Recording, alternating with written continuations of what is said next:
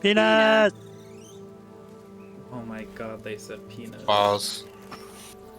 Nuts. Sorry. Oh, Salem got... No, it wasn't Salem, it was Jewel. Jewel, no! Jewel got banned from Discord for saying balls. Jewel got unbanned from saying balls. I accidentally closed Discord. It's fine. I miss Jewel. Oh my god, it's Jewel.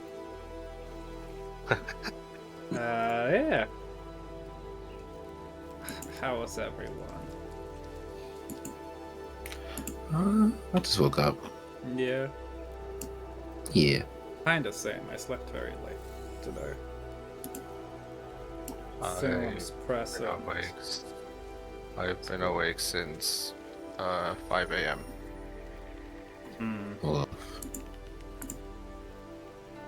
I'm I've been gonna awake. try my best. Yeah. Jewel, do you like tea? I have never had caffeine really work for me. Okay. But yes, It we just do have tea. does not work. Okay. I know you don't like coffee, so I was like, maybe tea would work. It's way less caffeine. Yeah. Hey. A cup of tea. This is Cup my of tea, Bahamian bro. John. Maybe Jules in the ADHD club of caffeine working as like a really shitty ADHD medication, so it just regulates nervous system. So whenever I take caffeine, like whenever I have caffeine, I get like, Real. calm and sleepy. Like I've done that before where I've been struggling really bad to sleep, and I've had like an energy drink so I could sleep easier. Whenever I have tea, I just feel nothing. Yeah, It tea just is tastes good, but like virtually it doesn't. no caffeine unless you're very sensitive to it. No. And I don't really like energy drinks. Yeah, very valid. But yeah.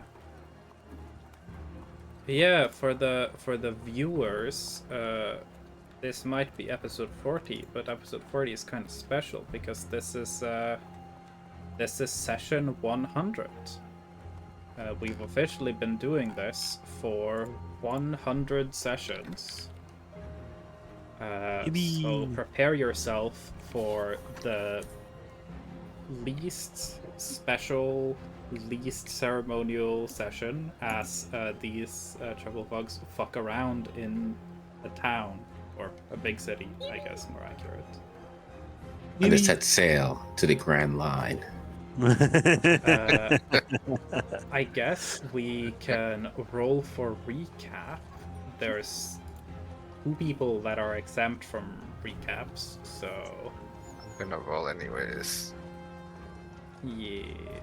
I mean, y'all can roll for nat 20s. That's not a nat 20. Damn. We got the Next person same. roll a 6 as well. Roll a 6. Please, for next person, roll a 6, please.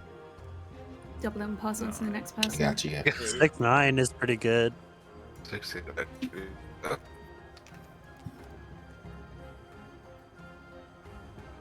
have Okay. been 6, 7. I love not I'm glad knowing it what wasn't. anyone says in chat. Yeah, it could have been 6, 7. Well, seems like Salem's recapping. Wait. Good luck, Salem. Recap my dick into your mouth. Okay. We Do it. went to Great Landing. I can't. I don't have a dick. Got him. Sauce. We went to Great Landing. And then they're gonna go scout places for the Cabaret Club. Target is actually Walmart. We met Snarf. And he's weird. Again, visited the Monster Hunter Guild because because Lion's obsessed with Monster Hunter. And then found out they were famous. And we need to register with the guild. And then Sorath met up with her friend that definitely doesn't have a slur in their last name, Lyle. And they're able to shut down any of Ambrosia's assets connected to their family business. That's what I have. So if there was more, then I missed something. Which is very possible. You have to get to it. Yeah, no, that was most of what happened. Y'all had a fun time going to the Funky Magic Shop. And, oh my god, streaks. We're streaking.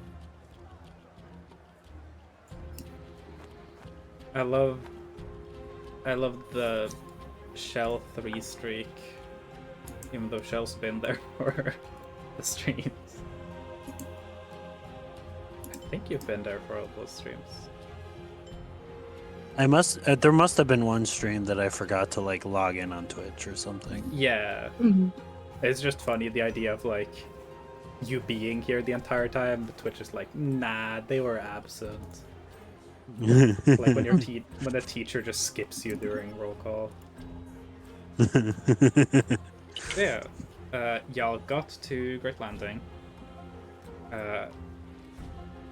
Crystal, Minnie, and Flinkin went off into town to try and find a nice spot for Minnie's prospective cabaret club who wants to open. The rest of the party went to Snarf Glavelstock's magic item shop, which is like illegally dug into the basement of the Enchanters Guild. Y'all had a fun time there. Everything was a fucking mess, and very little of the items made any sense. But Teklook seems confident they can tidy the place up a little. They can fix him. I don't know if fix, but at least manage. And, yeah. Then Sorath did go have a nice chat with Lyle Merafag. The firstborn of the Merafag family and heir to their whole business. They're brewmongers. They trade alcohol. Fun people. And Edwin is gonna stay there to recover, which is good for him. And yes, Skin did go to the Monster Hunters Guild. They sell poison. And probably a bunch of other stuff. And they want y'all to register and be part of the Monster Hunter Guild. And also, y'all are like super celebrities there. Yeah.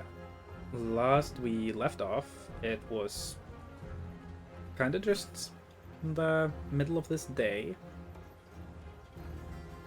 Y'all don't really have any clear, decided plans. No grand agreements. Other than I am assuming that y'all are meeting up back at Yugal's manor at some point later today, maybe for some food. Though there are definitely great options to dine out here.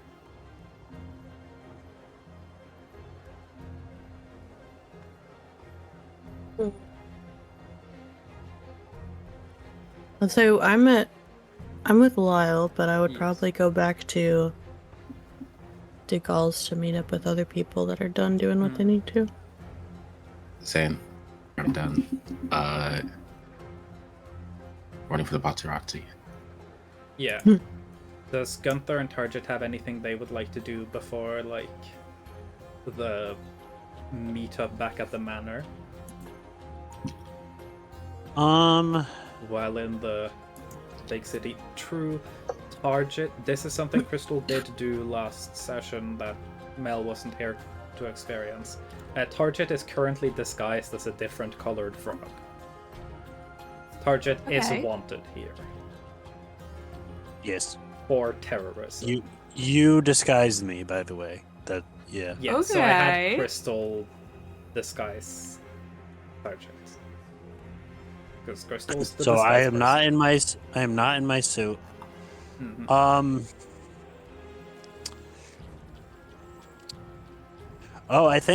Actually, you know what? I think Target would have like waited outside where Sorath went. Like I'm not like gone with Sorath, but like waited outside the manor. Like because Sorath has their suit.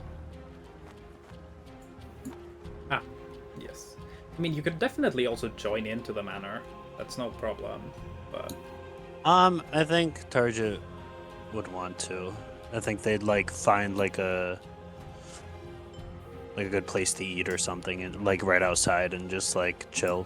there isn't really like restaurants here. This is like the Beverly Hills mansion section of town.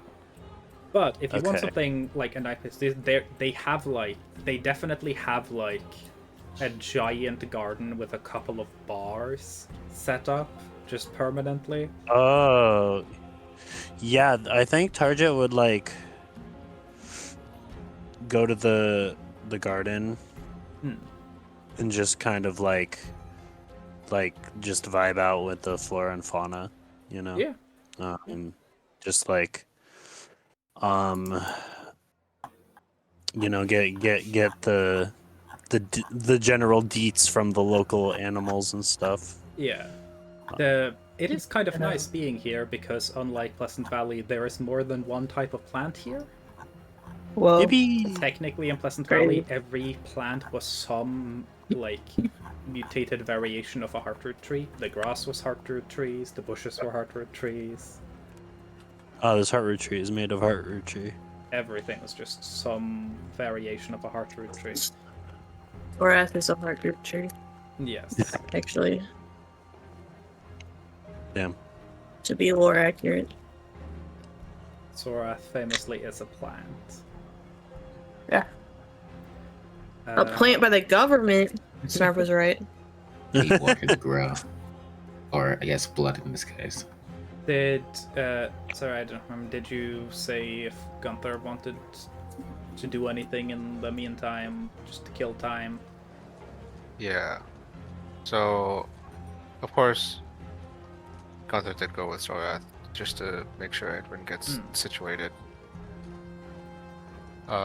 Then, you know, once that's settled, he's gonna go to the Seeker HQ. Yes. Okay. The Seeker HQ would be a slightly different part of town, so you can definitely go there.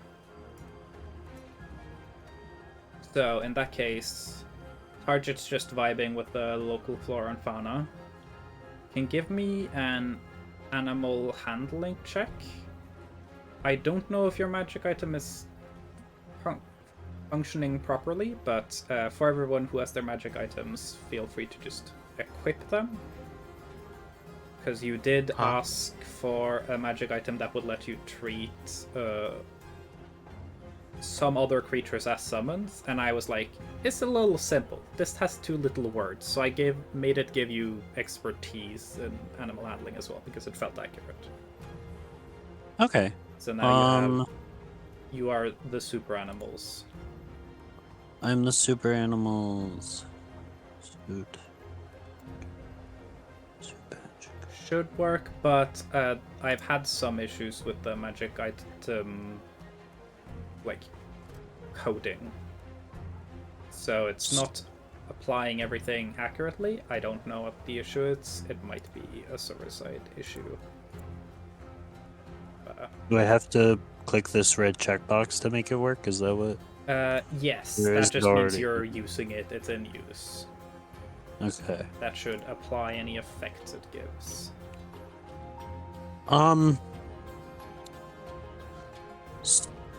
So technically I don't have my suit, but I think if Target knew they were gonna hang out in the garden, they would take the patch.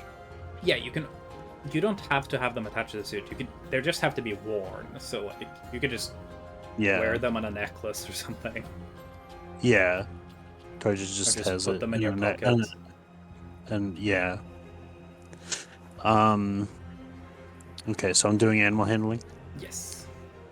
Hit a fight for what you can Whee! glean, because I believe we've established unless you're using spells, plants and animals can understand you, but you don't understand plant and animal language innately. Yeah, I can like read their body language, but I can't Yeah. like They can't yeah, have like I can detailed get the conversations vibes. with you. Yeah, Yeah. right. 25 is good. Yo, that mouse is throwing up gang signs.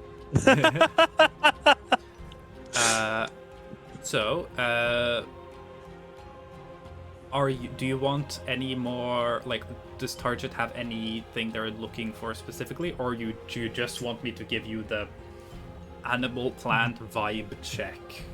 I think Target's like looking for the animal kingdom equivalent of like hot goss. Ooh. Like oh, this one looks a little injured. What happened there? You know, like You're you looking know, for stuff the like You're looking for the tea of the natural world, aka. yes. Uh, Yeah. Cool. You figure out that, like, definitely Great Landing has a limited flora and fauna. Mhm. The flora is mostly in maintained gardens and parks. The fauna is the normal city dwelling animals of this world. Essentially like New York pigeons and rats, you know? Yeah. You also get the sense that especially the smaller like land-born critters are are not far travelers. The animals are talking about mostly that there's a couple of like manors down, essentially. There's been a huge dump of food waste.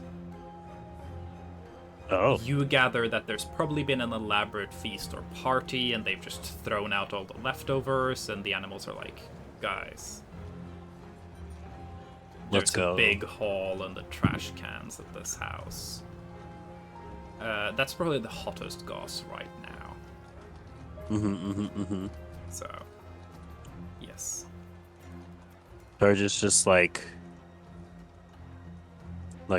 vibing with them, like, yeah, that sounds great. Yeah, you guys should totally go do that. Like, Yeah.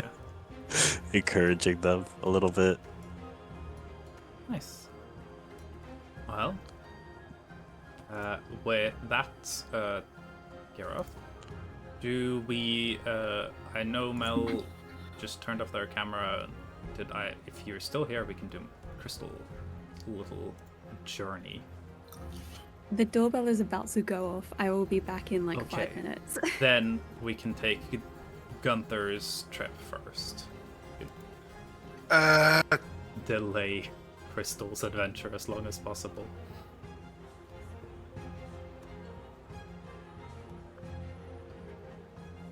There we go. Let's. I'm being pointed at and laughed at. No. So, Gunther does know pretty well where the Seeker headquarters are. They are not too far from the central harbor So not where you guys docked, but the central trade harbor. Where there are essentially the oldest part of the town. Seeker headquarters are a somewhat modest-looking building. It's in carved sandstone. Not that big, but it does have a decently big, like, underground section. But on the surface, it's just like a single-story sandstone building. Probably in like a mid-sized house in size. It is notably very near the temple of Mikolai's Pyre, which is the temple which the god of Great Landing is. In Great Landing, the new god that protects the city is the funeral pyre of Mikolai, which they've kept burning since she died. Like 1,850 years ago or so. Fire's never been out. It's never been out. According to the legends, it's never been out, and the clergy that serves there, their primary duty is to keep fueling the fires. It is a potent divine fire, so you'd assume that it probably doesn't need as much as a normal fire would need to go forever. You can give me a religion check with advantage, because you do have some familiarity on this subject already. Both because you've been here before, and also Mikolai is pretty important to... pretty important to the Seekers. 19. So you know that the fire is said to not produce ash of any kind. Anything that is burned in the fire is completely consumed. It can accept fuel of most kinds, not just wood. You can chuck in. It's very common to chuck coin into the fire as a sort of ceremonial prayer, often in requests for blessings. And Gunther would know also that last time you were here, the hottest gossip of the town was that one of the clergy had climbed into the funeral pyre and seemingly survived being in there, and was seen as somewhat of an oracle. And upon getting back here, it seems like that's still going on. And it's... when it was happening, it was causing a little bit of tensions within the clergy, as... one, you're not supposed to do that. It's considered kind of sacrilegious. And the idea of a prophet in Mikolai's funeral pyre giving commands and prophecies. Some people believe this is the word and will of Mikolai. Some people believe it's just some dude siphoning the power of Mikolai, and it's a bit of a schism in progress. That's also right nearby. The temple is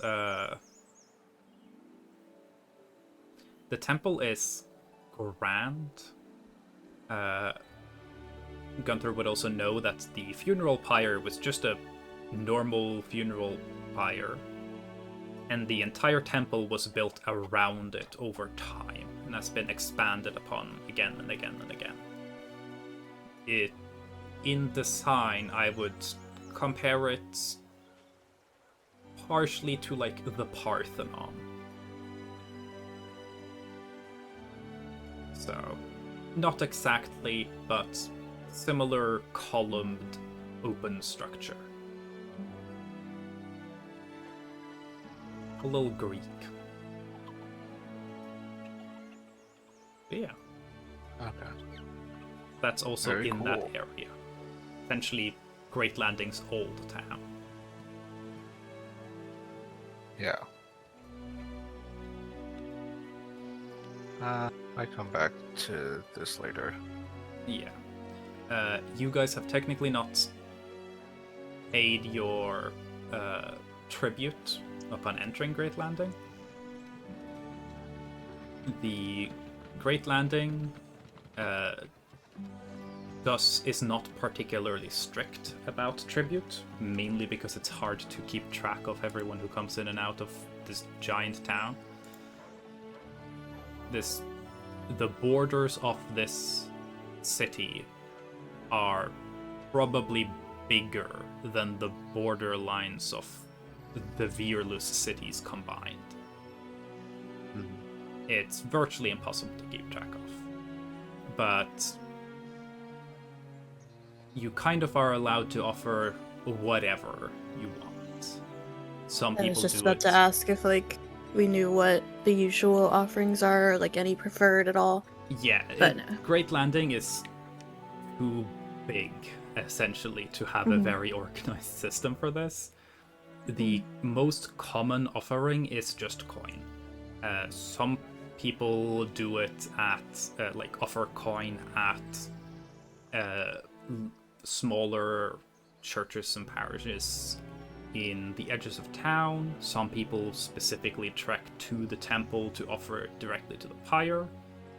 But essentially anything that you consider to have some amount of value that you feel is fair to offer. Let me see what I have. I could offer coin, but I could also do something way more interesting. Mm-hmm. I think Sorath would set aside a at the really. pyre, right? Mhm. I'm not. You said I'm at the pyre, right? You're not at the pyre unless you want to be. The pyre is inside the temple, so if you want, you can go to the temple. It's in the same area as the Seeker HQ. Not like Okay, right well, next to we'll it, but So we'll take a little detour, go in there. Yeah. Why not? the temple is, as usual, quiet. It is crowded, but people are very quiet. It is a place that carries a lot of respect, and people do act accordingly. You can see people offering different things. A lot of commoners offering. You can see people offering a couple copper. Some people are offering bits of food, material. I'd say, given the time of day, it's like later midday at this point, probably. You'd probably also be witness to some of the wealthier people in town giving their offerings, which is very showy. Whether it's very valuable items or large amounts of coin and valuables. Partially to establish and further demonstrate their own wealth, but also to curry favor with the clergy. You can give me a history check with advantage. Yeah. Please be something good. That's good. 16 is pretty good, yeah. You've heard of this before, and like Great Landing is famously kind of run by the guilds, but the technical authority is the Temple of Mikolai. They are technically the ones who write the laws. And while if there ever was a conflict politically, the guilds could unite and overrule the Temple of Mikolai. But the Temple of Mikolai is incredibly popular with the people. So guilds and guild representatives make sure to give gracious donations both to the pyre and also both to the temple's coffers to stay in their good graces. And while it's not talked about openly, the temple is kind of infamous for being easy to buy. There's a lot of bribery going on here.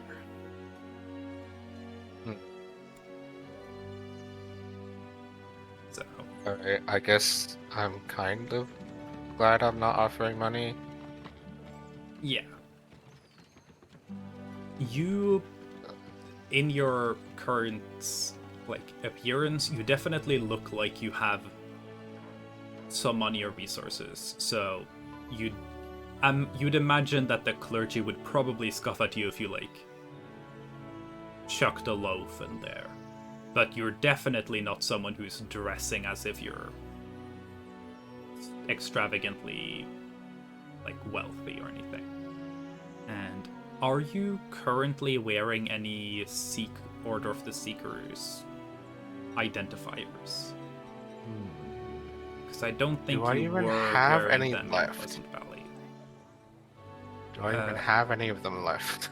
Is the thing. Well, you had your shield with the Seeker insignia inscribed on it. Right. I've never changed that or anything, so I have that, I guess. Yes. No, I don't know. I don't know if maybe because I'm heading towards the secret HQ, I probably have it on me. Yeah. That, and I believe we have talked about, Gunther probably does have, a pendant or some sort of holy symbol, essentially, that designates that you're a Seeker. I am asking mainly whether it's clearly visible once you're here, because the clergy does have a relationship with the Order of Seekers. Hold on. Where in my inventory is it? There it is. It's your choice. It just would No affect shield. whether or not the No shield, but I do have the holy symbol in. I think it's just an emblem.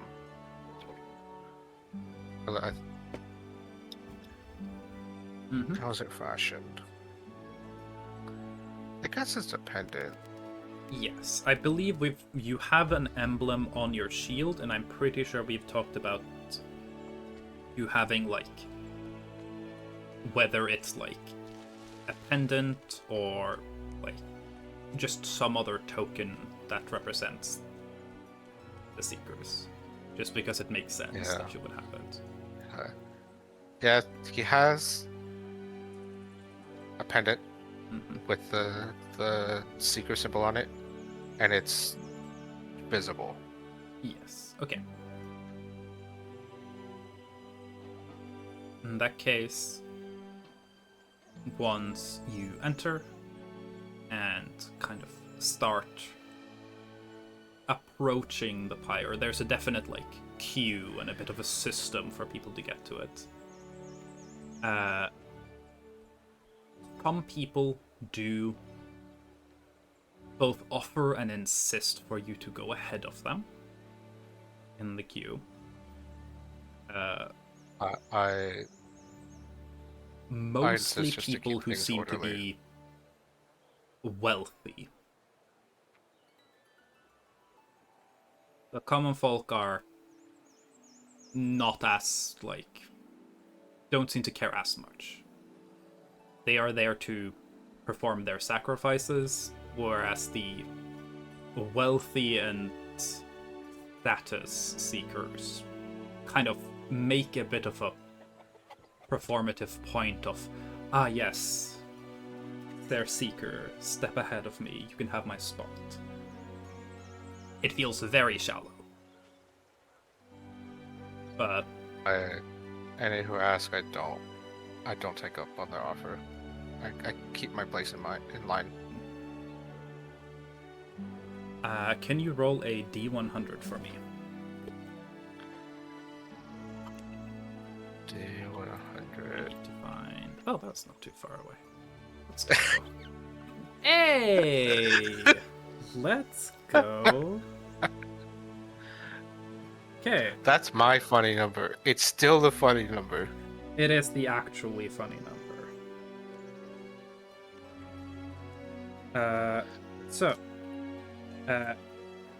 The person in front of you in the queue who's insisting that you take their spot and that of course you should step ahead and you kind of just keep ignoring it, seems to be increasingly kind of flustered by it and confused as to what they're supposed to do. You have no clue who this person is, but you can give me a history check to see if you can recognize any of their insignias. No, but they're definitely a representative member of some of the guilds. You can definitely tell that. You have no fucking clue which guild. But you can take note of the... It's been a while. It's definitely a guild you haven't interacted with much. Okay.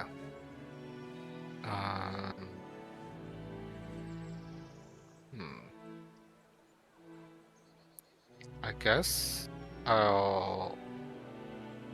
You can definitely remember what the insignia is and figure it out later, but I'm gonna write it down, I think. Mm-hmm. I have my fancy new notebook.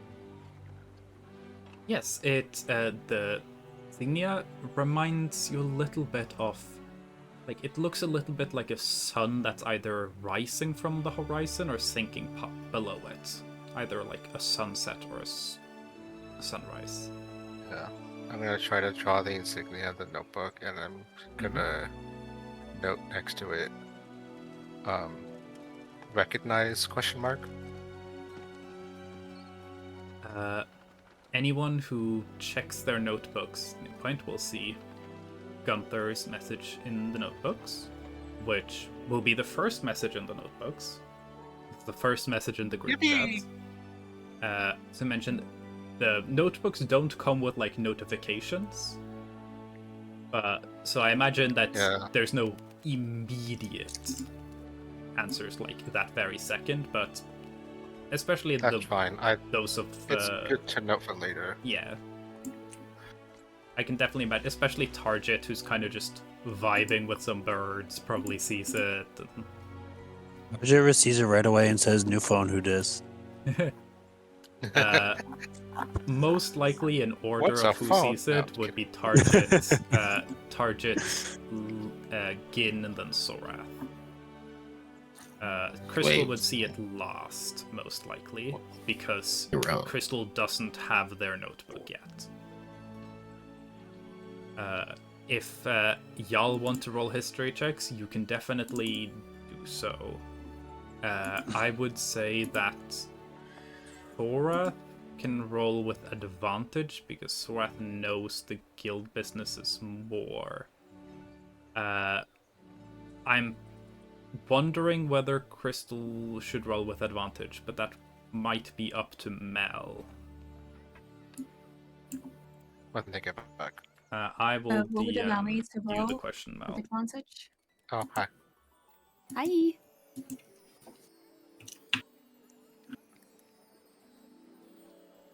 I'm down to roll, but what would give me the advantage? I am DMing it to you.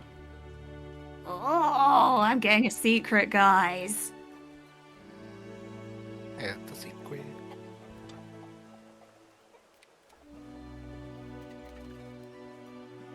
Again, not knowing it makes a lot of sense to me.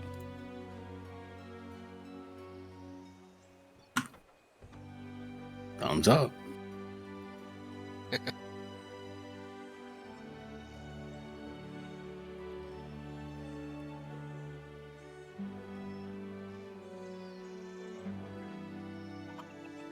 Oh, I see.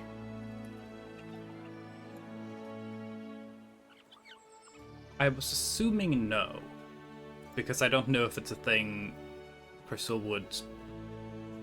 I don't know if it would be, like, Crystal naturally would be exposed to it, but it's definitely something that's possible. I wonder... Depending on how you feel like Crystal's travels were before meeting the party. I'm gonna be so real. I need to find out what that word means. Oh. Like, I need the official, like, because I know the vibe of it. There you go. Is that more clear?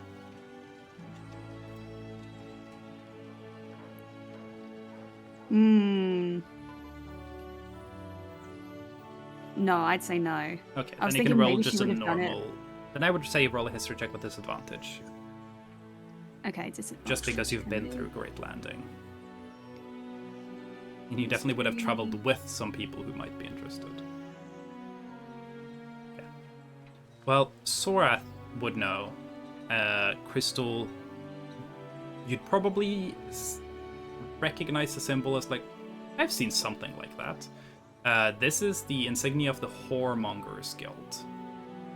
People who run brothels and pleasure houses and such and such. I see. Target Or I can don't roll see. as well. See if they are familiar, but Yeah, what is it? What is it specifically? just a history check. History. Oh, I have 0 in there. Thorath is Holy quite shit. familiar Holy with shit. most of the guilds in general, just because of like Thorath has He done also business has- travel here. Sorry, she also has a friend that works in the guild. Well, Yes, alongside. I don't know if she works with the guild, but she definitely like she is probably around hasn't them a lot. worked in a guild position, but she'd probably No. be associated with the guild. Yes. Yeah. So Target would also be familiar with the insignia. Yeah, I'm just gonna respond then and say, Okay. yeah, this is the thing. Yeah, I'll say probably after like a couple of minutes after, probably while Gunther is still queuing, it'll be like, oh, yeah, that's the symbol for the Whoremongers Guild. It is a relatively feel like- common symbol to see in town because it's usually on most brothels and pleasure houses and such have I it. feel like Sorath would like. It's not a literal Lenny face, but Sorath would be like, "What are you up to, Gunther?"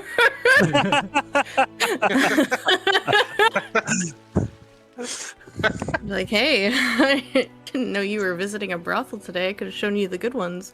Yeah. Like, she would be like, "Oh."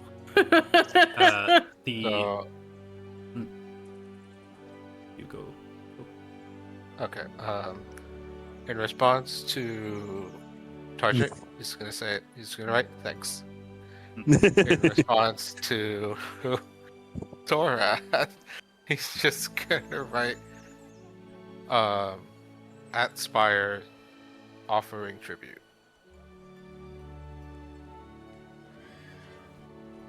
And Sorath will I know just he can respond. write full sentences on this thing, but I imagine Gunther's the type of person to just text K. Yeah. Yeah. Sorath is gonna respond in her very like pretty cursive and like just be like, "Hey, at least you are a great offering," with a smiley face. Uh, No response. I Left unread. I have a feeling that if Tacklock modified these books to have a thumbs up response button, Gunther would use that constantly Yeah. instead of typing anything. Dude, Gunther would love Messenger Yeah. for real. You know, you can respond to this.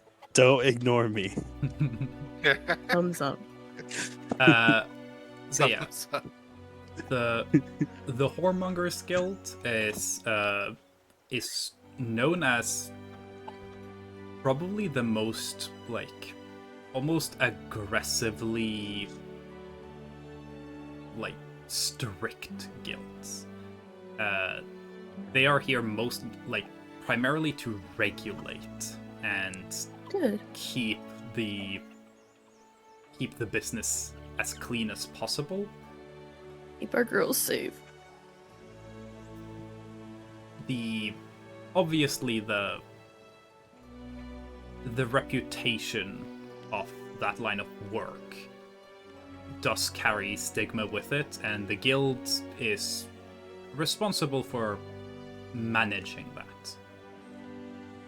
Yeah. And if I remember correctly in my notes, they are also the guild with the record for amount of executions.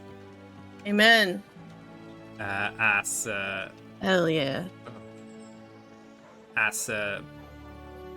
I've mentioned before that, like, universally in the setting for very long time, slavery is very illegal, but it does happen, and often in relation to business that falls within the Whoremongers Guild, and the punishment for that is just straight up execution.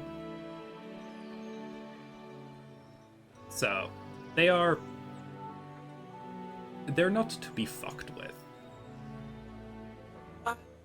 Have a quick question. Yes. Would you be able to send the like spelling of Mikalea so I could Yes. put the I can put that in Stingers. On the map. Yeah, I just funky letters. I'm lazy. Of the area or of the saint? Person, because I'm Yeah. writing about the I'm including the funeral. I'm gonna make a page for the funeral pyre of Mikalea. Yeah.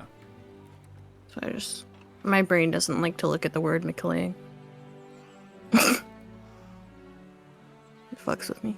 I guess that one doesn't have funky letters, but I don't know, my brain doesn't like it. I'm personally a big fan of that name. It is a wonderful name. My brain just goes, there's too many letters in it. Also, I don't know how it ends because I don't know if like the IAN is part of the like Mikalayan, or if it's like Mikalea, It's like, Mikalea. you know. Yeah, no, I know, like the person, but I don't know where like the letters. I don't know. I'm just confused, and I want spelling. Yeah, no, that's right. My brain go. There we go. Where's my Saint notes? Mikolai, the twice risen, is what they are known as. Central Mikolai. religious figure of the Mikolayan faith. Thank you. There we go.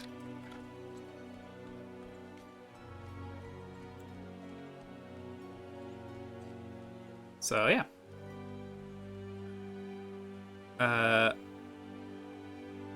Eventually, it takes probably like half an hour, but Gunther does eventually make it to Funeral Yeah, Pyre. that time. What do you offer? This is gonna be weird. Mm-hmm. I am offering. Where is it? Sorry, My when you said vial where is of it, root it sounded touch like you said polymer. Riziuk. Red. Where is Sorry. Rizyuk? I offer Rizyuk. What did you say? Sorry. My vial of moon touch holy water. Ooh. I still have it. I've never used it. I'm never gonna use That's it. so special, though. Here it is. Like, that's Yeah. a really good offering. That's such a special offering. Good job, Give Gunther. me a religion check with advantage. And I'm gonna roll for something too. Good job, Not for forgetting you had moon touched holy water, and definitely not accidentally forgetting it until this moment. Hey, there I'm so hasn't been proud a of particularly me. strong need for moon-touched holy water. It really doesn't do much either. It just No, yeah. The way moon-touched Yeah. holy water would Flags. work is that in any application where you would need holy water, you could use moon-touched holy water, and the thing that you would use moon-touched holy water on would also be glowing a little. yeah. It's still on my Speaking of- shield, by the way. Yes. My shield does still have a faint glow to it. So you It's offer never been useful the for anything, but vial of moon-touched holy water. You can just chuck the entire vial in. Or you can, like, I deliberately imagine it's just, pour it in. If you do, you'd probably have to stick your hand into the fire a little. Oh.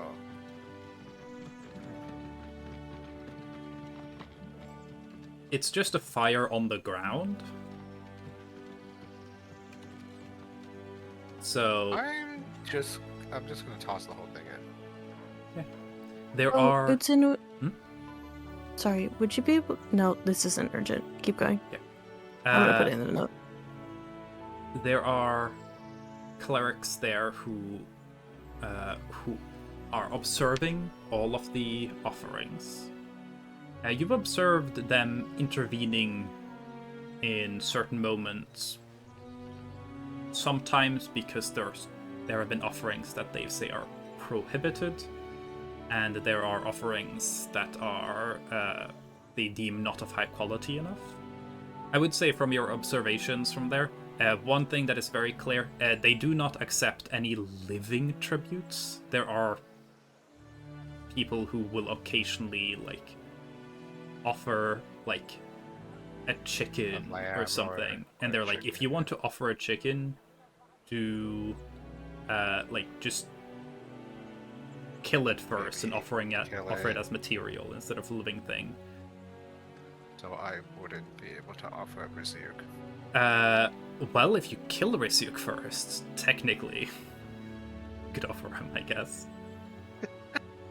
That does also add to the complexity of the prophet, the oracle in the flames, who is sitting there in a meditative pose.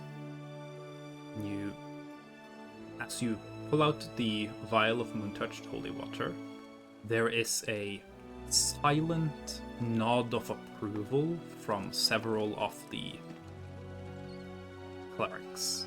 They seem to be quite appreciative of the offering. You doubt they know exactly what this is, but they can tell that it's holy water, and they can tell that it's special. Give me an insight check.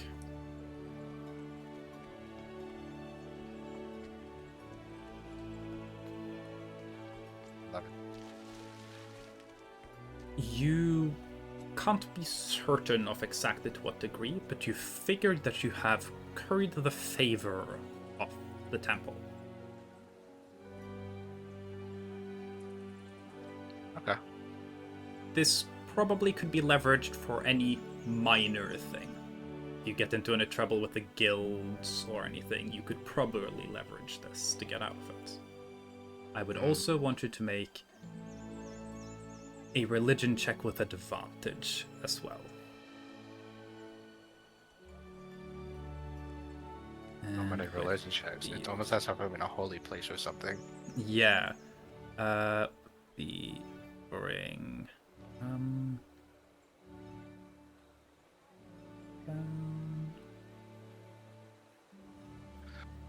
I had not accounted for moon touch. I'll say it's enough. So I want you to roll a D100. This is the last die you'll have to roll for this. I promise. They're lying. Don't believe him. 29. Now hate have rolling to roll dice. dice. Why would you make me roll dice in this Were role-playing you expecting to roll dice this session? Yes. I have Okay. my dice out. I just have to find other dice. Because I did not bring out my D100s yet. There we go. gamers? Yeah. Yes, Yeah. gamer. I just realized I don't have to leave the house so I can put on pajama pants. Let's go. Yes! Get that ass comfy. Yeah, this ass comfy.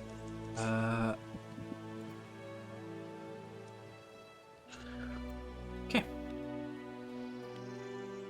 You offer the moon-touched holy water. The clergy approves. And there is a brief moment before you're like, okay, I've done the thing, and to get out of here, where the oracle in the fire kind of seems to stir from their meditative state, and they lock eyes with you.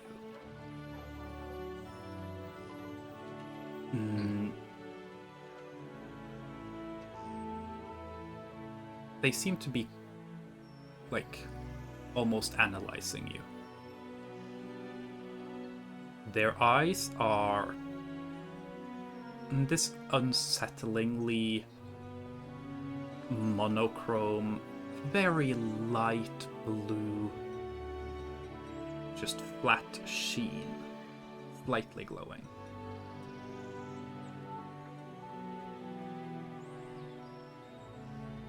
At first it looks like they might say something before they close their eyes and go back to their meditative state.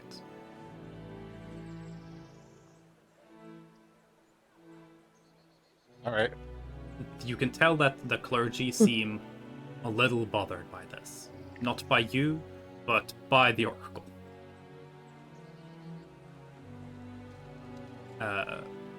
Would say something that's very well known.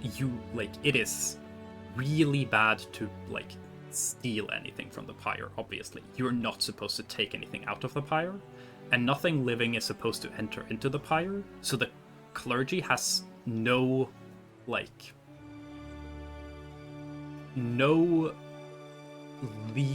religiously legal way of removing him. And he seems to be fine being in there. They're kind of just stuck with this guy in there.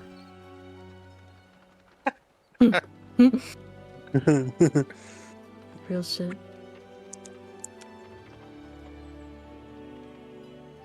So yeah, the way I would describe it is imagine if the exact cave that Jesus was resurrected in was known, and it was prohibited for anyone to enter it because it was a holy site, and some just dude decided to set up his apartment in there, and all of them were like, fuck, we can't actually go in to remove him.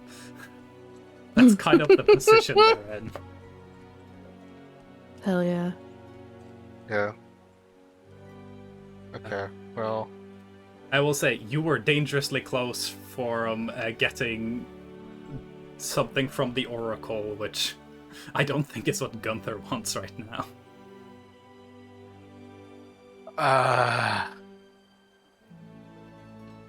Okay.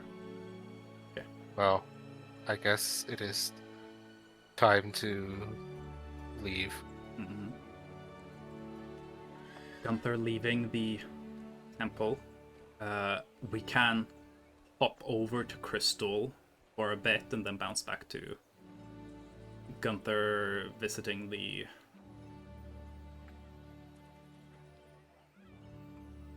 A lot of hopping and Seeker bouncing for not headquarters after that, just charging. to shake it up a little. Put me in, coach. That was a frog joke. Watch me bounce on it. Hello? Do a flip on it. Can I watch? No. Crystal, Minia, and Flinken are out on town Minye has never been to Great Landing. The Well-Wizard Circus has never performed here. You figure it's not a place they would be very interested in doing much about. It is unlikely that they could cause enough chaos in a place like this to meaningfully change things with their methods of having a funky clown performance and then maybe setting something on fire.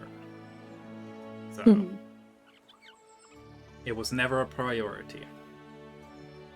There's kind of already a big fire in town, so like Yeah. they wouldn't be able to be like super unique, Also, and you know. How There's can we the issue compete? of like the Mikolai's funerary pyre is the most powerful new god, and it's probably something that Gar would not want to fuck with, because Yeah. it's the way it works is that anything that is deemed a threat to Great Landing is just immediately incinerated. That's so cool, honestly. Yeah. It does require quite a lot to be considered a threat to the city, but Gar's whole thing is wanting to be a threat to the city. Similarly, they probably would not want to mess with Wencashed. Yeah. Just because, like, that's the particular way the general works as a god. Is very able to super quickly just like kill a lot of the circus.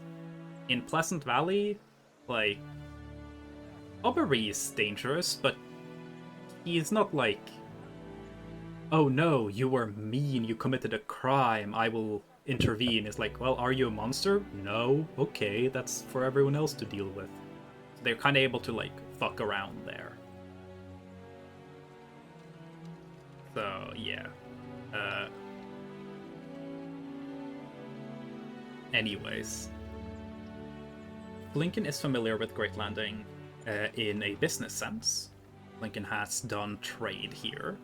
As when me and Brad established, Flinken's business was mostly in traveling back and forth between Ortisols and Great Landing, doing cobbling, traveling with the caravans, or on ships.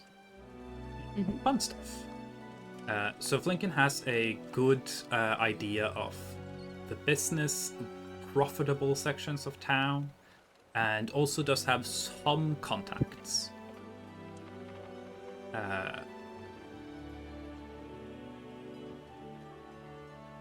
Crystal has more of a familiarity with what you'd call, like, the different entertainment districts of town. Yeah. There are, like, essentially red light districts. Of course. But there are also, like, there is also a section of the Great Landing that has several, like, amphitheaters and such like that. Essentially, like, Great Landing Broadway is essentially a thing. So, depending on where Minya would want to set the shop up, she could set it up in a more red light district oriented area, or she could set it up in, like, a large scale business entertainment area, or she could appeal to a more local crowd. And Minya's not particularly sure what's a good idea. She has no idea how to run a business and does not know clientele like that. So at the moment, I'm guessing y'all are just kind of perusing town, looking for areas that y'all might like. Yeah. You'd 100%. also assume that once it comes to actually figuring out an area, Flinken has the contacts required to figure out if there are places for sale or places they can establish. It could probably be a good idea to just check in with Sorath before any purchases are made, because while Sorath does not know anything about real estate in this place, I may or may not have a contacts contact. that do.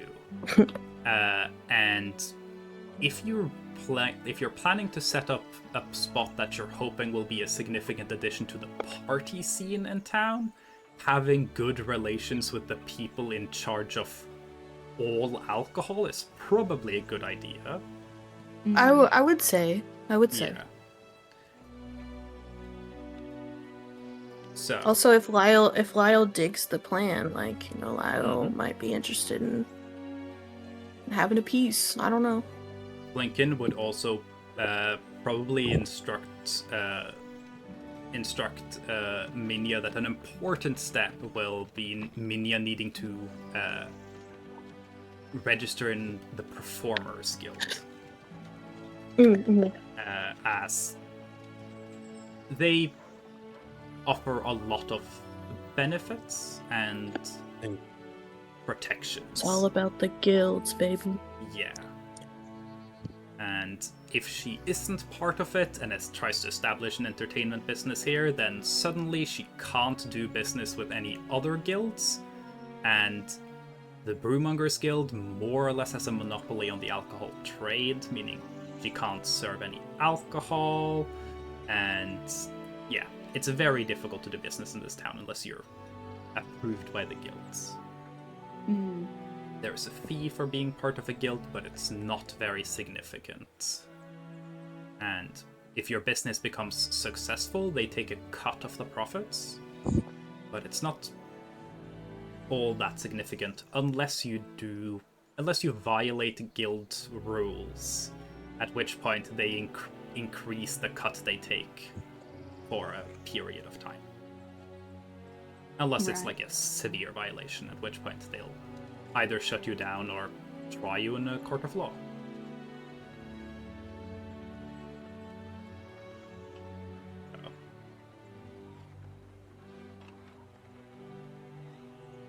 But yeah, if you want, you can chuck in an investigation or survival check of your choice with advantage.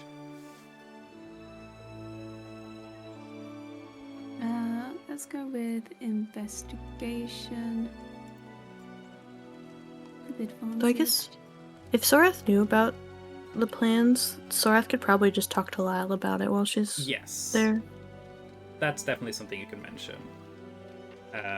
And Lyle would probably be very like, oh, that sounds very nice. I will promise you absolutely nothing until I know more about this business, but I am interested. Yeah. And she wouldn't be expecting anything more than that. She'd be more like, I might be asking for tips or anything in the near future. Lyle will at least be able to guarantee that, signing up with the guild will be no issues. But Lyle would be interested in getting involved, potentially as an investor, once they've had a proper discussion with Minya about their ideas for the business. Say that Crystal, with the help of her traveling companions here, you're able to scout out some locations that fit what Minya wants quite well. With Flinken's contacts and touch points within the business space here, you're able to figure out which one of them either are for sale or could be negotiated to sell. Most likely, you'd have to buy someone out of their current property to replace their properties. There's very little in these districts that isn't currently in use. But a lot of people are very willing to accept a large lump sum of money to vacate their premises and start somewhere else. So, now I'm gonna ask you.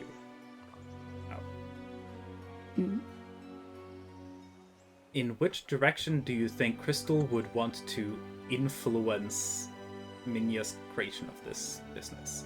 Because Minya is considering, should this be like a big, like showy, like entertainment venue?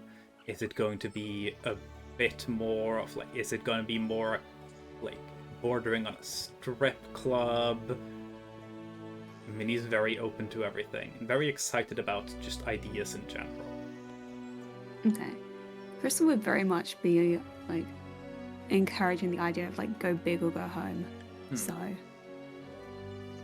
the more showy, the better, she would say. Yeah.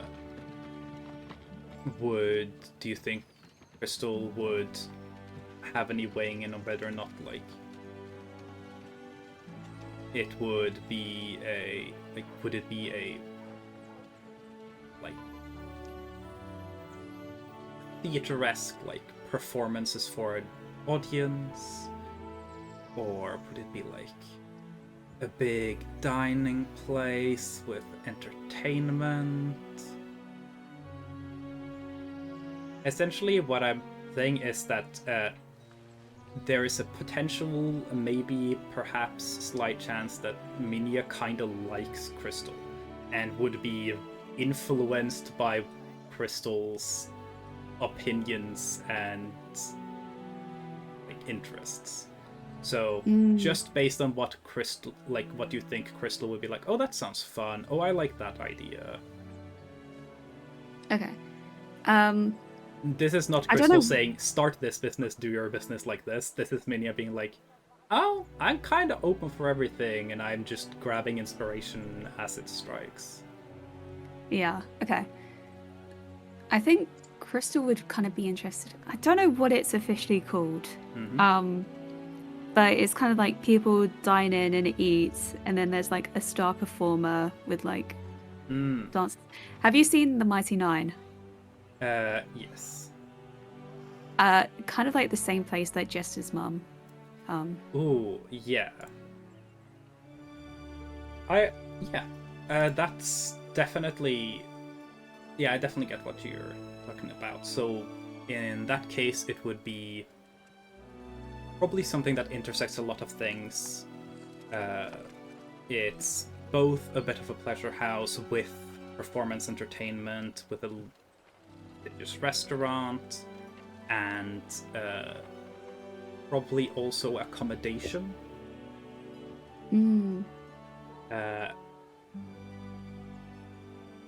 And then I'm gonna roll for Minya.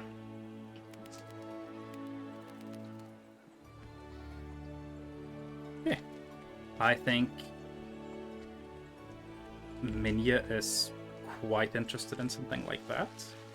That does dictate some amount of like locations. It means it's likely going to be in one of the wealthier districts of town. That is where that sort of clientele would be most profitable.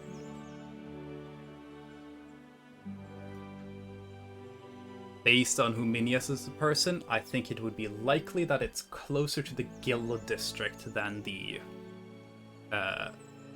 Manor districts. Based.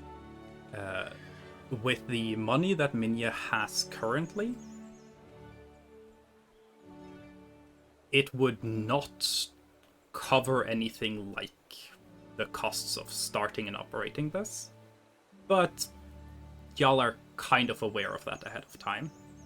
It's definitely enough for her to put up essentially a collateral, but she'd need investment. And she'd need a proper plan for structuring this business that she can pitch. she'd probably have to work on that. Mm. Blinking can definitely be of aid there in essentially like Minya and probably Crystal are gonna be like, oh, this is a cool idea. Oh, this would be so cool. Oh, I would love to have this. And what if we did this?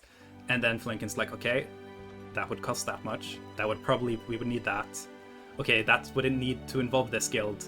And Flinken's just like accountant managing the like financial goodness. expectations, thinking about like, actually don't do that. That's not gonna earn you any money. That's just gonna be loss.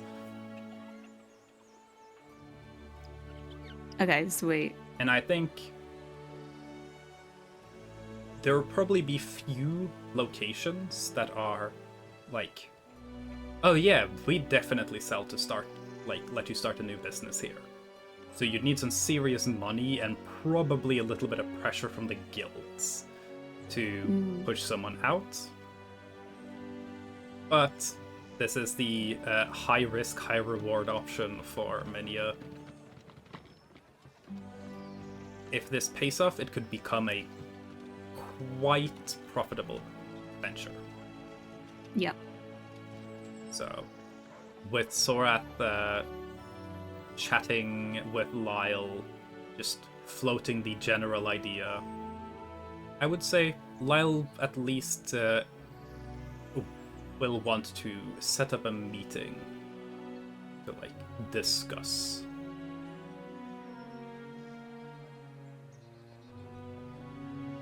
How far in advance would the meeting be?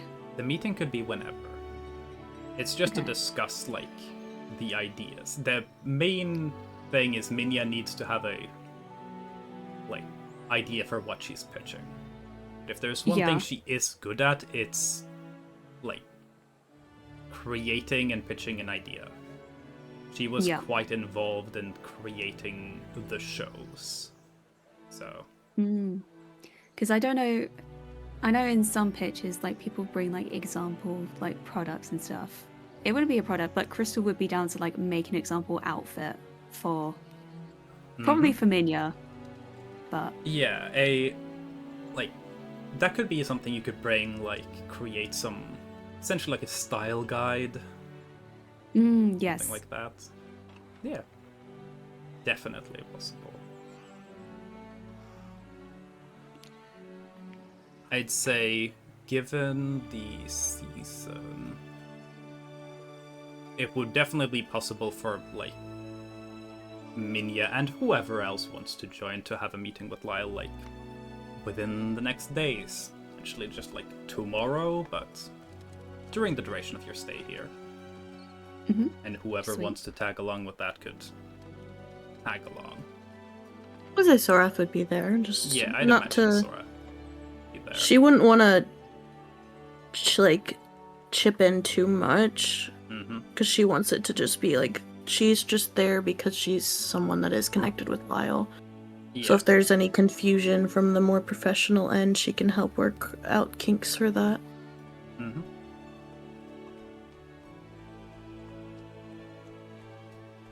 Now that I think about it, Sorath does also have the option of being a principal investor. Yeah. Like, the money you guys have in your pockets right now could definitely, like, fund some amount of this. Yeah. But Sorath does technically sit on a lot of money in currently repossessed Belrose assets True. that 'Cause of the have been taken out of Ambrosia's control, and that means that they're open for reinvestment. yeah, that's true.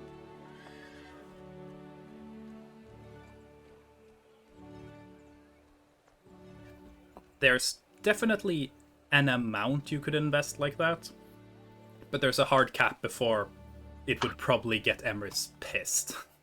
Oh, of course. If, like, Emrys, like, what? You invested our entire Great Landing investment portfolio into one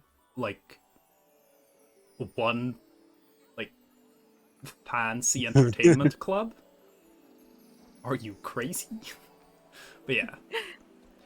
You could definitely like take a chunk of that and designate that as an investment there without anyone batting an eye.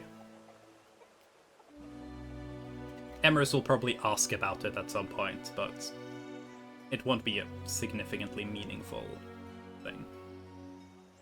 And Sorath could probably just be like, oh, you know, we had free assets and it was nice to, like, it was important to reinvest quickly to show presence to the guilds or some bullshit like that, and Emrys will probably let it slide. So yeah. I feel like as well Crystal would be down to invest in it. Like, she's got 32,500 gold, so I don't know how much of that would actually be a sizable chunk for it.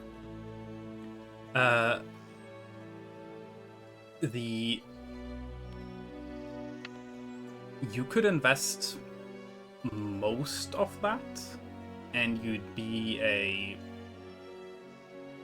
like mid-tier investment, or if the business is going to be the scale it's going to be this part. So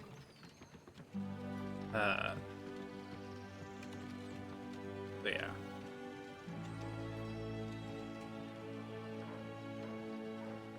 Would 10,000 gold be okay?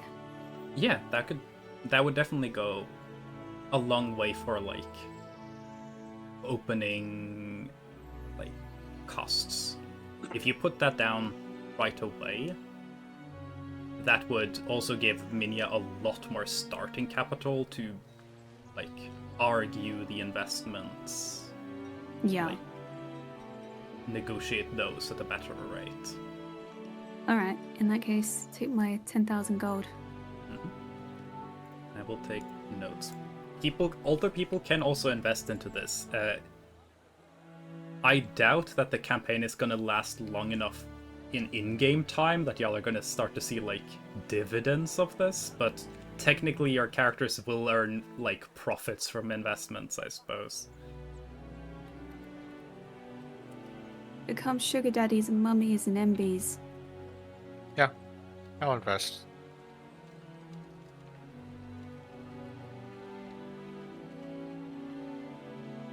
Got all on bread. I would imagine that Lincoln would probably invest most of what they have into this as well. Because they will, unlike the rest of y'all, they will actually be like working on running this place.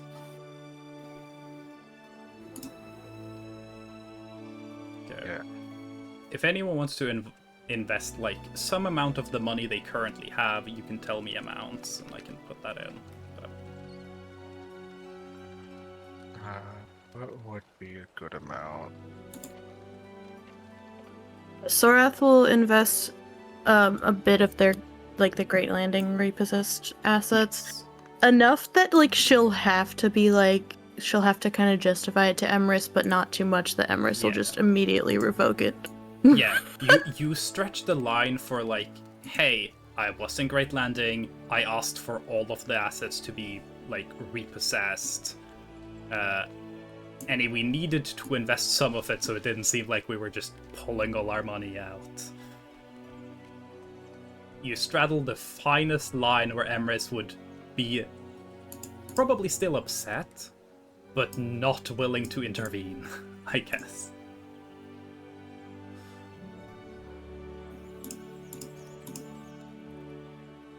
They're on good terms again, so time to get back to a more Yeah. realistic dynamic. Yeah. And Emrys does, like, Emrys does kind of also own the fact that she is really bad at, like, investments outside of Diversifying their portfolio. Yeah. She's done a good job diversifying their family's portfolios within Pleasant Valley, like developing other venues of industry. But very little of what's gone on beyond Pleasant Valley is her work. And that's gonna be Sorath's job. Yeah. It's like, yeah, I invested in my friend's strip club. What do you want about it? It's not a strip club, but you know what I mean. Yeah.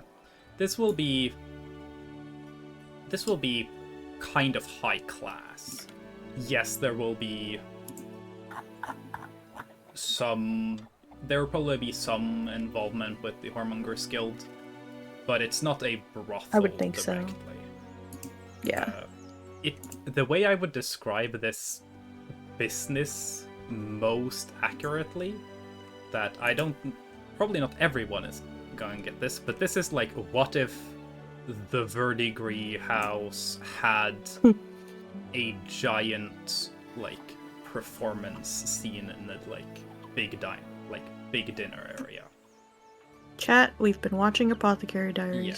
So it's like that, where you have these really, really high class performers who also do offer their services, probably to an exorbitant fee. They better.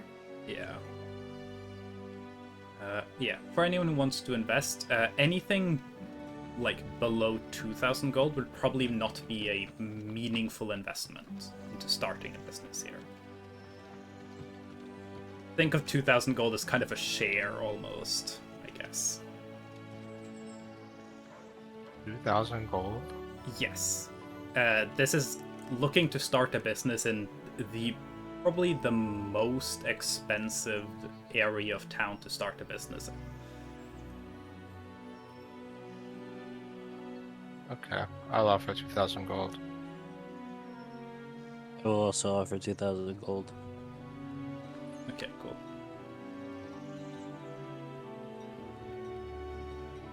$2,001. No, I'm kidding.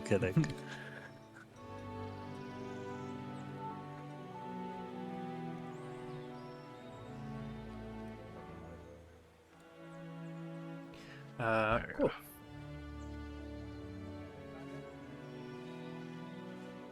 So, with that, we can bounce back to Gunther Hi, I'm Gunther. visiting the Seekers' Bounce on it!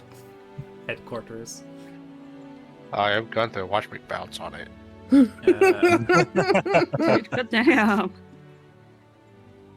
Yeah, and then probably after that we can probably take a little break, and then Yes. Yeah. we can go back into everyone gathered up, having a big old good old time.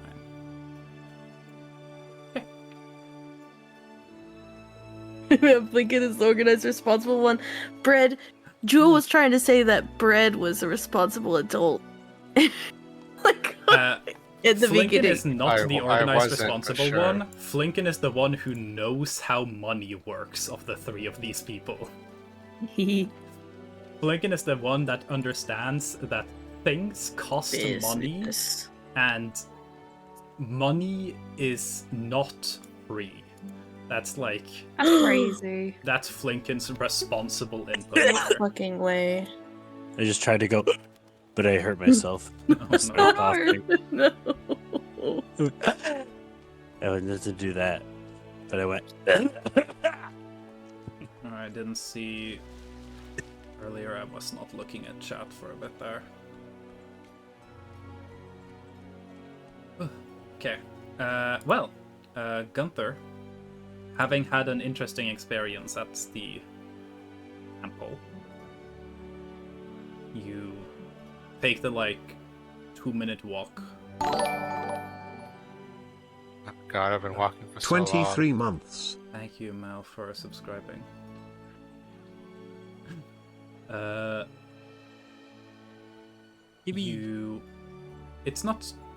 It's quite close. Not It's immediately so far nearby, away. but it is a very crowded part of town. Though there's very little traffic in and out of the Seeker headquarters. The building, it's definitely kept well, but it still looks kind of weird, because this is the, almost a cultural center of town, and this is, the only building that really hasn't been altered or anything in the last, 1,800 years. So it looks just kind of old and shabby compared to everything around it.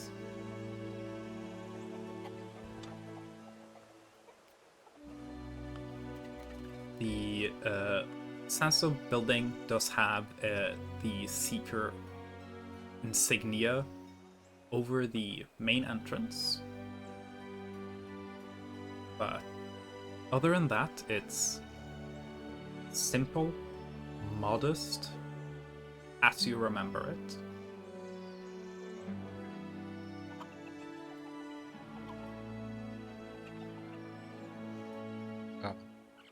Like I remember.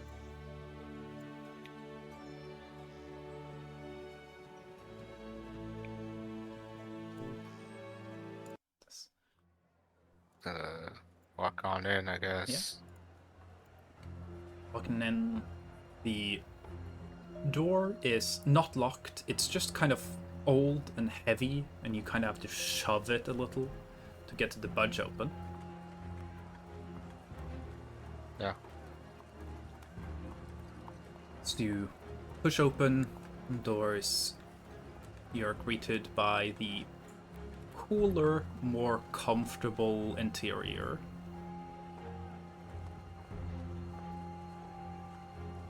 There is no one you immediately recognize when you enter. People here are a little younger than you at the very least.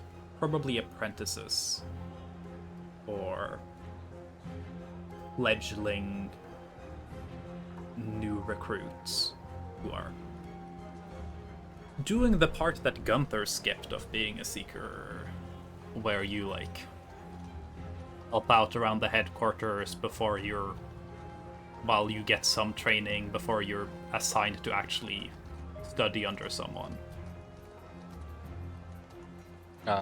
True, I never really studied under anyone, didn't I?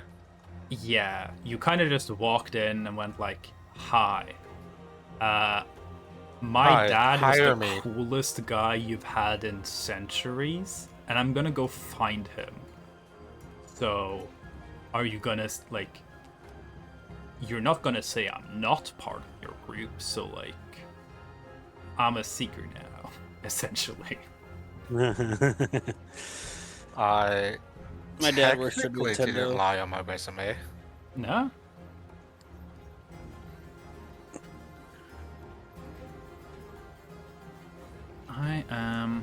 You are wearing your pendant visible.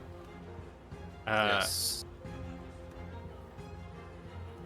The two apprentices who are currently just, one of them is sweeping the floor, one of them is going over with a slightly damp cloth over like little edges and door frames, and the one sweeping notices you step in, sees your pendant, and goes, welcome, fellow seeker. Are you seeking lodging? And the person who's like cleaning with the cloth looks over at you.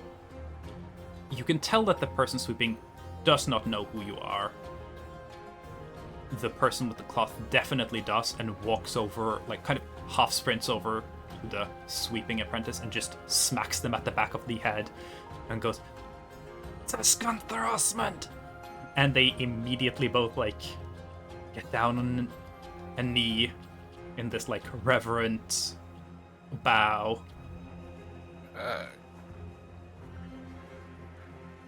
Like, Yes. "I apologize, sir." It sure doesn't feel great being important. You have a feeling, just looking at them, observing them, they probably don't know much about you. Other than the fact that you're Eustace Osman's son, and they know you were a Seeker Knight. But it doesn't seem like they've... It doesn't seem like the news of your travels has made it through all of the Seeker Order. Guess I haven't really been out for that long, haven't I? Y'all haven't been out for that long, and most of what you have done has not been, like, reported on. Like, news has probably traveled from, like, what you guys have done to all the way until you got to Wencashed, but from there, it's kind of just nothing. Because y'all were on a pirate ship, then you went into a town that was under lockdown, into another town that's under lockdown, then you went and did something completely secret that no one knows about, and then you went into a entire, like, small country that no one could hear from, and it's only been open for, like, a day. So where the Monsters Hunter Guild has gotten the information of y'all defeating the Sudwell Beast, because that would obviously be quick information,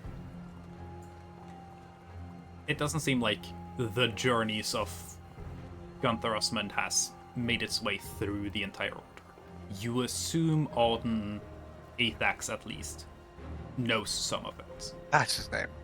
Yes. Sorry, this whole time I've been trying to find my notes on the Seekers, but I can't find them. Yes. So, oh, also, I just remembered the Pendant of Protection thing. I can move that. Sure. Thank you. Just remove it from your inventory and I can add it to Crystal's. Or I think Okay. Crystal should just be able to go to inventory, manage inventory, and add the Pendant of Protection. Let me have a check. Yes, I can add it. Yes, because it's a Okay. default item. Okay. Yeah. Oh, that reminds me. One of y'all in the party add an instant fortress to your inventory. It's a party item. Hey, what now? I think Gin should have it. Instant fortress. It's just like Okay. Add it. it's a little cube that you can Okay. chuck out, and it turns into like a small fort that y'all can vibe in overnight. It's essentially a Instant super fancy tent. Go ahead. Yeah.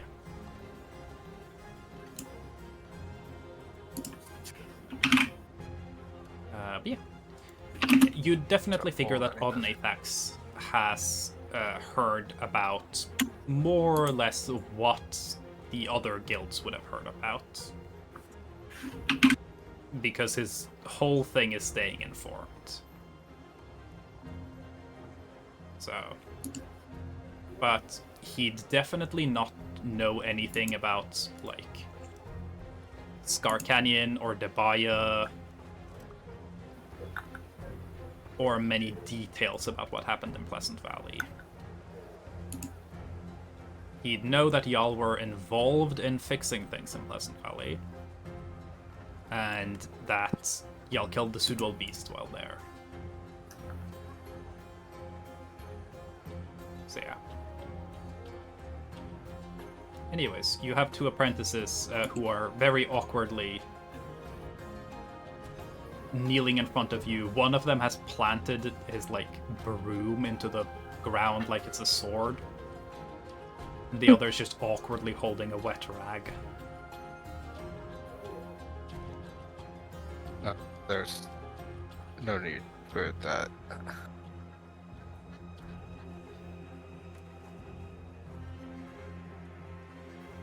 Give me a persuasion check. Persuasion.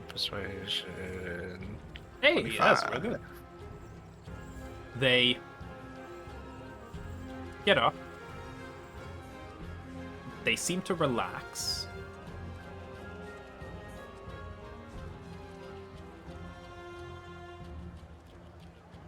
You think most likely they're pretty new, and that this reaction was mostly the apprentice with the wet rag being like, hey, I don't want to fuck up. Let's just do this to be safe. The second you convince them that it's fine, they chill very quickly.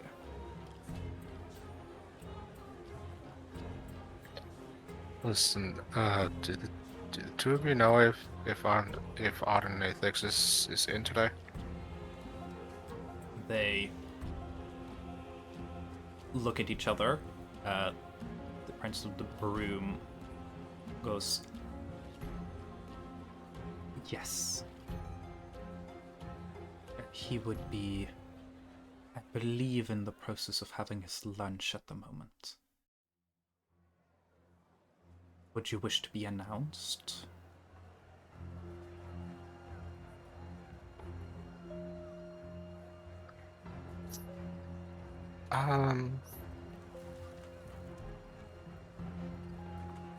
No, that's quite alright. I'm sure he'll see me. Okay. Well, can inform him that you're here. Would you need assistance with finding do you need lodging? Do you need the quarters or anything? I have lodging figured out already. May not. The apprentice with the broom kind of just puts their broom aside and goes, I'll go inform someone that you're here. And kind of runs off. The one with the rags is now just kind of standing there awkwardly, kind of just looking at you.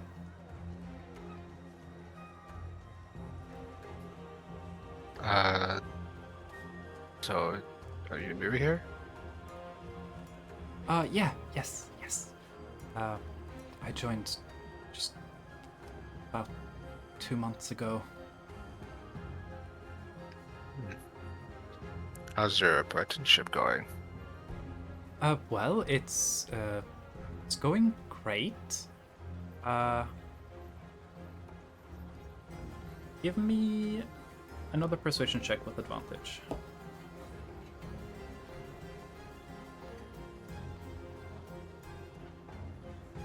Okay. Yeah. They go like, we're not doing much yet. Kind of just taking care of the place, but you know, I'm sure we're gonna do something soon. I started doing a little bit of sparring. I know a little bit from before already, so yeah, I hope I can go out and prove myself soon. Oh, you do great.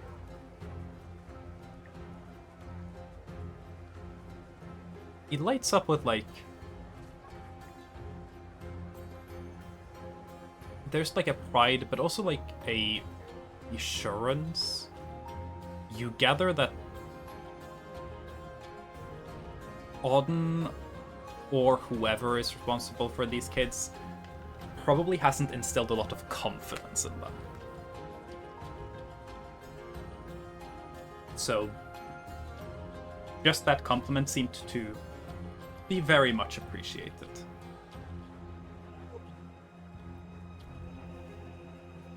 It doesn't take long before not the apprentice that ran off, but another person shows up.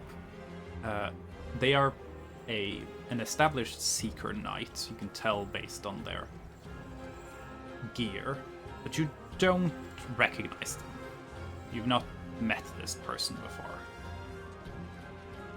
Which is to be expected. Most Seekers would not be hanging out here. Auden is kind of the only one who's permanently here, and then whoever is currently not out on a seek will be just hanging out here for a little while. They greet you with a kind of restrained, little stern nod. I've been instructed that Lord Seeker Dax is prepared to see you at any time. Great.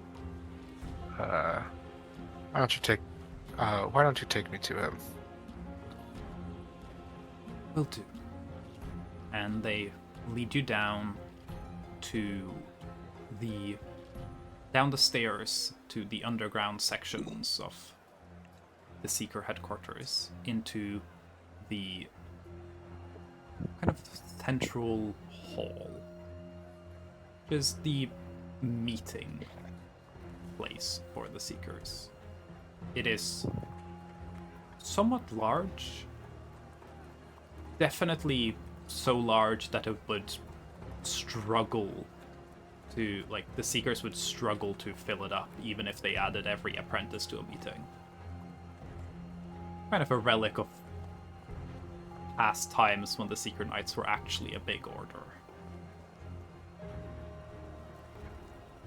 There is a large, kind of curved U-shaped table on one end, where Alden Athax usually sits in the middle, and other highly esteemed Seeker Knights would share the table with them.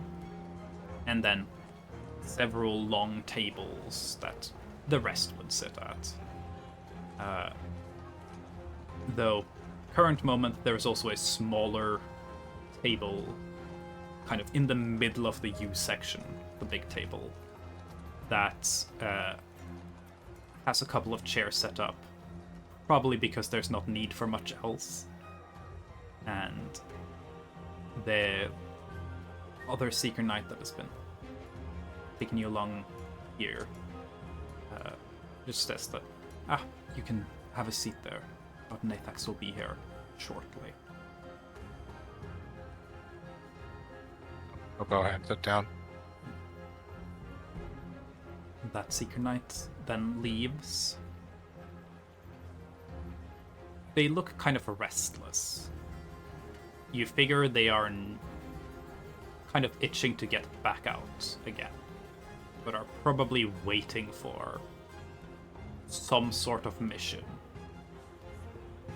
But they don't seem comfortable being here. Kind of a natural part of the Seeker curse is not being comfortable staying in one place too long.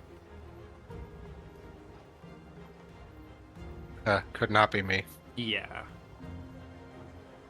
In the hall, it is decorated with a few things that some Seekers have gathered along their travels that are of relevance to Saint Mikolai.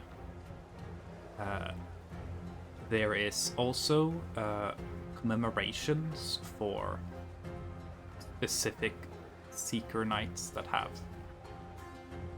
done historic, like, things of historic importance, including a bust carved of Eustace, being the most recent Bust? one of them. Sorry. Yes.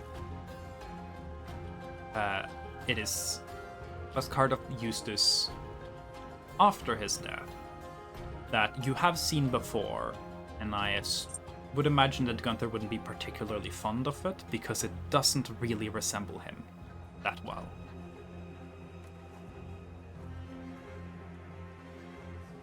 It's clear that whoever made it did not know what Eustace looked like particularly, and you figure Odnathax didn't put too much into resources of ensuring that it was a very accurate depiction. Yeah, just gonna go ahead and ignore that. Yeah. Also, notably, on the far back wall behind the U-shaped table, high up towards the ceiling, kind of in the middle where Odin would have sat if there was a big gathering, remnant does hang on the wall. This large, very unwieldy looking, just big lump of dull metal. It is clearly a greatsword, but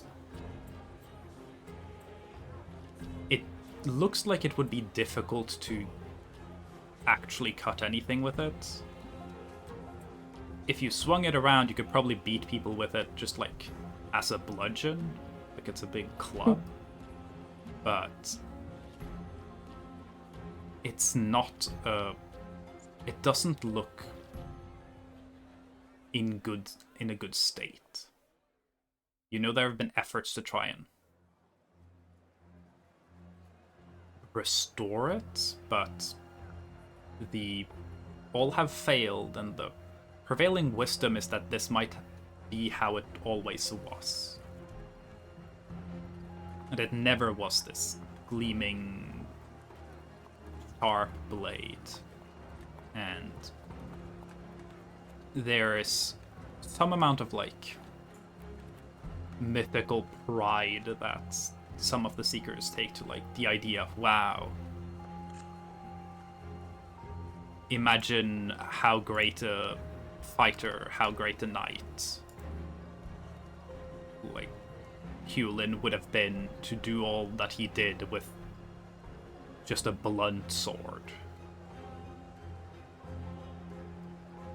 It is one of the, like, it is the greatest, holiest relic of the Seeker Knights. It is probably one of the most, like, famous weapons in the world. It is the only, weapon left over from any of the four knights. The only one. Yes. Roderick Goldenhair's sword is said to have been lost in the halls of Lady Death. And Callahan the Wise, who's the one who founded the Scholars, is said to have never wielded the sword. Which you guess is not true, because some of the old stories do tell, like, the four original knights, the way they met Mikolai was that they were all in a four-way sword fight together that Mikolai split up. So either he was in a sword fight with no sword, like an idiot, or what's more likely is he probably just didn't care about his sword, because he stopped fighting once he founded the Scholars. He became the first librarian, and probably just abandoned really it, been and all it that was important lost. of the sword. It is very possible it's in one of the Scholar Library archives somewhere, but it isn't considered very significant. And no one knows where Willem the Benevolent, the knight who founded the Seekers, died. Everyone just knows that he died at some point during his wanderings, and that all of his stuff is just lost.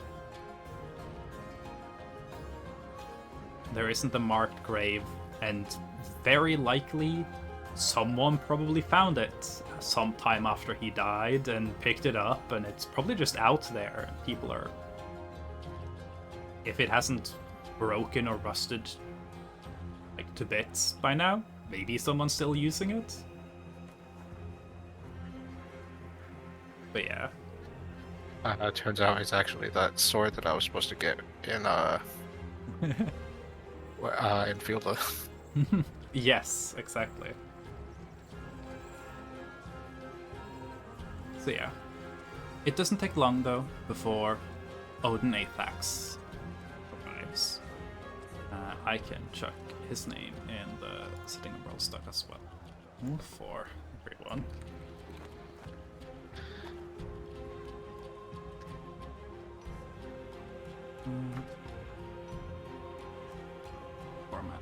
is like this. Yes.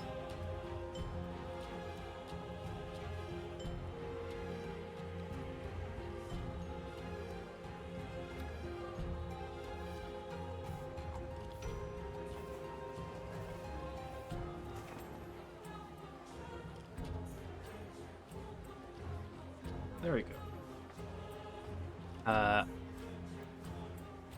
He is a crotchety, old lizard folk.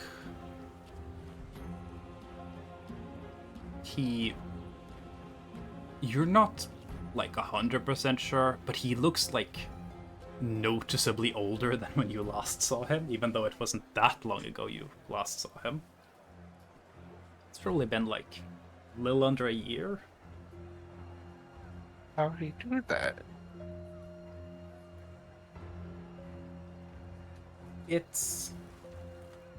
You're not sure if it's because he looks a little more like miserable, like a little more miserly. You know how like grumpy old people kind of look older just from being in a foul mood. There's a lot of get off my lawn energy about this guy in general. He enters wearing Seeker outfits. He essentially is wearing everything but the full outer armor of a Seeker Knight. Wearing his brigandine padding.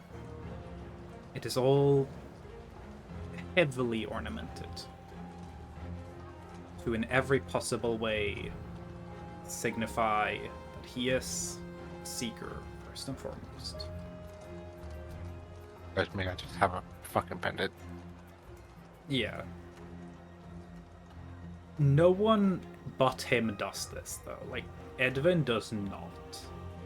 This guy is just like, you're pretty sure he would have like Seeker themed boxer shorts or something like that. It's excessive. But then again, this is his whole life, his whole personality. He is the head Seeker. And he's gonna make sure you know it. Yeah. He carries by his side always a sturdy but small warhammer that you very much doubt has seen any use the last like 25 years at the very least.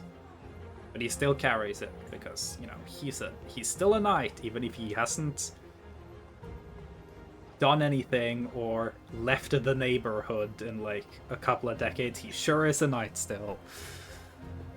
I'm sure in his old age and rustiness, he has somehow leveled down.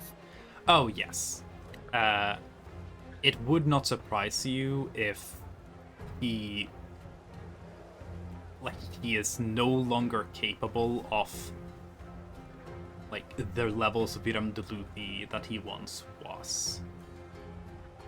Probably partly due to loss of like atrophy of skill, but also because looking at him, like you already know how much Iram Deluthi wears out your own body, and you're pretty sure if he had to go through more than this, like if he had to go through more than the second level of Iram Deluthi, you think he'd have a heart attack. This guy's definitely like, he's approaching his 80s. And is not aging very well by any means. You said that everyone has like the same life expectancy, right? Yes, everyone has the more or less same life expectancy. If you Okay. live with some resources, are well nourished, and have access to medical like tools and healing magic, you can live to about 100 somewhat reliably. So life expectancy for the people who have all of the resources is probably slightly higher than in our world because of magic. But the average person does not have access to that and will probably die from stepping on a rusty nail or something like that. So Oops. yeah, it is rare to make it much past 100 though. Okay. Yeah. This guy's definitely someone who has the resources and the lifestyle that could allow him to live to 100, but you doubt he will. Looking at him now, yeah, probably not. Yeah, he walks with a bit of a limp. He is this like, you can tell that he probably has something like wrong with his diet, because he is strangely like skeletally skinny in his extremities, but he has like definitely a noticeable like beer gut, and there's Wait, what? like he has a noticeable beer gut. He's got a beer gut, but you said he's skinny? Yes, he's skinny as an extremities, like his arms like up towards his like neck and face. He is almost like skeletal. But he has some amount of like unhealthy weight. It's more like a beer gut. Like a beer gut isn't necessarily just fat, it is bloating and inflammation as well. And the way he walks, he either has some amount of like maybe arthritis or gout in his foot. He looks to be in some amount of pain as well. Is he using a cane? No. But he very Okay. much should. He very much should. Yeah. You very like this is he is the type of like, you know, your grandpa that refuses to get hearing aids, does not want to get glasses, I don't need a cane or a walker or anything like that, not at all. And then they just like deteriorate like quickly because they refuse to take any steps to actually address the fact that they have some issues with age. He's that. You're pretty sure if it wasn't for the fact that it's visually obvious and people know who he is, Auden would probably have tried to claim he was 40 if he could. He is someone who is fundamentally incapable of letting go of his glory days.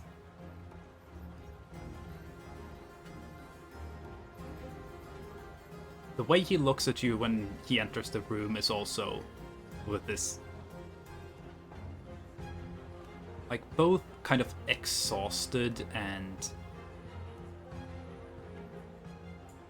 like he looks bothered by the fact that you've showed up. He is, as you would have expected, not happy that you're here. But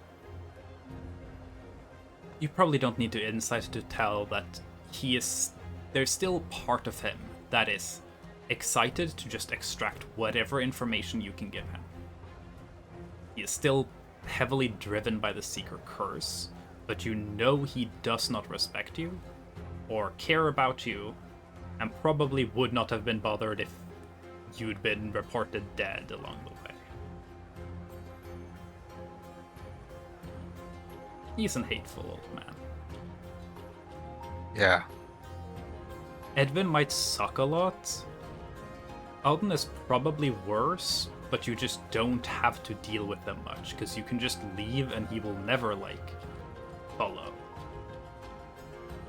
Whereas Edwin will wouldn't be keep able to being catch up. annoying and keep, like, interacting, and you will bump into him. So yeah. Well, at least Evan's a lot more respectable now. Yeah. Yeah, he is bedridden, so Yeah.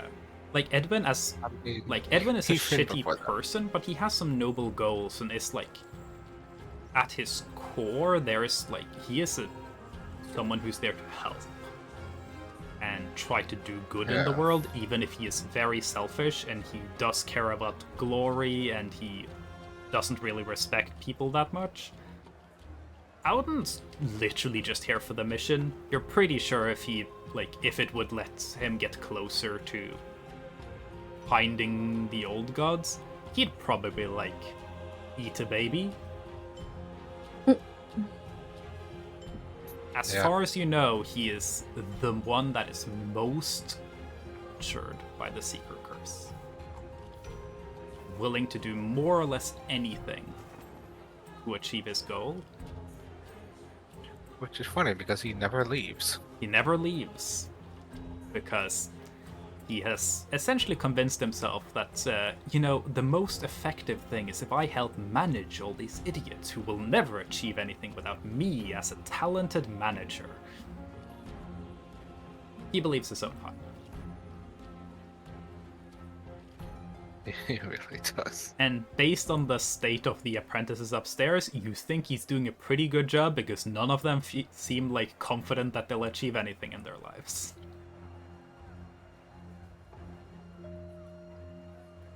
For their sake, you'd probably just hope they get a good knight to apprentice under. At least Edwin can't take any apprentices anymore. It is kind of the nightmare situation, the one that Alana got put in, where you are first starting to get established, working under Odd and Athax, and then you're immediately assigned to travel with Edwin. Nightmare blunt rotation.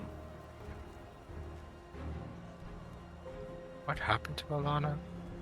You don't know. Edwin said that Alana did not want to join him going into Pleasant Valley. You don't know how much before that, but it seems like she's split apart from him.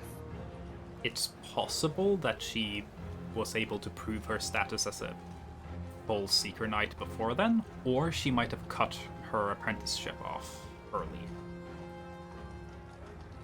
Because, and very fair, she might not have wanted to go into what she probably perceived to be a clear suicide mission. Yeah, I'm sure into her again. Yeah. He doesn't seem to be here, at least. Doesn't seem like there's many people here at all.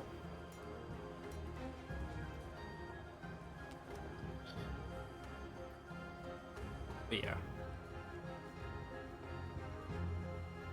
Auden slowly makes it to the table, sits down, not across from you, but like a one seat, like across from you and one seat over. It doesn't sit to directly face you, kind of awkwardly putting you at an angle. You're not sure if it's because that chair was closer and he just desperately needed to sit down, or if he's just doing this because he doesn't want to be, directly in front of you, or some weird shit like that, because that could definitely be it. I like to imagine he chose that chair because that's where his good ear is. Yeah, that wouldn't surprise you.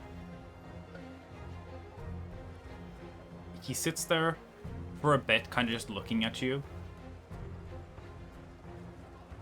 He's definitely trying to play it as if he's just quiet and intense, but you can tell that he's kind of trying to hide the fact that he's catching his breath. Where he would usually stay would be further down, so he's probably had to climb a flight of stairs. And I'll say one thing, the building here doesn't have handrails or anything, and without a cane or any sort of mobility aid, he's kind of wearing himself out doing that just out of sheer stubbornness. I don't think I'm going to get him to be able to visit Edwin. You're pretty sure that if you mentioned it, he'd kind of out of obligation have to visit Edwin, and he would do it. But it would be very taxing for him. I'll bring it up still. Yeah. Okay. Does he say anything? Eventually he does catch his breath and speaks. You have returned.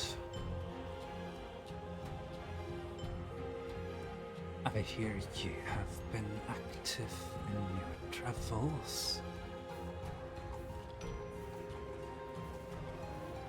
Anything to report? Or were you simply busy with playing at a wanderer?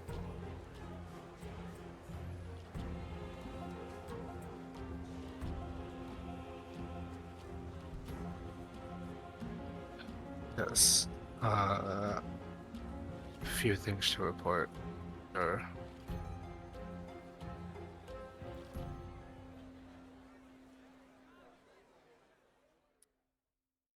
He does For seem starters. excited about Oh. just anything being a report. Yeah. Oh. For starters, I made my way to the last known location of Eustace Osmond.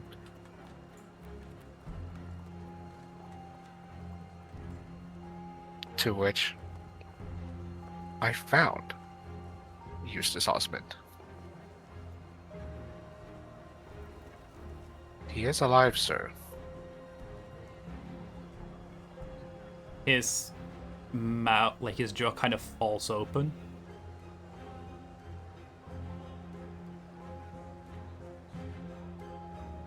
And you can see his mind processing, kind of trying to figure out, like, what should I feel about this information?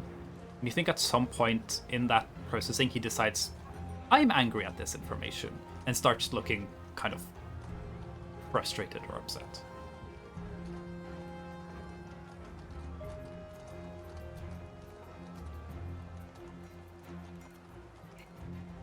Alive, you say? Alive without reporting anything back for that many years? It's almost hard to believe. I would like to further add, he has since abandoned his secret duties.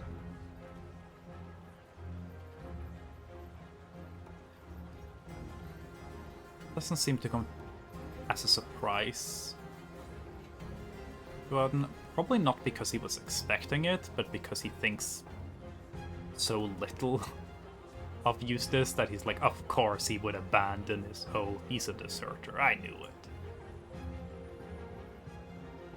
He doesn't really respond. He kind of just grumbles at it.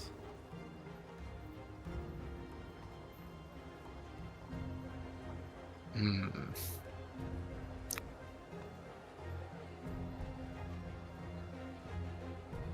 I don't think. I think Gunther's gonna hold off on mentioning that he's a crusader now. Yeah, you don't have to tell him everything.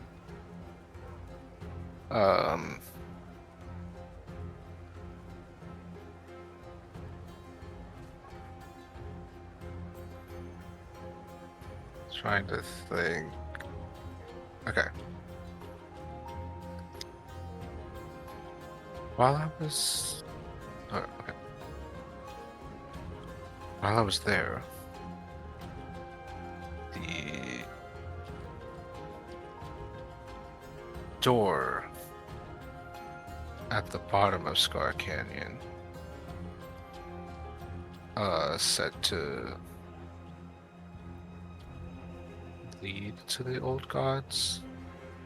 You can tell his Has- excitement builds on you saying that. The idea of there being a door at the bottom of Scar Canyon was not really known knowledge. When Eustace went there, that was just like, there's some speakings of stuff there. So he, like, you can see, like, almost a light come back into his eyes. You mentioned door. Scar Canyon leads to the old gods. There's this like frightful intensity to him. The door at the bottom of Sky Canyon that supposedly leads to the old gods has been closed.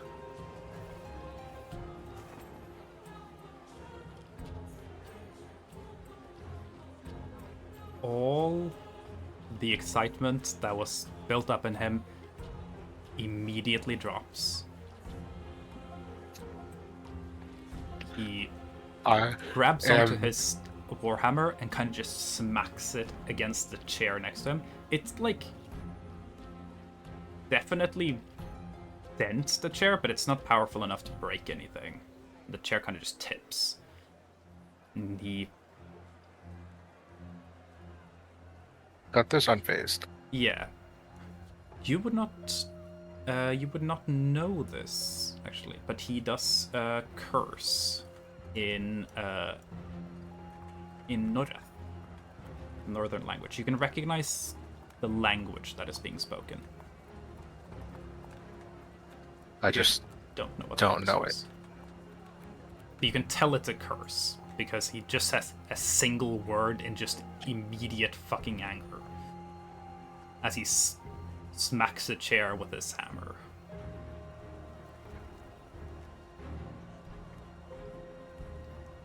You can probably try to repeat it back to Crystal later to figure out what it says. Crystal's the only one who knows that language. I don't think I want to. Yeah, it's an option.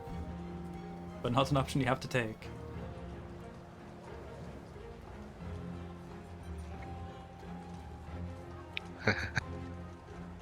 Okay.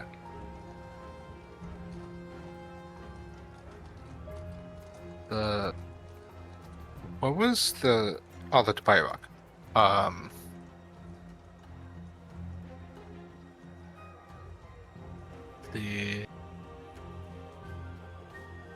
As a result of the door closing, all of the Dubai Rock has become inactive.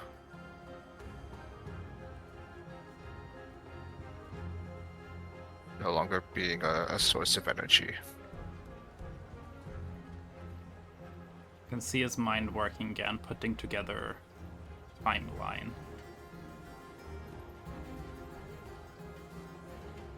So the door closed recently.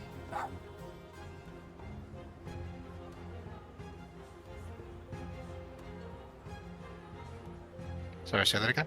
The door it closed recently. Yes.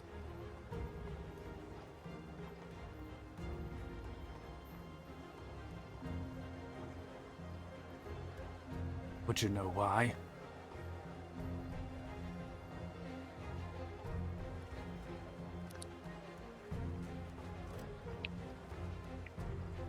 He's upset, clearly.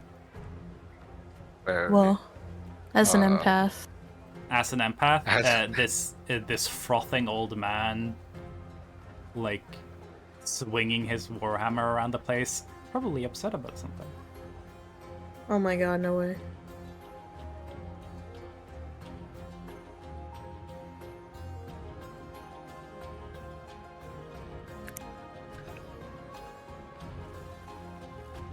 I'm back. Welcome back. Welcome back, Shell. I would just want the record to show I received a mysterious package in the mail. Let's go. I hope it's not a bomb. I was about to say, I think Wawa sent it. I think it's a pipe bomb. Oh no. You know, No, I'm just kidding. if it's Secret Santa, it would be very illegal, but also really funny to, like, Secret Santa someone and, like, mail bomb. Like, what the fuck? A male bomb, not my a female bomb? Well, I am sorry, but the United States Postal Service does not transport female. It's fucked up, honestly. Yeah, the USPS is just sexist like that. More like US piss. Right? Yeah. Anyway, Gunther's talking to an old, angry man. Sorry. I was listening the whole time. I just wanted to. Yeah. Just Shell wanted to was announce listening that. the whole time. And I was listening. I've been here the whole time. Yeah. Got him. But yeah, you were asked Stim. if you knew what closed, like what caused the door to close.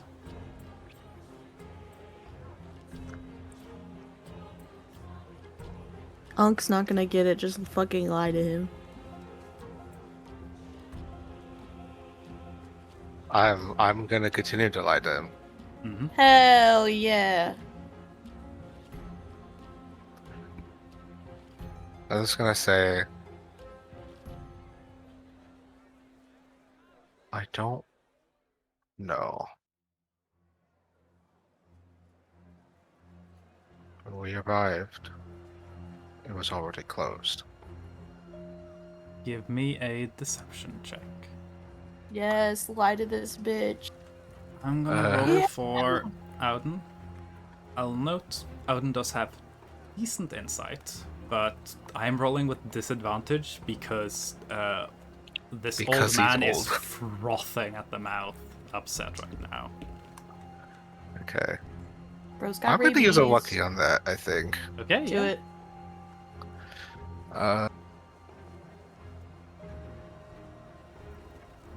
I'm gonna use another lucky on that. Use them while you have them. Please. The curse of the lucky. What Oh? the fuck? It's getting well. It can't get worse than that. him. Well, I have 3 luckies, and I'm using all 3 of them for this one The dice interaction. are punishing Gunther for being a bad little boy who lies. For real. Please, please, please, please, please, please, please, please. Thank Yeah! fucking God. There, you Thank kind of you. needed that too, because I'll reveal that Auden rolled a 10, which makes this a 17. Holy fuck. Yeah. Let's go. Okay. On wasn't my my dice, I luckies. rolled a 10 and an 11, so the disadvantage didn't matter that much. No. Alright. Pretty. Oh, they're so pretty. Slay. Pretty Yes. nice. So, well, no. Oh my gosh, I've got red on my Unintended. nails as well. We can swap match. We can touch tips. You give me an insight check, Love by the touching way, as tips. well. Here. Hold that. Probably with advantage, because I don't think he's that capable Oh. of hiding a lot right now. Well, okay. 12, yeah. Okay. You can tell that he believes you. And that Okay. currently Yes. he's currently going through like a process of trying to figure out who's at fault. Like, who's responsible for this? Can you gaslight him and make him think it's his fault? It was That's you. not worth You it. closed the door. Someone was No. saying that it was some like lizard guy. I don't know. It's crazy. What I heard. After like I have rage an thinking about idea. it. Yeah. But I already said that I don't know who closed it, so.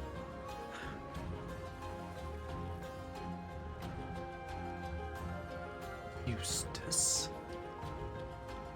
Was he there? Is that how you know he's alive?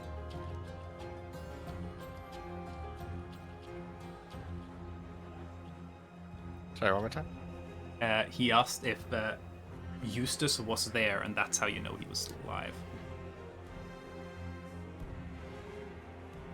With your insight, considering his real shitty roll from before, he has gone from believing you did it with your successful deception to immediately assigning blame to wait, you said Eustace is alive. Cool, I can blame him. Fuck that guy.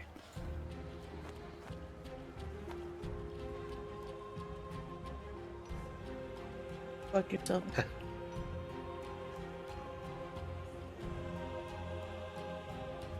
Yes, he was there, but I cannot confirm if it was him who closed the door.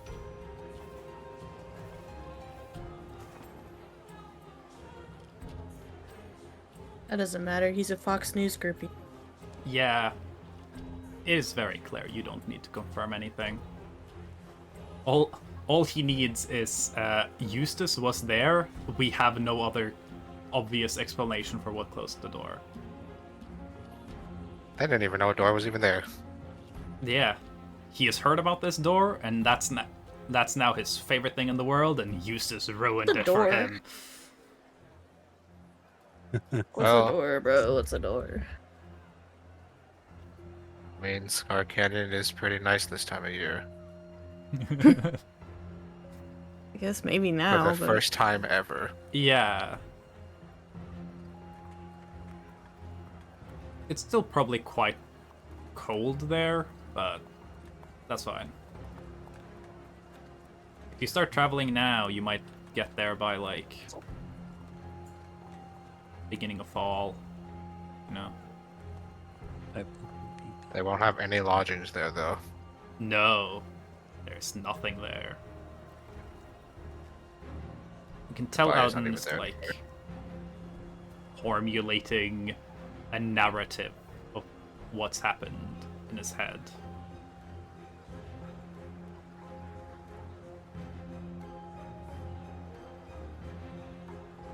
What about opening this door again? About what? Opening it.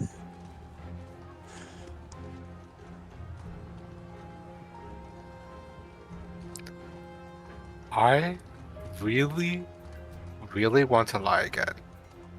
Mm-hmm. I really want to tell him that I tried, but couldn't. You can definitely do that. But I've already wasted all of my luckies. I will say, at this point, you would have advantage on any deception or persuasion that feeds into what he wants to believe.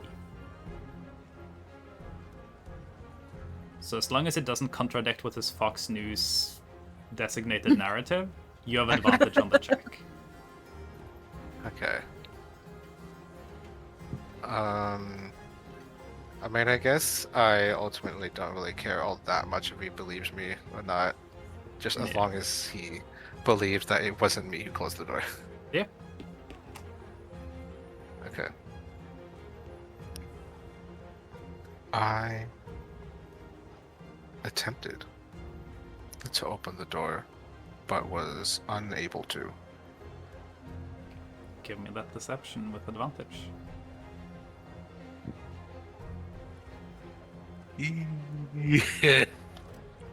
So, funnily enough, you met what he rolled for insight, because he nat won that. And you said he has a +7? +7. So he has that was an 8, but it's a nat 1, which I will deem fails here. But just Okay. barely. You'd assume maybe that he probably doesn't trust that you put like all your effort into like trying to get it open, but more in a like I don't trust this useless kid type way. He probably assumed you were lazy, not assuming that you like are lying to him to cover up that you like were complicit or it never tried, you know.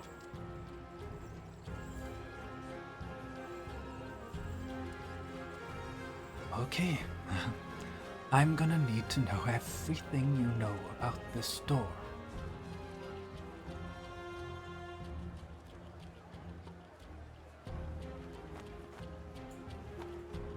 Every last detail.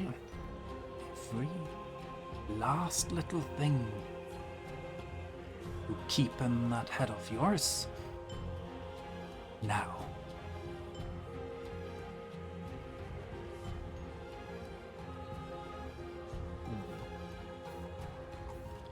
And you can see he kind of fumbles and grabs out a small little notebook and a piece of like charcoal, like on a little stick. He's gonna take notes.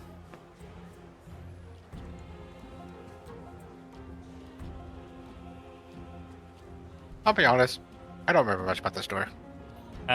It's in the middle of Scar Canyon. It's made of Idpakur steel and sealed with an Idpakur steel key.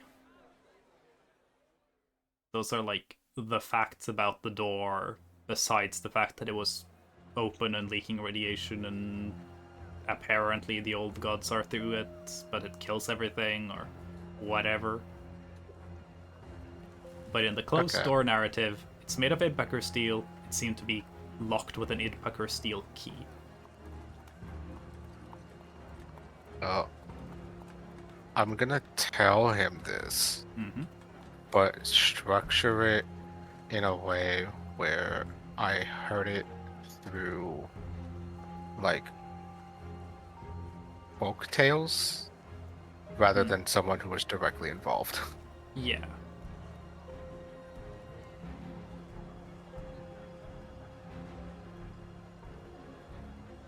I don't know how to No, roleplay that. That makes So sense. let's pretend that that's just what I did. Yeah.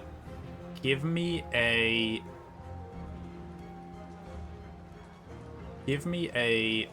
persuasion and a performance check.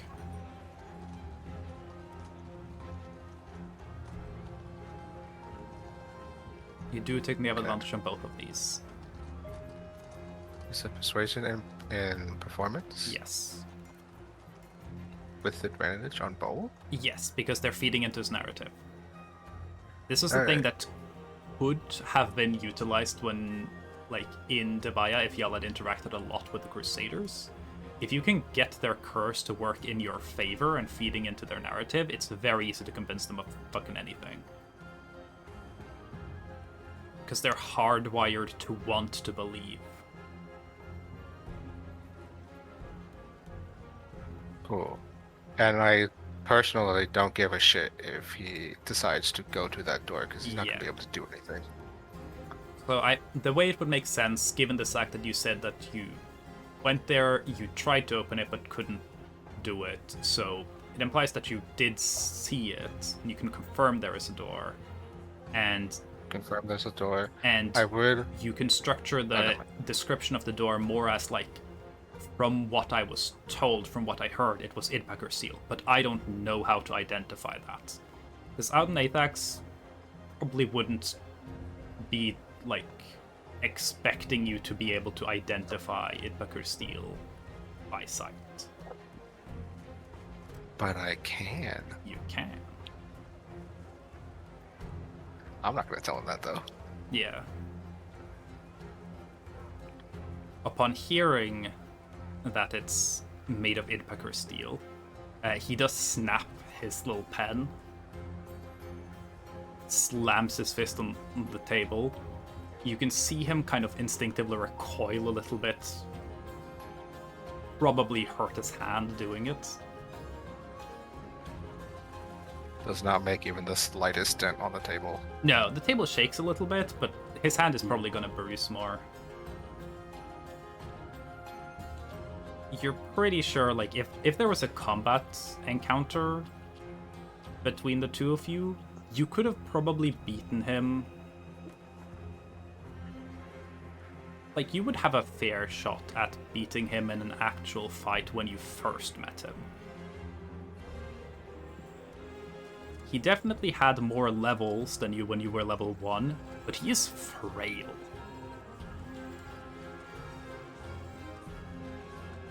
Bit of a Arjit lost could cannon. probably punch this guy to death. Damn. Arjit could punch that Yeah. guy to death? Yeah, I'm Arjit, what's your meanie. what's your strength? like my dumb stat, I believe. Yeah. Let's Unarmed go. attacks are coded to always do 1 damage, I believe, at least. It wouldn't take that much for Target to be actually able to punch this guy to death. You're pretty sure. So, like, I would need 1, maybe 2 punches to get Oh. him down. Yeah.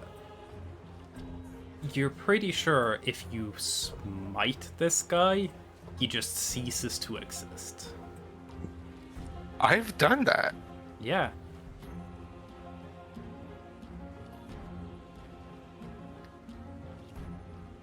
I would Anyways. describe his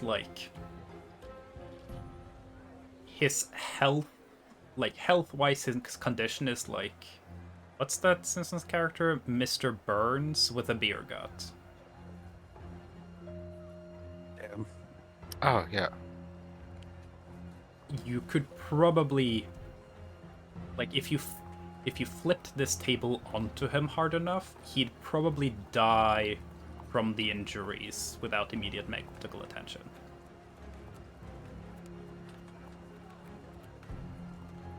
Good to know. Yeah.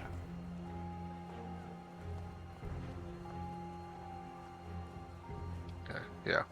Yeah. Upon hearing about the Booker steal, he snaps his pen, slams the table, is really upset.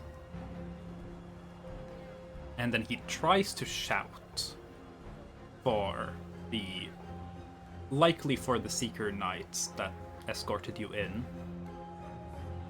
But, like, even just the first syllable of the name gets caught and he falls into a coughing fit.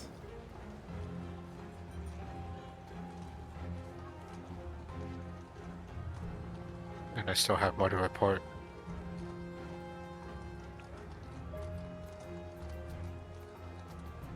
His coughing fit eventually fades as he gets it under control.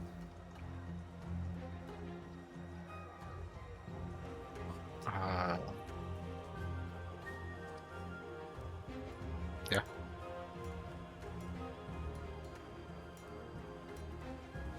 You say you had more to report to him?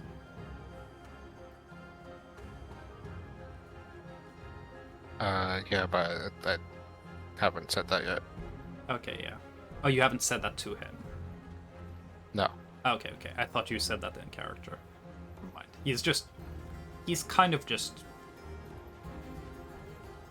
You can tell he's kind of losing it. Mhm.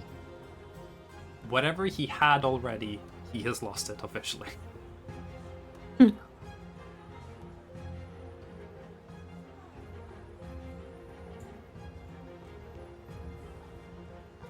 By the time the coughing fit kind of starts fading, the Seeker Knight that had escorted you in does come back, probably from hearing it, checking if y'all are okay. He seems kind of disturbed by Well, Aethax looks kind of like he's in the middle of an asthma attack almost. I'm assuming that I wouldn't be able to just heal this away. You don't think you can heal all of this away, but it probably wouldn't hurt to do a little healing. Might Yeah. help his throat. I'll yeah, I think I'll get up, walk over to him and reach up with the healing touch to, Hmm. you know. It does seem to help somewhat. It probably, it helps his throat somewhat, and more importantly, probably heals over where his hand is bruised from hitting the table. But, yeah, just calm somewhat. The Seeker's kind of there supporting him, looks at you and what's going on here? And before you get to say anything, Auden kind of grabs that secret knight by the collar goes, call everyone here. Everyone. They are to come home. Now. And kind of just lets go with a bit of a shove that moves Apex more than it moves the Secret Knight. And the Secret Knight, looking very worried, does decide to do as he told and leaves to do whatever they can to get word out to all the remaining Secret Knights out there. Leaving you with Apex alone in the room again.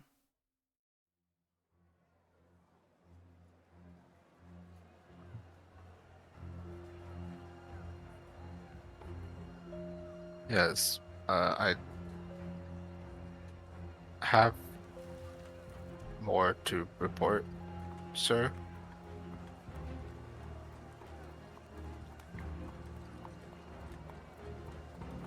He kind of snaps his attention from his own, like, rage to what you said. He goes, "Well, spit it out then."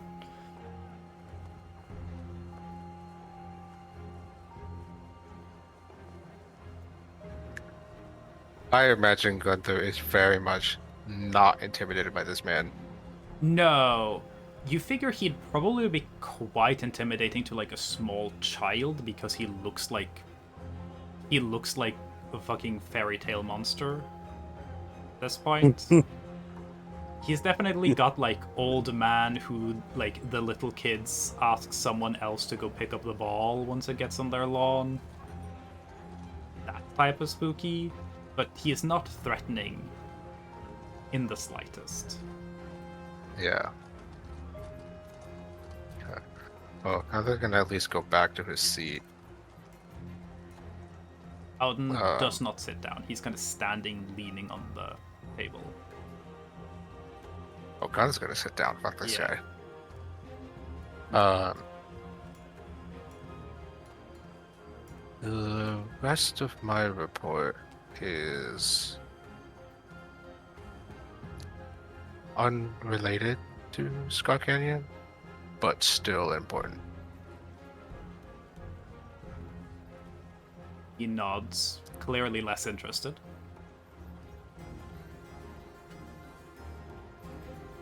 It's in regards to Pleasant Valley.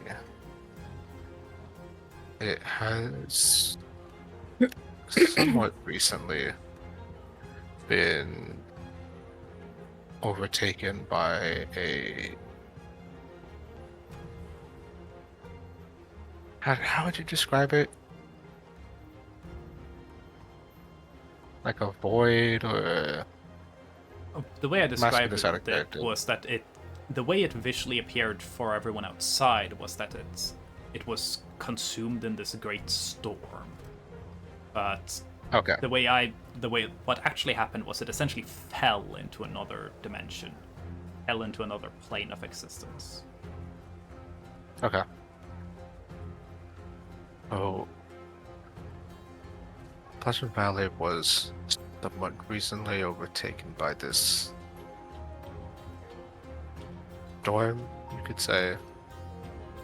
I'm aware.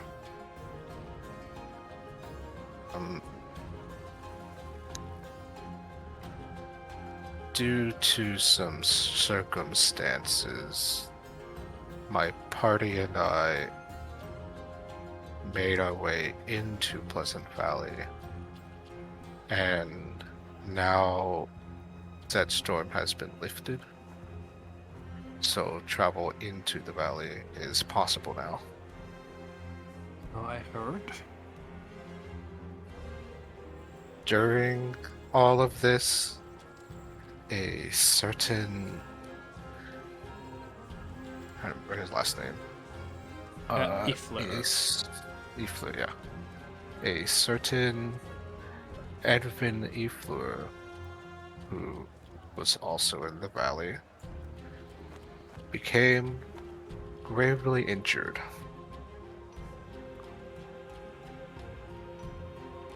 He's still alive, of course. But needs to. But is bedridden.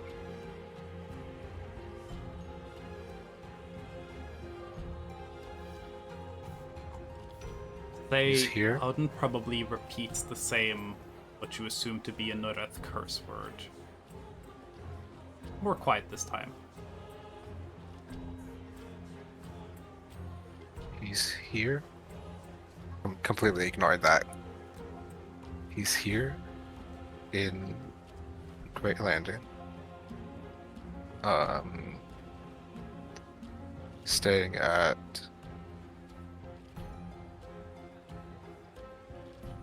wherever The fucking place he's staying at. Metafogs. Yeah, that. Yeah.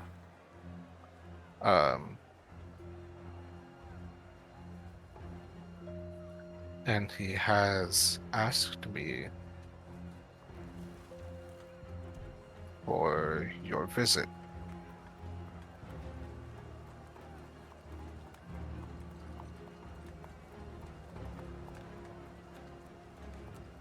Clearly upset at that. Does kind of reluctantly go. Fine. Pay him a visit. Only to ensure that he can get in functional order. We will need every last Seeker Knight we have.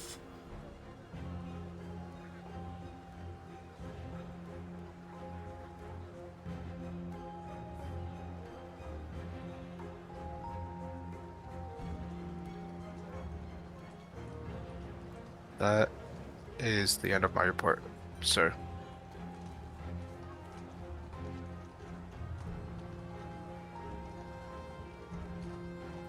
Well,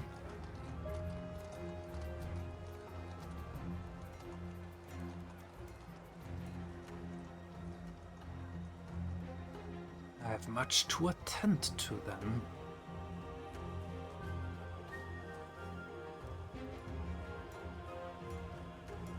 Well, Osmond, I will need you to prepare.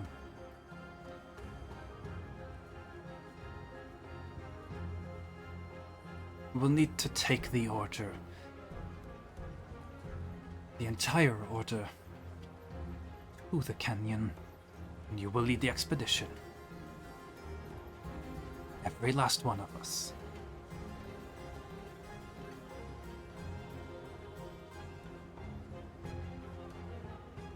The sort of clutching his pendant goes. I don't believe that is a wise decision.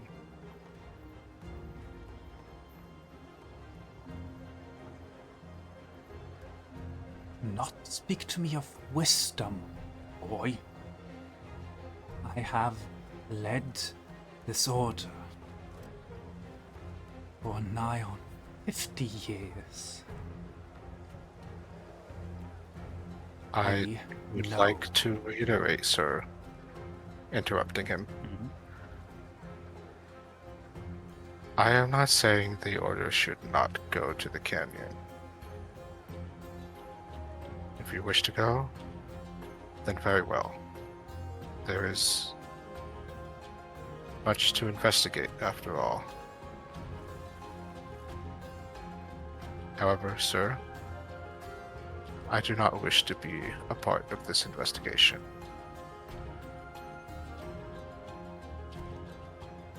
You are sworn to our order. What you wish is of tertiary consideration.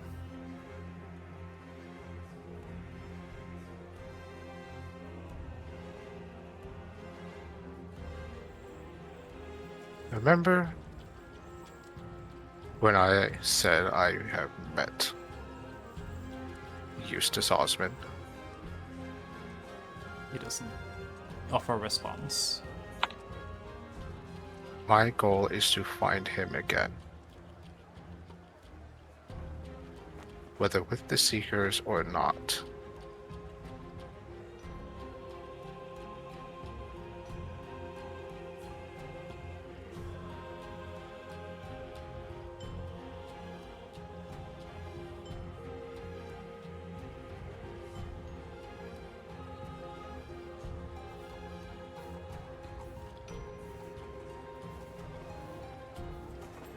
By any means would it make not the clearest sense that going back to where you found him would be where to go.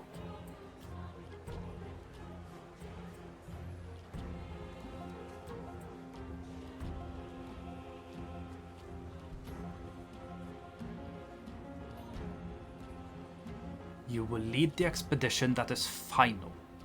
And he kind of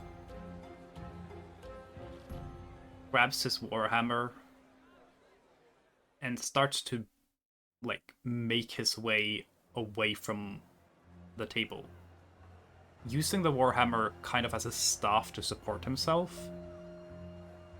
Probably his passion and anger driven on by his curse overpowering his pride to look less feeble in the moment.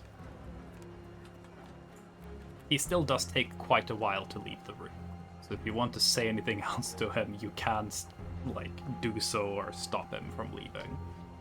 But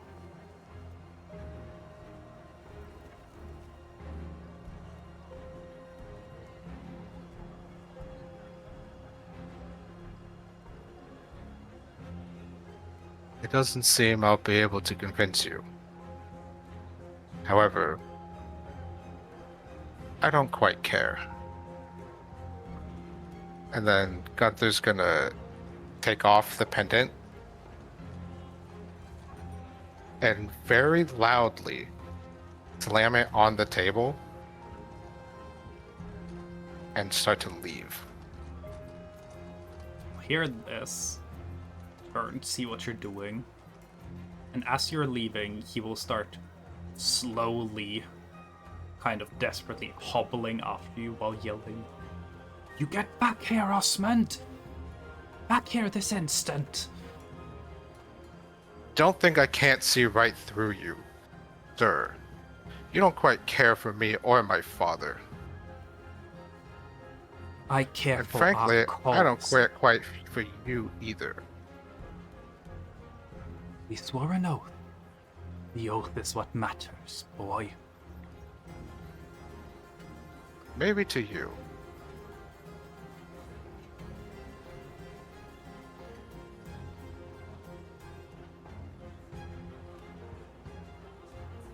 It just keeps going. Yeah. Alton will try and follow after you with no hope of catching up to you, even if you were like a mild walking pace. And by the time you get to the staircase, you are essentially you're essentially climbing a mountain for as far as he's concerned. Gunther Bro walks can't away. even climb a mountain. All kinds of insults and profanity are hurled in your direction, including Alden Athax promising that he'll have your father's head on a pike, which, given what you saw from Eustace, you'd like to see him try.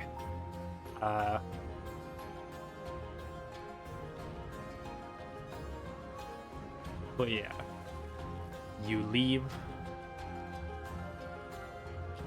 heading up the stairs to the main entryway, where the apprentice who had been still cleaning with the rags was clearly overheard Auden screaming downstairs and still yelling, looks absolutely horrified, and just looks at you as you leave.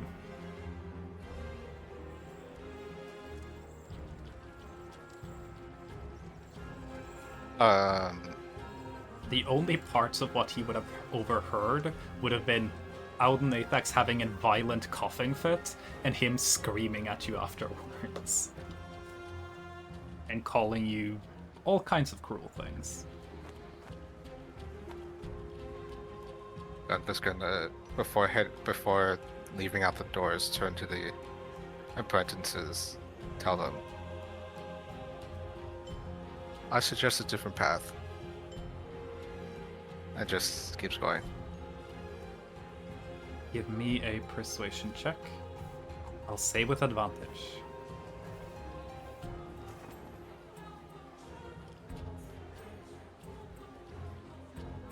I'm gonna roll how scared he is of Alden. A little less. You say that. You leave. The doors close behind you as you step out of the building. You hear them opening behind you, and the apprentice, still carrying a rag, probably kind of in a little bit of shock, steps out. He's like pale. He just looks around and just begins walking in a direction. He's dedicated himself. He was very dedicated to being part of the Seekers, and you just convinced him you don't want to be part of this, and now he's like, I'm getting out of here. I need to start my life over again, but I don't care. I don't want to be part of that. So... Wait, is it both of them or just one of them? Just one of them. He was the only one who was still there. The one Okay. who was sweeping didn't come back after fetching the Seeker Knights. He was probably downstairs somewhere. He puts his child in the camera. If I see him again. Yeah. Congratulations, Gunther is officially no longer a Seeker. Yay! You have officially broken up with your order.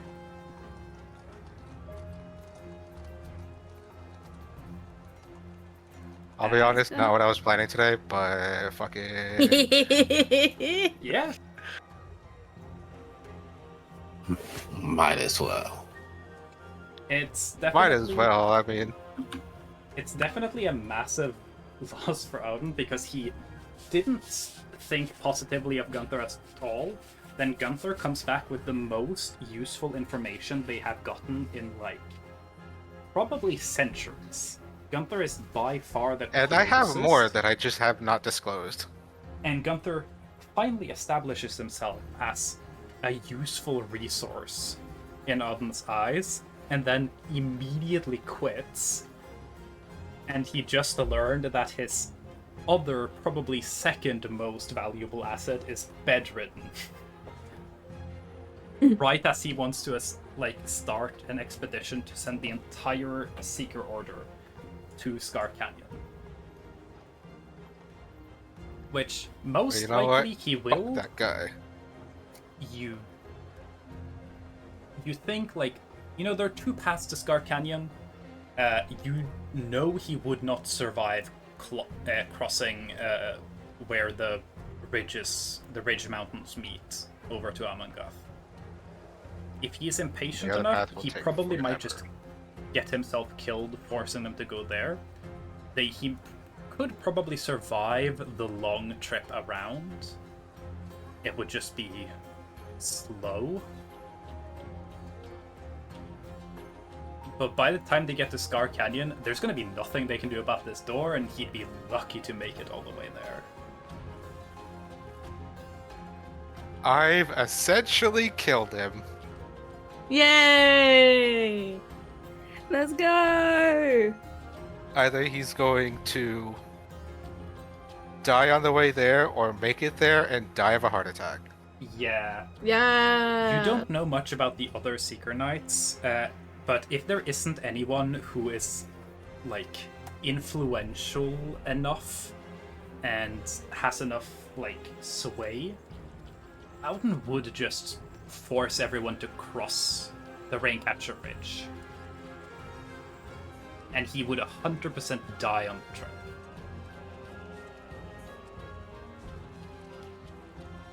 Like, the Raincatcher Ridge, like, y'all were a little concerned about crossing there because y'all weren't sure if you would survive. If this guy isn't in a carriage, you don't think he would survive, like, riding horseback for many days either. They need to put him on a boat or a carriage the entire way and hope he never gets injured or sick. I can't believe that Utsi and I wrote this character together only for me to basically send him to his death the like first time we officially get to talk to him. Yeah. And you know what? I'm glad because we wrote him to be a fucking dickhead. Yeah. Funnily enough, one of the principal inspirations for this character was to be like essentially Knight of the Seekers Donald Trump.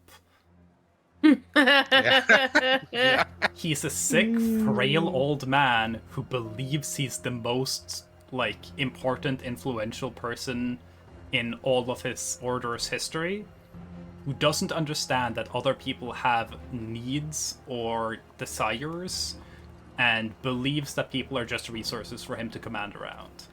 And he's also not particularly smart. Clearly. The Seeker Order has not done well under him. I can't believe this is the second time in a row that I talked to a high power individual, told them more information than they were expecting, and made them break down. Yeah, no, you're really good at this.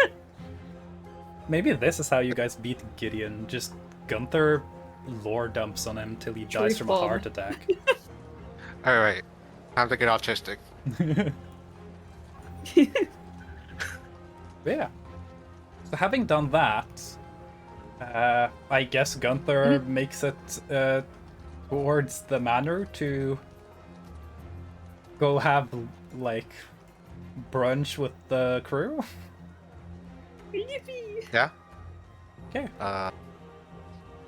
One thing I'll note, Mhm. this interaction, Gunther's not going to bring it up to anyone. Yeah. Well, He's just going to not have any Seeker insignia on him, and if anyone asks, then maybe he'll bring it up, but... by the way, you officially cannot use the Seeker insignias as your holy symbol. That's fine. I was going to replace my shield anyways. Yeah, but you do need a holy symbol of some kind. That's what I'm going to put on the new shield. Yeah, so feel free to pick whatever that'll be. Whoremonger's Guild. Chicken No. nugget. Chicken nuggets. I got it. I'm going to make my own. I've thought about like technically at this point you could put your maker's mark on it and I'd allow it. Put My a penis on maker's it. mark as a holy symbol. Yes. Praise be me, bitches. Essentially paladins just get their They look holy power from like the Small, but dedication to sometimes they- something. Another thing that you could Yeah. do, you could like just put fucking piss on your shield. No. That would be hilarious. Piss on your shield. Pee on the I- shield. You could also use the Belrose symbol awesome. because Emrys is Mm-hmm. a pretty cool guy, right? Don't do that. As a No, paladin, I'm not gonna- you do not need to. The thing you are pledging power from does not need to be a source of power itself. Insane. It just needs to be something you're willing to see. be dedicated to. Okay. That's okay. It is the act of I'm still in dedication and D&D. devotion that gives the power. I shall. legitimately think that it would be empowering and a pretty good direction for Gunther's arc Mhm. if I did make it his own maker's mark. Yeah, Mm. Because he's been struggling with like self-confidence, hmm with like depression until this journey. yeah. So it would be a pretty good symbol to use. Yeah. At this point, Gunther pledges, swears an oath, essentially to himself. Aw. I have Like my those own people power. that get married to It's just themselves. really nice that I have all these friends with me too. Oh, that's very sweet. It's kind of like getting married to yourself for legal benefits. I wouldn't this wouldn't work for most people, but for Gunther it is actually meaningful enough. Because Gunther has doing kind it- of like been someone who has lived everyone else's cause. And it is significant enough to commit yourself to committing yourself to I am dedicating myself to finding my own cause, for fighting for my own sake.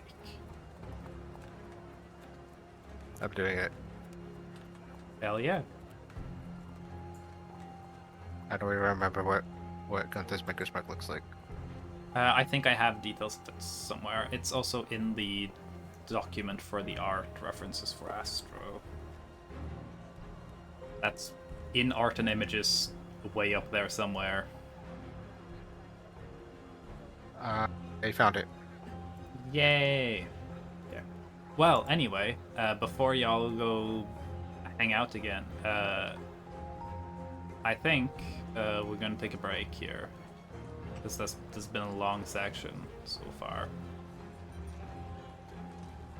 Sorry. No, not No, so valid. you. Okay, I'm not sorry then. Good. Never apologize. Yeah, let's take Me, when I accidentally steal stuff. Let's take a break. How do we feel about 15 minutes? So give people time to maybe go grab some food and toilet Alright. and stuff, and then can be back to having the group gather. How much longer do we possess? What? Sorry. How many more things are we going to do? I have not planned for much else to happen besides the party gathers afterwards, talk about all the things that y'all have experienced during the day. Dougal's got some information for the party once y'all gather back up. It's gonna be fun for me. Not for him, but fun for me. And, yeah. Okay. Getting a snack. It's definitely not gonna be as long as the pre-break section. Okay. I think it makes sense to end, we'll probably end the session within, hour and a half? Okay. Okay.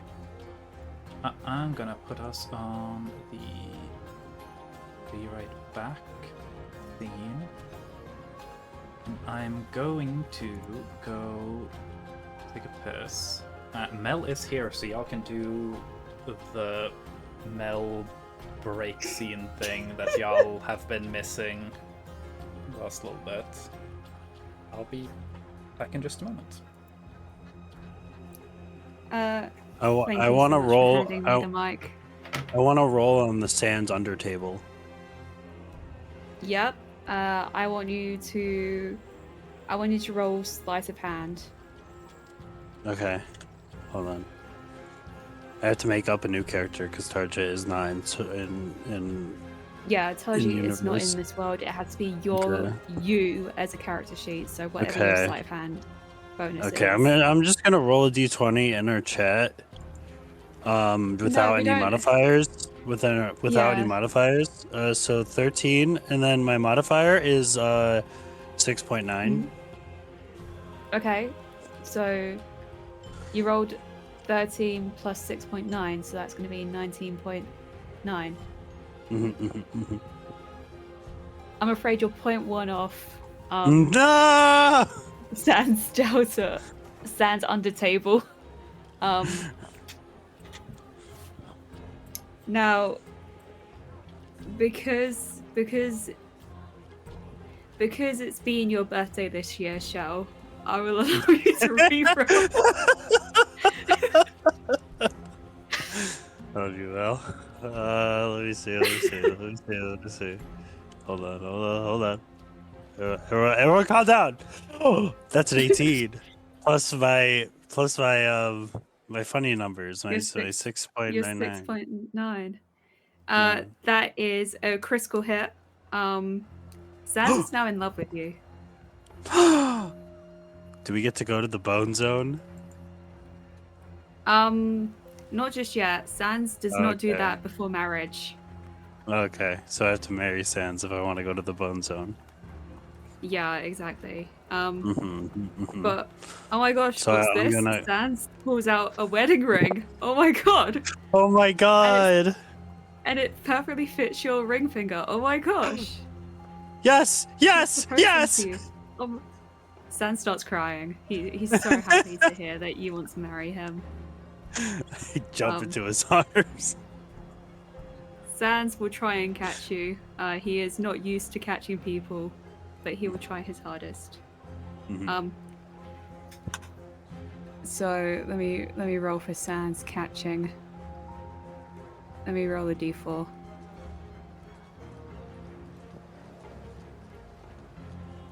Excuse me. Oh my Excuse god, me, we can I roll? we have Excuse J me. Slat in the chat, not Walrus, but J Slat. Didn't Schlatt like leave? I think so, but that is a J Slat reference that Walrus just said. Oh, okay. Alright, so the d4 roll did not go through, so I just rolled a d20. And that went through, so I'll go with that roll. I feel like I would get on so many DM's nerves if they saw how I DM this break session. No, it's awesome. So Sans successfully catches you, Mhm.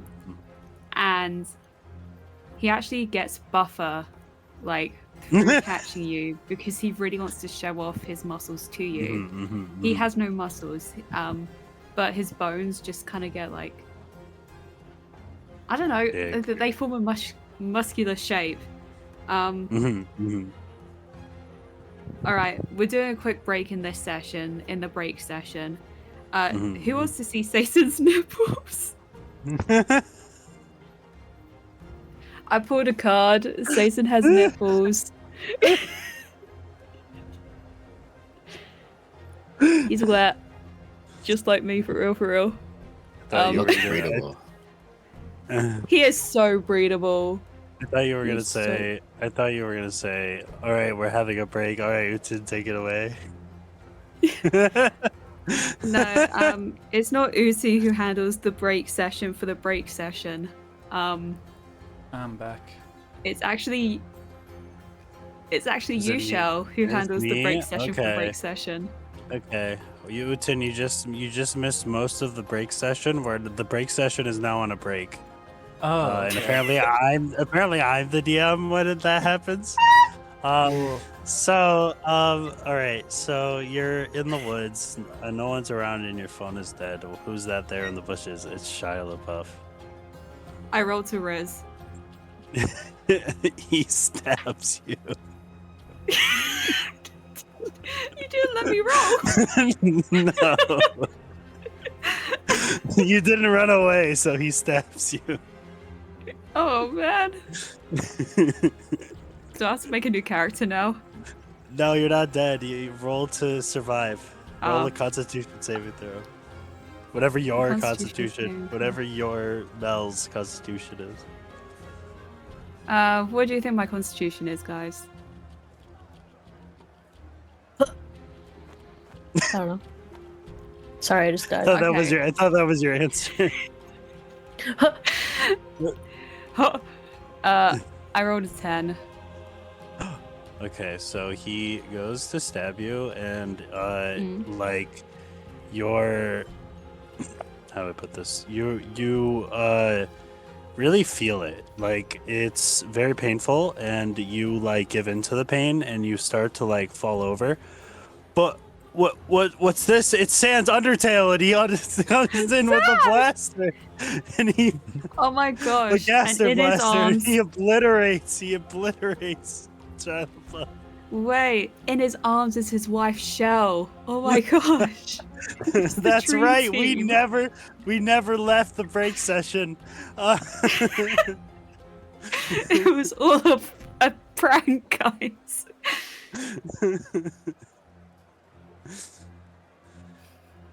That was awesome. Oh, now this is awkward because I want to seduce Shia LaBeouf, but I also wish to seduce Sans and Shell. So I don't know. Well, Shia LaBeouf has been disintegrated, so Oh, He's okay, also that makes it pretty easier. cringe. Has What did you say, Shia Dan? done bad stuff? Shia LaBeouf's also pretty cringe, so oh, fair. Oh, fair enough. I just was Fair doing enough. the yeah. the- No, don't the worry. thing. It's more just I- like, I don't know. I don't know I don't why, know if you but that's want what I to. think. Yeah, I don't know if you want to seduce Shia LaBeouf. Honestly, That's fair. What's Shia LaBeouf Um, done? Please get me in the know Bunch of if stuff. he's done bad stuff.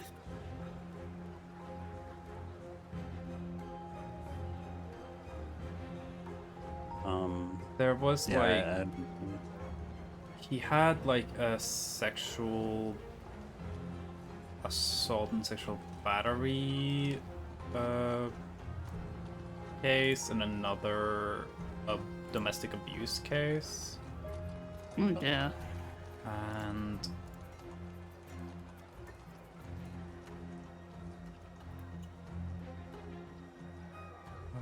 what was it?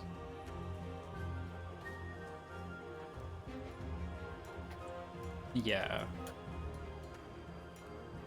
Then he's had like multiple issues with getting really wasted and then getting violent or racist in public. Ooh, so Sans helped me dodge a bullet. Yeah. Thank you, Sans, from Sans Yeah. Undertale. Can't save you.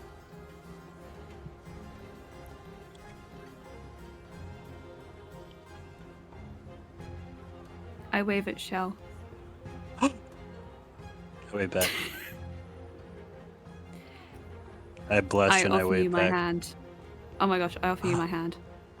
I no, I'm not gonna say that. I'll tell you later. I fucking Okay. I like curtsy and then I take it. Oh. I eat your hand. Oh no, you were really a llamas with hats all along. I'm Kirby. Boyo. You're Kirby. Nom nom nom nom. What power would I get? if I From ate you? eating Shell's hands, dry skin Yeah. and poor circulation. Ah, okay. Ah. Specifically my hands, you would get dry skin and poor circulation. Ah. Interesting. My fun fact, the circulation in my hands is so poor that I actually used to swim competitively for 8 years, and when I was in high school, Just hurts my downstairs, hands. so I'm gonna be right back. And can probably Okay. start session again once I come back. Okay. My hands would turn like Barney purple Oh wow. from Yeah, 'cause swimming the how cold they are. Yeah, the swimming pools are super cold, aren't they? Yes. Lovely in the So summer. Awful in the winter. yes. Yeah. And that's guess when the swimming season is. Let me guess the winter. Yeah. Oh no. At least I've at done- least here. I've done the iconic thing of I forget to go to the toilet during the break session when we're meant to go to the toilet, so I'm gonna quickly do that now. Yeah, we have fun break session time, you know. Gotta get the sillies out. Okay, I'm back. Okay, Mel went to actually use the bathroom because she forgot because we started with Sans Undertale. No worries. My grandfather just got home. He was Okay. supposed to stay the night in out of town. He but- decided to fucking pull one over you. Yeah.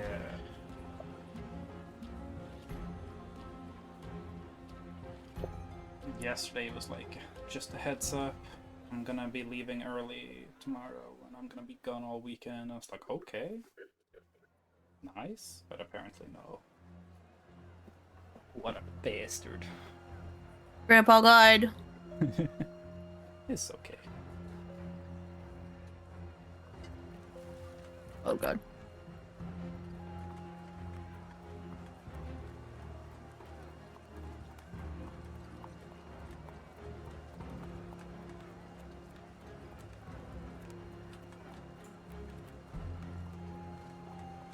I mean, it was kind of cathartic having, like, playing out an Apex.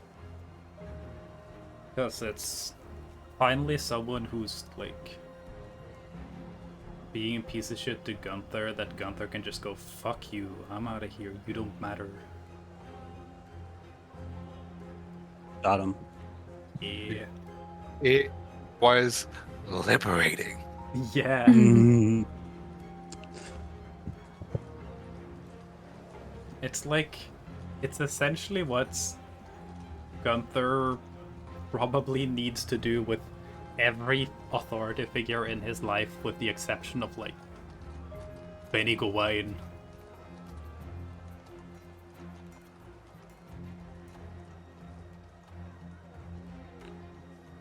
Why are they all such bastards to him? What did he do?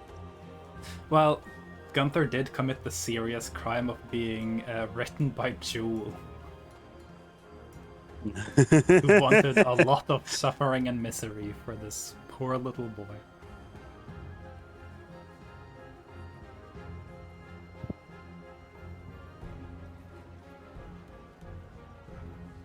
Sounds like an idiot to me.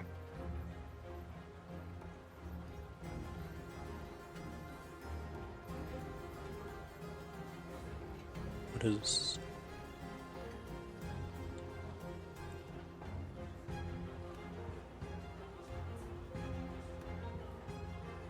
Oh my goodness. I'm drawing a blank. Scryfall, that's what it's called. I forgot what Scryfall was called.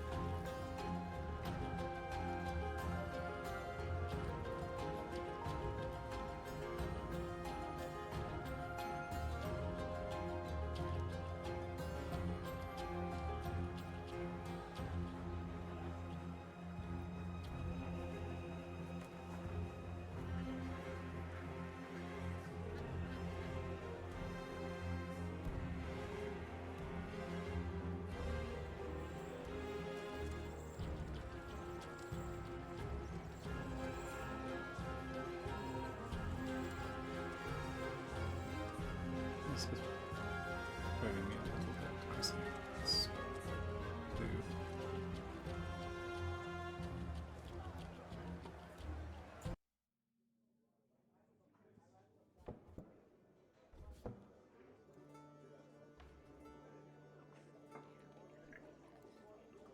Something like that. It's better. Howdy, gamers. Welcome back, Mel. Are people ready to start Thank you. dungeoning the dragons and stuff again? Yes, I am. Guessing malice. Yes, but I still have a sandwich in my mouth. Yeah, that's fine. Can I have some? Illness. Not sure if Lion's back, but it's fine. Most of y'all are here. I'm seeing Lion typing. Let's go. Okay, I'm gonna move here. So, with the different members of the party now having done some stuff, Crystal going with Minia and Flinken to establish the scouting for a business, Gin being crowded at Comic-Con, essentially. Gunther breaking up with his order, Sorath having a nice conversation with an old friend, and Target talking to some birds. Y'all Yippee! do eventually gather back up at where the manor dropped you off. Each at a little bit different, different speeds. I think, given what y'all did, where y'all went, it's kind of likely Gin might get there first. Gin, probably Crystal, Minion, Flinken, Gunther. I think Sorath, and if Tarja's just tagging along with Sorath, they'd probably get there last, since Sorath was kind of having a good time and lounging and hanging out with a friend. Not like very far from each other. But we'll all, upon getting back to where you were dropped off, see that where there once was the hidden ethereal door that Sorath and Dugal have been able to open, there's now an actual manor house, like a physical building. It looks nice, but this place has never been a physical building. It's always just been a door in the open air that can go invisible when it's needed.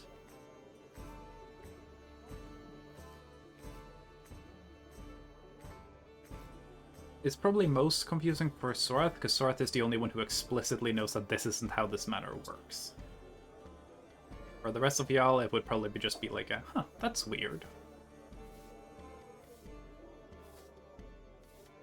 In the manor, so you guys gather up. Gal's there, Isset's there.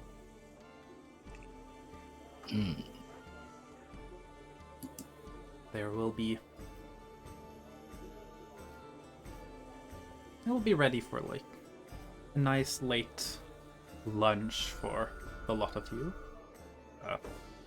Probably lounging a little bit before as everyone gathers up.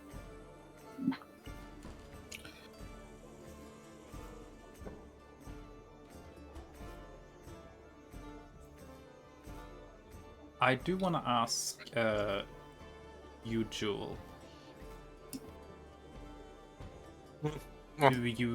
How affected would Gunther be by what he just experienced? Do you think? How we what? Like, do you Oh, think? how affected? Yeah, because I'm considering, do we want to roll here for like Gunther? I was thinking Keeping of it doing a under roll wraps. to see how much he can conceal his emotions. And give me a performance check.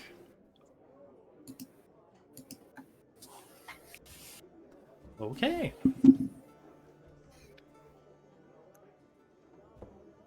That's pretty good. He's had to deal with Yeah. Crystal gets Fucking, close, like- but not... Just barely not high enough to see past that.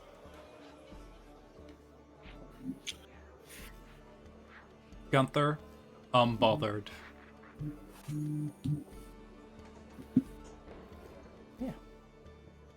Wait, no one notices? No one notices. The highest passive insight is Crystal with a 19. What about Target? That's perception. Target is not as insightful. Target's good with eye stuff, not with people stuff. Oh, insight. Checks out. Yes. Eye stuff is an interesting I phrase. was looking at the wrong Target, number. more than anyone though, is aware that Gunther is there. He's like even more aware that Gunther is there than the rest of them. Can see Gunther extra well. Okay. Emotions concealed. Yes.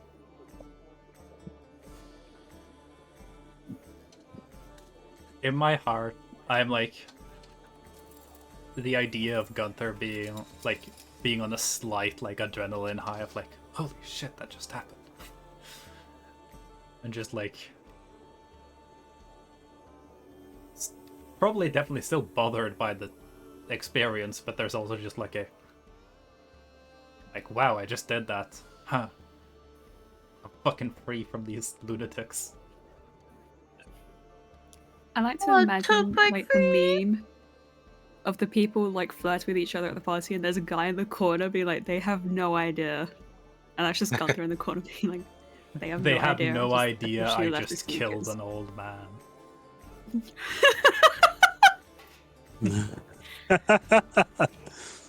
Yeah.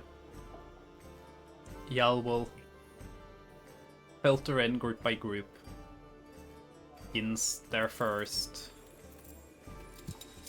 Hyacinth is already there, but you're there probably for a couple of minutes before this little minion Flink can come back in. Do my old world crystal round finger while I wait. Wait, what are you whirling around your finger? Crystal. I forgot Me? what it's called. I think it's purple. Oh, crystal. you mean the crystal you got from the star? Oh, I Yeah. thought you were saying that you were like. It sounded like you were saying you were gonna be like just be there and flirt with Crystal until everyone else got back. Crystal finally gets a girlfriend and Gin's like, now's my time. Here's my angle.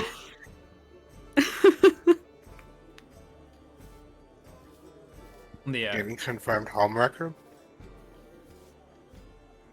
that is the least anticipated arc. Gin's homewrecker arc. But yeah, you're playing with the crystal you got from the star. It is purple. Pinkishly purple. And it tastes like crystals. It tastes like a crystal. me? No, a crystal, not the crystal. Oh. I haven't tasted crystal yet. You can taste me if you want. Soon after, Does crystal say that? soon after, Gunther and Zorath and Target also arrive. Push it. Y'all are all over there together.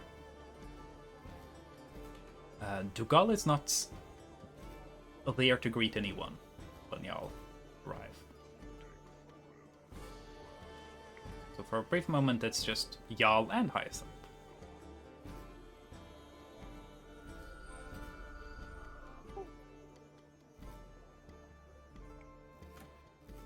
Is Sorath already with Jugal? No. Zorath Oh. just arrived with Target. So Dougal's not there at, like, he's probably in the manor somewhere, but he isn't actually there to greet anyone. Not even Zorath when Zorath Alright. arrives. That's pretty sus. Red flag. Call off the engagement. I'm gonna be real. If this is the red flag that calls off the engagement, it's kind of crazy. Not him being like a murderer and that shit, you know. Yeah. It's No, I think no, your it's second day of knowing him, you watched him explode a woman's head like a watermelon. Yeah. So, yeah. Yeah, but like greeting you at the door, bare minimum. He did explain he had a meeting. Mhm. Might be running late. Hmm. Yeah. I'll allow it.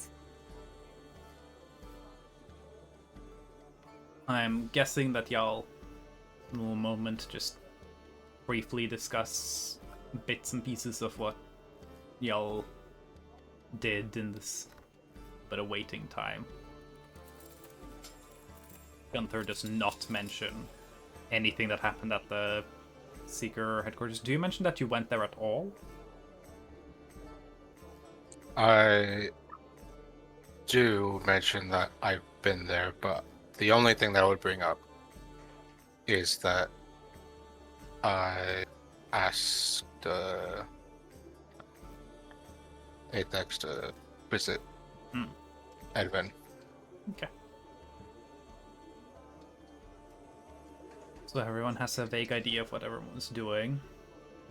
So y'all will be now made aware of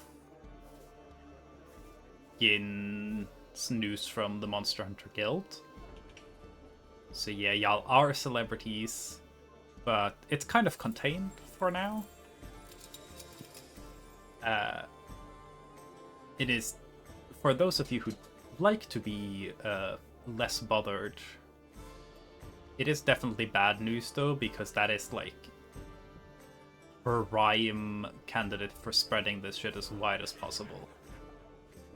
The Monster Hunters Guild does just like, they work with all the people who just run around the world and like get drunk at taverns, telling stories, sharing gossip. It's definitely gonna spread. But you'd assume that any significant distance from Pleasant Valley, no one's gonna fucking know what a Sudwald beast is. But at least around the Mikkelean Plains and parts of the Veerless, yeah. You know, they're gonna be a big deal.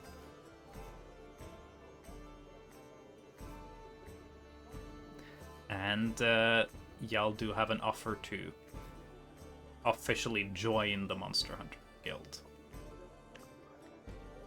You'd have to pay the exorbitant fee of 5 gold a month. That's just the guild fee for people who are in an established business. But somehow I feel like y'all could manage. Did Sorath just like slide them the money for the year? Yeah, Just, well, you'd have to like- go to the guild to officially register and stuff. We'll probably deal with that next session. Do we all have to go?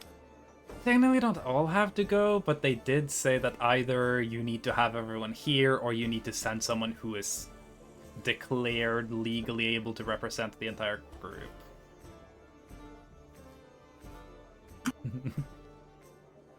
Don't worry, you would have security though. It makes everything so much better. I'll need security. But yeah. So, y'all share that. Sora probably shares the Edwin's gonna be taken care of, and Minya as a potential interested investor. That's fun. As well as the rest of the party bankrolling. Yeah. This is probably also when the rest of the party is like, oh yeah, I'd be down to invest. I'd pitch in. So. As you guys share a little bit of what you did, eventually, Dugal goes back up. I want Everyone can make an insight check. Sorath makes it with advantage because, believe it Whoa. or not, Sorath does know Dougal a little better than the rest of you. No, I don't. No. Oh, I know your man well. Gunther is not in the business of knowing. One of those was a People's 1, by names. the way. I'm still thinking about. I'm Valid. still thinking about what just happened. Yeah, Gunther just went through a breakup. It's okay. yeah, Is it insight? Is that what I'm doing yes. on this entity? Hmm. Whoa, Target is so aware. Oh my god! I'd say Crystal, you can definitely tell something's a little off about Dougal. Target, you don't know that much about Dougal to begin with. You don't have a clear, established, like, deal on this guy. All you know is the reputation that he is essentially like Jack the Ripper. He is like a notorious serial killer. And probably someone you grew up with as a kid hearing, like, spooky stories about. But, like, you can clearly tell he's bothered by something. He's feeling a little insecure. Sora, you don't get as good of a read as Target. But you can definitely tell someone fucking rattled Dougal, and you do know who that probably was. You have an idea that there have been some results from that meeting.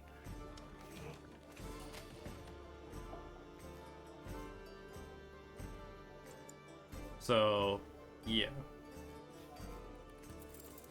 Yeah. Gal comes in with like awkward, like, sorry, I was held up a little.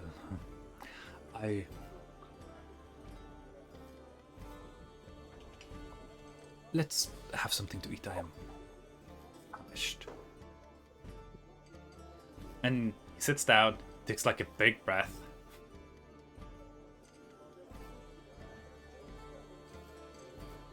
Just starts eating.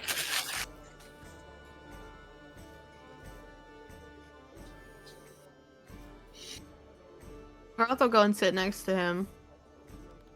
In what I can imagine is her usual spot now Yeah. because she's autistic. Mm-hmm. And she'll kind of just sit. I mean, she doesn't really eat, so Yeah. she'll sip some water. Mm-hmm. After a little bit of like kind of awkward silence, Tuchel will go. So I had a meeting of sorts with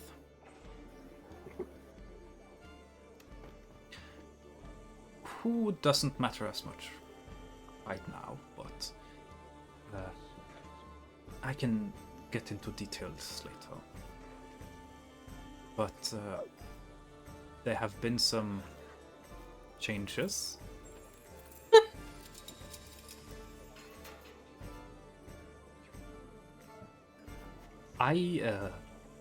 For the foreseeable future, in essence, I am under house arrest, so I will not be able to leave this manor. And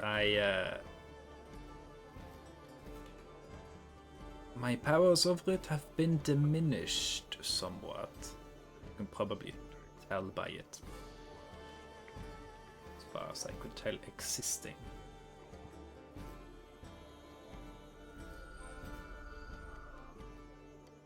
Likely to inconvenience the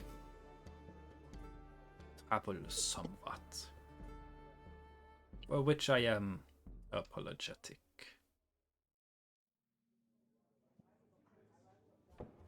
I'll say with the 24 insight carrying over Target. You can tell that he isn't necessarily apologetic. It's a combination of like he's a little bit embarrassed of like, hey, I was providing the service and I can't do that anymore. And he's also kind of pissed because someone took his house privileges away. Yeah. Damn, now I wish I asked for that ants like mining kit. Yeah. Mostly joking. I'll say for the purpose of it, Dougal will still be able to shape the manor, but not as often. Mm. And Dougal is no longer in charge of where the... Like, Dougal can put doors occasionally, but y'all kind of have to rely on Sorath putting down a door. Meaning that it's not gonna be as easy to use the manor to travel great distances as before. We got fucking nerfed. Yeah, This is bullshit. but whenever Sorath has the ability to, they can open door to the manor, put it down, and... Well, you didn't lose HM Fly. Technically, that's kind of available. Y'all just haven't interacted with it. You lost, like, Recam Teleport. You lost the Bullshit. console command. Bullshit.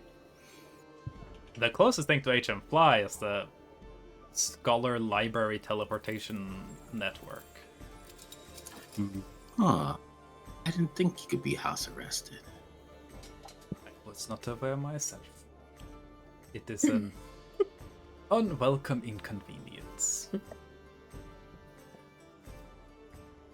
At first, when you were explaining things as Dougal, it just sounded like the beginnings of, like, Daddy still loves you, but he's just gonna be gone a lot more now. Yeah, the way I think of it is essentially like someone who said, "Oh yeah, I'll drive you to the party," and then them having to tell you, so Dad won't let me drive the car. Sorry, I'll have to find another way to get there." He just feels lame right now.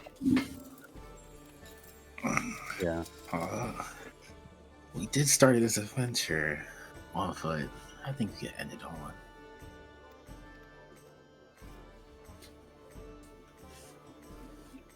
I'd still be able to for some assistance, but it will be somewhat diminished.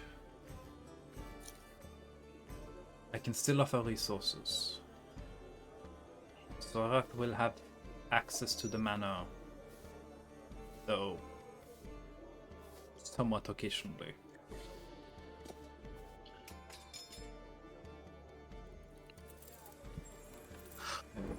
Oh yeah. At least did I get will this- Go. Sorry. Oh, I was gonna say I did get this though, and I throw the house up and down. You throw the what? No, it's not house. Fortress up and down.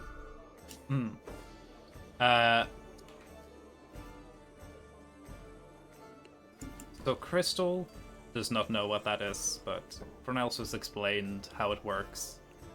I know you rolled a damage for it earlier. I will remind, it can be used to damage things, but doing that does risk permanently breaking it. That's why I want to get that. But yeah.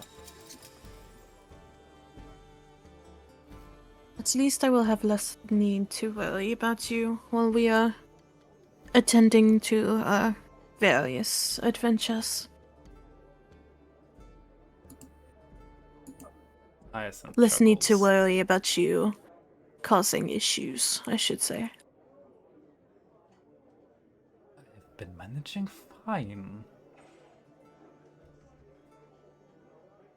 What is your, how many people were disposed of while we were in the valley?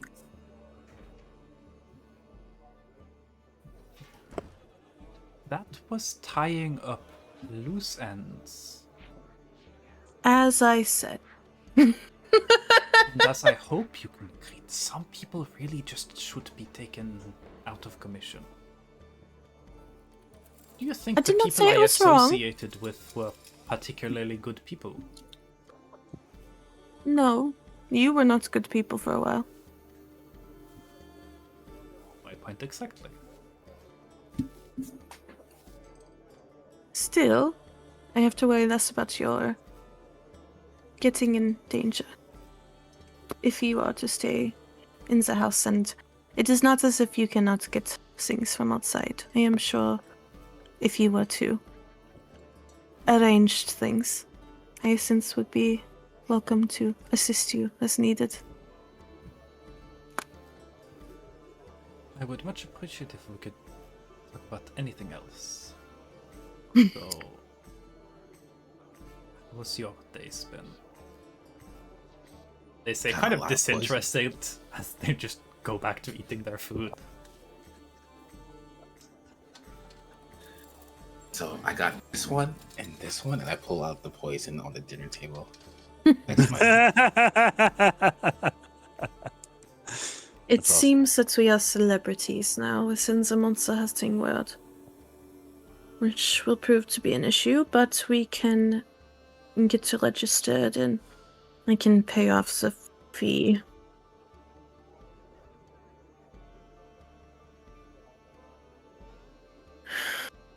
How was it with the temple, Gunther? Or wherever you were with the guild? Something weird happened in there. Oh? Weirder than Um. our usual? Just weird. I offered up my tribute, as is customary for anyone who visits White Landing. Not required, by the way, but just customary. I decided why not. I was in the area. I hadn't used it. Did I have plans on using it? So I offered up my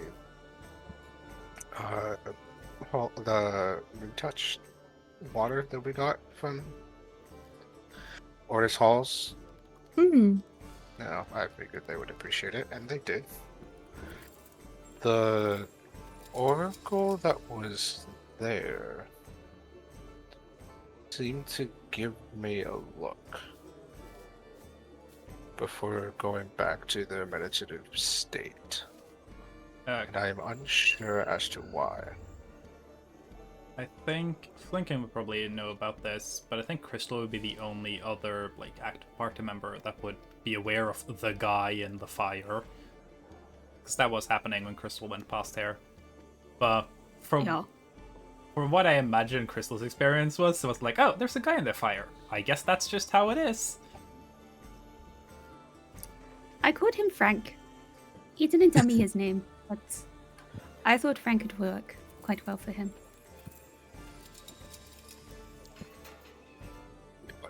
Sorry, what? I gave him a nickname. I tried to ask his name, but he seemed very focused in his fire, so I decided to call him Frank. How is he doing? Yes. Well, Frank's still kicking. Oh, I need to go make an offering later on. I will also go check up on him and see how he is. Yes. Be prepared for a line. There is always a lot of people there. This is like Yes. distant relatives talking about their shared second cousin.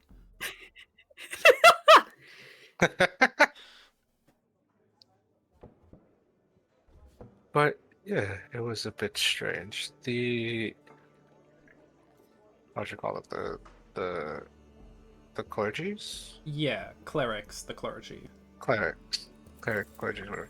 The clergy seem to have approved of my offering, but when the oracle reacted, they seem to have been a bit bothered Yeah. by this. You got the impression they But- were more bothered by the Oracle itself than by you. Doesn't seem like they like the Yeah. Oracle whatsoever. Yes. So, whatever that's about, I hope not to find out.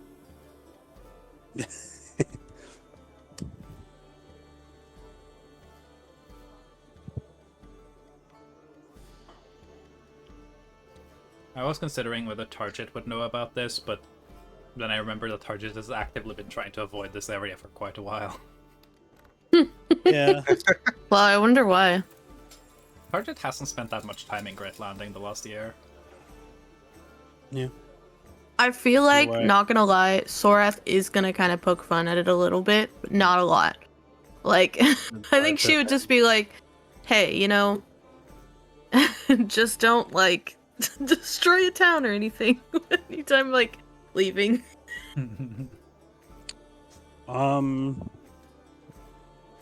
Cat spotted. Yeah. Like, I think you go to joke, and then Target just looks really sad. And Sorath would never make that joke again.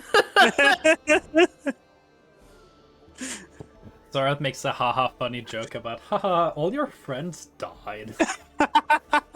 Well, she just tries to want to be like lighthearted, and she's Yeah. she's a dark humor queen. So Also, Target hasn't been very explicit about exactly what happened. That's true. Yeah. Do we even know that all of Target's friends died?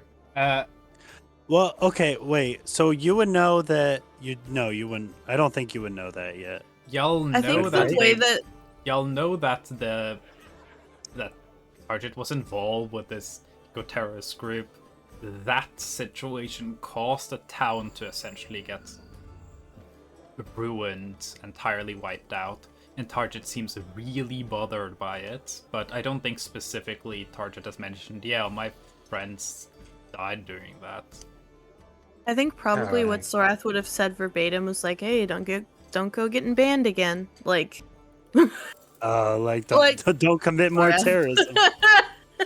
Yeah. Don't go out there committing. I think that would be fine. I crimes or think anything. I think Don't go Target get would banned. nervously laugh because it's like when he less- left earlier, like when they were all leaving to go do stuff. Yeah. Probably would have been like, "Oh, just Yeah, don't get they- banned again." Yeah, they would like nervously laugh and be like, "Ha, I won't," because it's less specific. That doesn't specifically make them think of it. Yeah. Yeah, like- that's probably how she would have worded it because that's all she really knows. Yeah. Yeah. And she's not an asshole. She just is definitely a dumbass. Yeah. And also, like, it's kind of Sorath is pretty desensitized to horrible things happening and a lot of people dying. She's like, why wouldn't you just like, you know, I don't know, Sorath make have, jokes about like, it. Sorath has by proxy gotten several people killed because Sorath got too close with them, and then her grandma, like, got rid of them. So, Yeah. Sorath's a little desensitized. Fair enough. Yeah. Also, Grandma spent her whole life like talking about how they need to make a master race or some shit. So, Yeah. she's a little she's a little numbed to it. Yeah. And she also grew up with an angel as her patron and like living in her head. So like he wasn't outright like genocidal, but like Did not hold much he'd compassion make for some- anything else. he'd make some comments that are like, "Whoa." Yeah. That seemed a little heavy, okay, dude? So, I can imagine she's a little like the idea of burning a whole town down, like getting a lot of people killed is like, oh yeah, it's kind of like, you know, rough, but her fiance did that too. Mhm. So she's like, damn, you know, don't get banned again. See you later.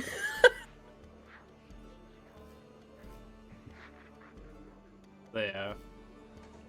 She's privileged as fuck, but she is also desensitized as fuck. Yeah. Yeah. So y'all can discuss the things you'll have to spend the rest of the day on, and like the next couple of days on. I believe when Sorat made the doorway in Pleasant Valley, he didn't roll a 9. So means that today, like by now, 1 day has passed since then. It is going to be 9 days until Sorath can make another door. And Dugal will have the ability to essentially designate some, like, 3, I think I said 3 permanent spots where the manor be established. And then the third will be just Sorath can make the manor appear here so y'all can get into it. It does make some amount of sense for one of those manor spots to probably be in Great Landing. It is like the city with all the shit in. The city we shit in? Yes. No, it's just the city we shit in. Realistically, yes. Dugal would probably want one of the spots to be in Nortal.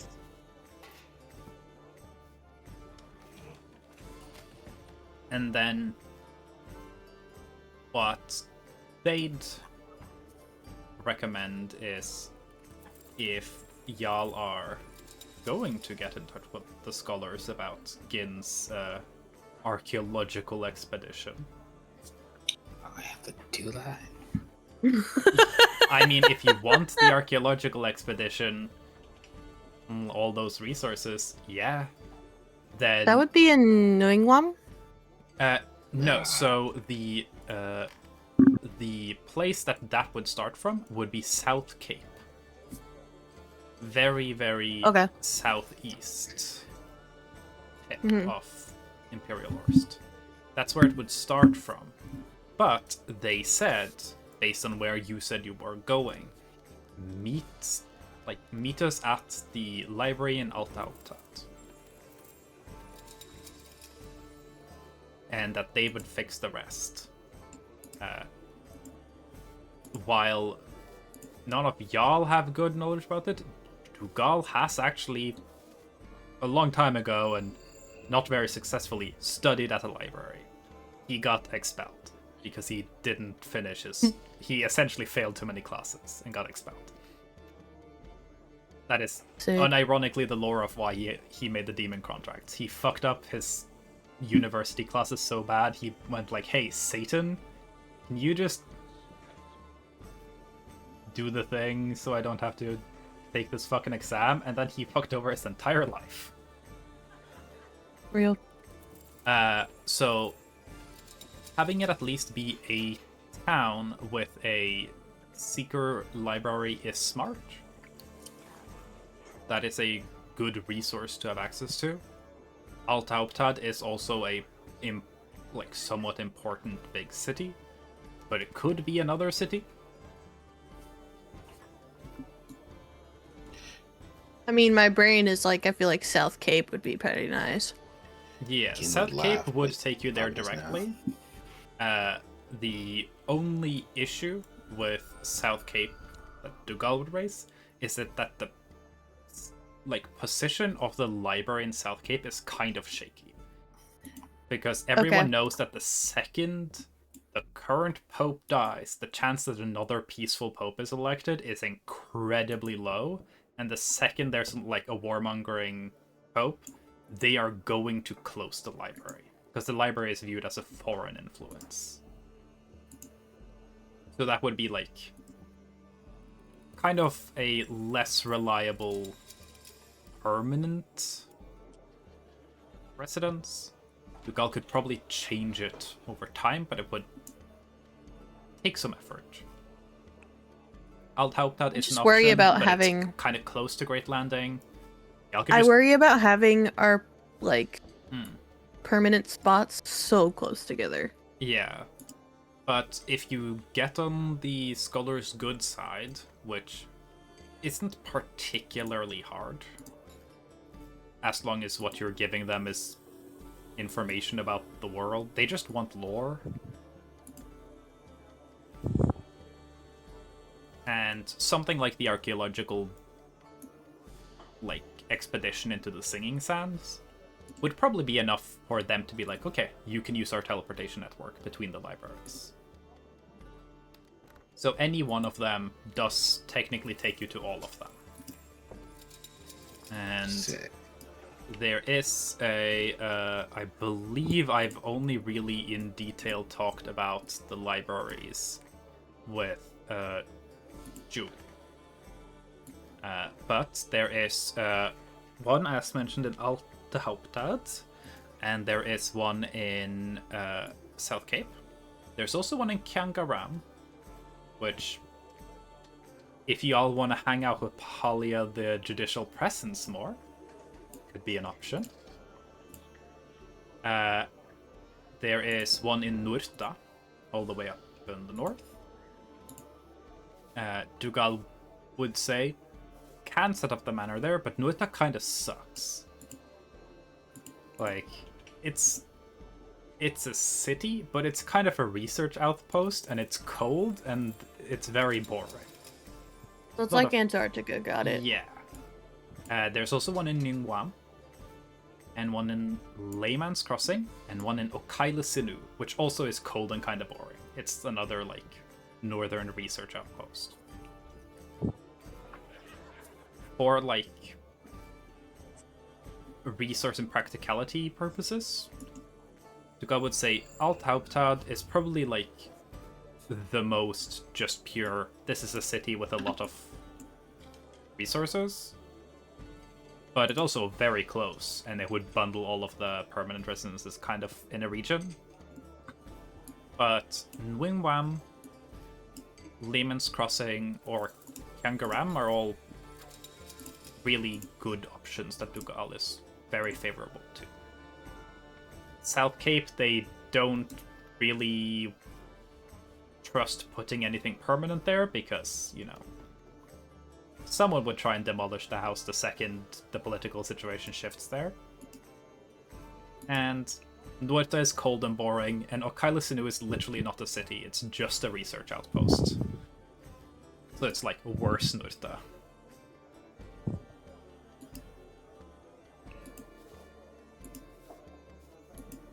So yeah, y'all can figure out if y'all have any opinions on that.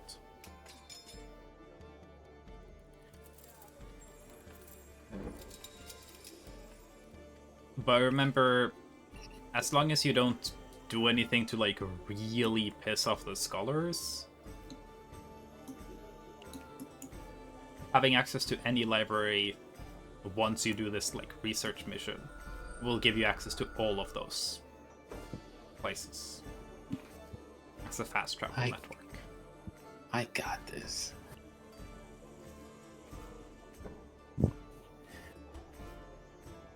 Also, you said we had to wait 9 days before we could go to Altad around here.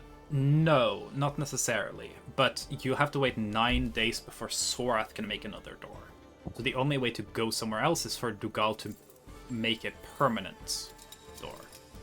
Dugal is deciding one of them is going to Great Landing and one of them is going to Nordtal. And then one of them should probably go to a town or a city with a library in it, a scholar library. I mean, if we pick one of the other scholar libraries, we can just have them teleport us to Altoptum. Yeah. Let's Or you could just go there and be like, hey, yeah, sir, it was way more convenient to come here. Can't y'all just come here? And then you can have a fucking fun attempt to have to go through even more teleportation to bother that dumb little nerd. Because my brain, I just can't get over the idea of just having 3 all in one fucking region. That really bothers the shit out of me. So Yeah. that's why I'm like looking at, because if South Cape's not the best to put like a permanent residence in, then Yeah. like I'm looking at Nguyen. But Knowing one, I'll say that of all of the places on the map that I think are unlikely for y'all to experience at all, it's Nguyen Wam and potentially Okaili Sinu. Okaili Sinu, there's not much to experience. It's essentially like the scientific base on the South Pole. It's like that. But I've got like a little bit of story happening in every region besides the Nguyen area, which, unless y'all make a choice to go there, y'all won't experience. So that's an option. It's also a fun area. that's just what I'm thinking. Very different because from Great Landing and Rooftop. This Yeah. area is based on a lot on Southeastern Asia. Mhm. So it's got a lot of influences like that.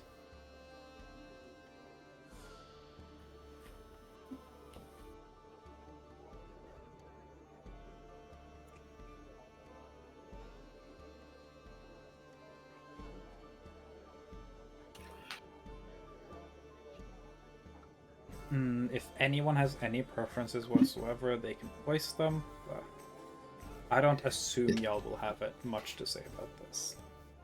This isn't my house. I don't like it. That's fair. I'm good with any of them as long as I get to make another cameo character. I will say, if you want to optimize the maximum amount of cameo characters, if that's your goal, Nyungwam is the objectively correct choice. I just okay. So Alright, Nguyen. I'm sorry. I'm gonna be autistic for a moment. So looking at all the places, the 2 cities that are in the north that are literally just like research outposts. I don't think that's like super close to a lot of other things. Nuerta, the only thing Nuerta is kind of like quote unquote close to is it's the best place to travel to Beloved Grotto from. Yeah. Like we can like delay and I can set up a door to go to Beloved Grotto directly. Yeah. Well, Sorath like- can only place a door where Sorath currently is. The The Sorath is like a return to home.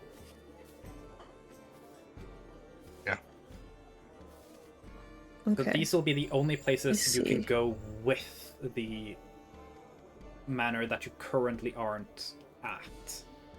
Which still makes me think Nguyen. Yeah. Because it's really close to, like, it's not Yeah. insanely close, but it's like, if we ever needed to go to Smiddle or, like, Wakeport or anything, we could Yes. easily get there. You can easily get there from there, or And take we the can also go Nguyen around. portal to Layman's Crossing if you didn't want to go across the open sea. Yeah. Yeah. So, And then, I don't know, I just hate the idea of having yeah. it be, like, locked to this fucking area. The only So- 2 libraries I am uncertain if y'all will visit would be Nguyen and Okaila Sinu.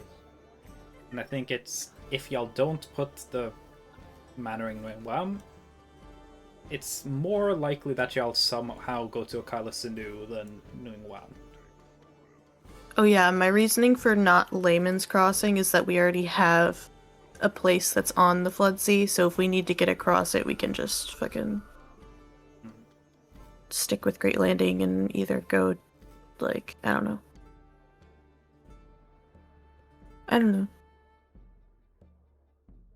Sounds like I both just- Salem and Jewel are Nguyen pilled, and unless anyone has any strong opinions, I'll go with that. Cool. It is established then. From the That's why I'm manor- putting purple dots. Yeah. For the purposes of traveling with Dugal's Manor, Sora, most of the time every 9 days, can make a door to the manor, wherever Sorath is, as long as it's possible to put a manor there. So, no manor from a boat, no manor in like a swamp, or in like really uneven ground. You need to have like a space you could feasibly build it. No cave manor? Well, if it's a big enough cave. One of the... No tunnel manor? Yeah. The Singing Sands will probably be complicated to put down a manor in. Because those sand dunes are constantly shifting. Mm-hmm. Yata. So... there might be spots in the Singing Sands that y'all can put the manor down in, but it won't be something y'all can do wherever you want. I like to think that we appear in Wingwam just demanding that Afuna Tamsa comes there. And just to be like, what the fuck did you guys get?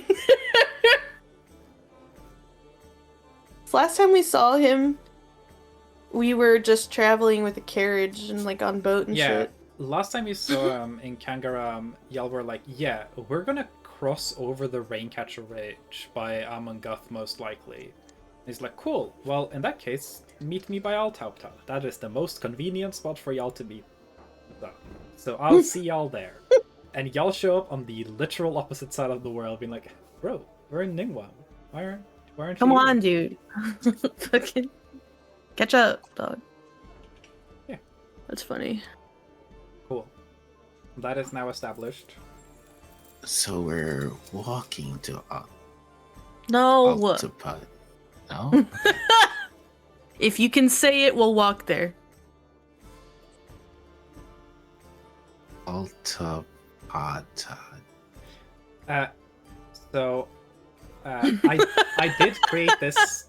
I did create this specifically to be like a fucked up German-inspired word that's hard to say because it's just like a bunch of awkward consonants shoved against each other. Alpad. Altauptad. Up to Alpupad. Yes. real. Well, y'all can take the manor to Ningguam, and there is another library there, which means You're what's Funatamta's plan was I'll meet you in Altauptad, and then we'll transport all of us and all of our stuff to South Cape from Altauptad. Y'all are just gonna show up at an entirely different library and be like, "Hey, we're ready for our transport." And he'll have to transport all of his stuff to Ningguam and then from Ningguam to South Cape, which isn't like super difficult. It's just gonna be annoying.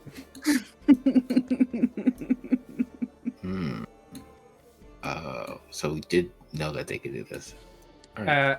Dougal has informed you that Dougal is the one who is informing you that the libraries have teleportation circles set up.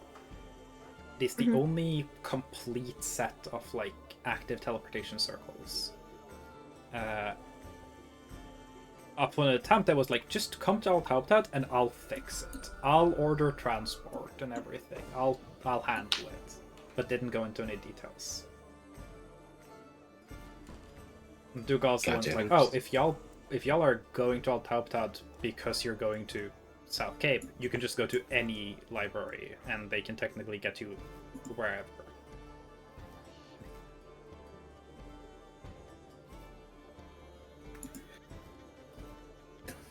That makes sense. Yeah. Right. We have 9 days until we go to that place, right? Well, you can go to Ningguam whenever. Any of the places that we established, Great Landing, Nordtal, and Ningguam, y'all can just bounce between whenever. Okay.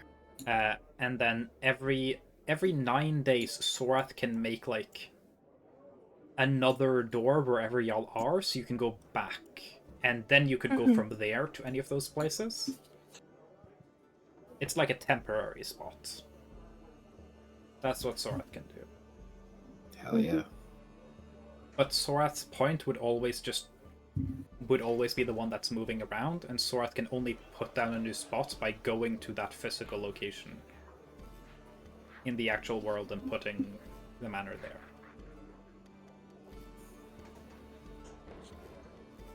Yeah. Y'all are definitely in, like, no hurry to get to South Cape or anything. It's kind of a weird timeline because it would definitely have taken you a lot longer to cross the Raincatcher Ridge than it would have the way you guys fucking teleported over it. But then again, you also got stuck in the time dilation zone of Pleasant Valley, so that messed with time. But also, Affluent Attempt has no fucking clue what y'all are doing. And there wasn't a clear timeline on anything. It's just kind of, just show up. So, y'all can kind of just vibe in Great Landing, do whatever y'all want to do here until you decide, okay, let's get going. Guys, let's get going. You'd probably, at the very least, want to take care of the current things you're doing here. If y'all want, well, like, the next day could be the last day in the city, or y'all can fuck around and see if there's anything fun to do in town. This is quite literally just like vacation downtime. I wanna go to the arcade. Crystal would have a request. Yes. Crystal Is would it an want to go arcade? get a painting. No. Crystal would want to go and get a painting of everyone in the party together, because she would like to send a letter home to her parents, and she'd like to include like a painting. Whoa, saying, good this is who I've been venturing with. Oh, What? good idea. Takes out a cell phone and takes a selfie of everyone. Oh my god. What is that? What is that Let's say- contraption? Sorath is going to. Okay, hold on. I'm gonna have to roll performance. Sorath is going to see. Okay, she can not seem too disgusted and annoyed by the idea of having to sit for a fucking painting for the millionth time in her life, Yeah. but she'll do it for Crystal. Yeah. Oh, the benefit Sorath- for Sorath S- here, Sorath hates sitting for painting. the benefit She's had to here do it is a million fucking Crystal times. does want to transport this by bird, meaning it at least has to be a very small painting. Yes. Thorath has had to sit for like giant portrait paintings, where you have to sit for like a full day, sometimes multiple days. So it's fucking hates Sorath sitting for when painting. leaving. Sorath when leaving Pleasant Valley. I'll never have to sit for a painting again. Fast forward to today. I will say, and like in Great just me Landing, being y'all can definitely find an artist that could probably like, okay, I'm gonna have all of y'all sit down for like half an hour while I sketch something, and then I'll make a painting based on the sketch. Which Yeah, is a okay. lot better Could of a I- work in progress than what Sorth has had to deal with before. Can I also have Flinken in the painting as well? Because she's Yeah. going to mention Flinken. Of course. You can have wherever you want in the painting. I'd He's say our it would puppet. be like What if we had Yes. Dougal in the painting? Well, then you would have to No. have the painting happen in the manor, because he is not allowed to leave. He's on house arrest. Oh, true. Yeah. I've been very productive and already written a letter for Crystal's parents to Aw, read. cute. I sent it to Yeah, I Sam. saw the was I quite saw the proud. mention of a painting in Great Landing. It's like we didn't do that, and then Mel started talking, and I was like, oh, oh, I see. All right. I'll send the letter to you guys as well. Yeah. It's definitely not a problem to find that here. I also was gonna mention before the painting talk, if you want to go to the arcade, there kinda is one. So, Oh my fucking god! Whoa, do they Sorath have wants to Pac-Man? go to a fucking Gambling. arcade. Do they have Pac-Man? there is the closest Or- thing to an arcade that you would have here, like in the setting, where there is more than one place that essentially, like, yeah, we're just an establishment. We have a bunch of games, probably more like a permanent fair, but yeah, medieval arcade. Yeah, you can go to it. Who wants to go to the medieval arcade? Chris would be Yeah, down. Soreth wants to go. Man, It's funny because I was like, let me think of things to do. My brain was Then like, we could I'm go to gonna a tell- brothel. And then Jules said arcade, and I was like, arcade! I'm also gonna tell Buggy. Explain it. Oh, hell yeah. I'll say if y'all want to have it dealt with like this, where unless there's anything anyone wants to particularly like specifically do with the evening of this day, we can say that y'all spend a little bit of time just figuring out like what is there to do here, what do we do while we're here, because I imagine at least the characters probably do enjoy the idea of having a slight break after what y'all just went through. Yeah. Maybe. How much annual leave have they got? Well, you're your own boss. You're the one who signs What? the, That's not you're the one allowed. who signs your annual leave slips. 3, take it or leave it.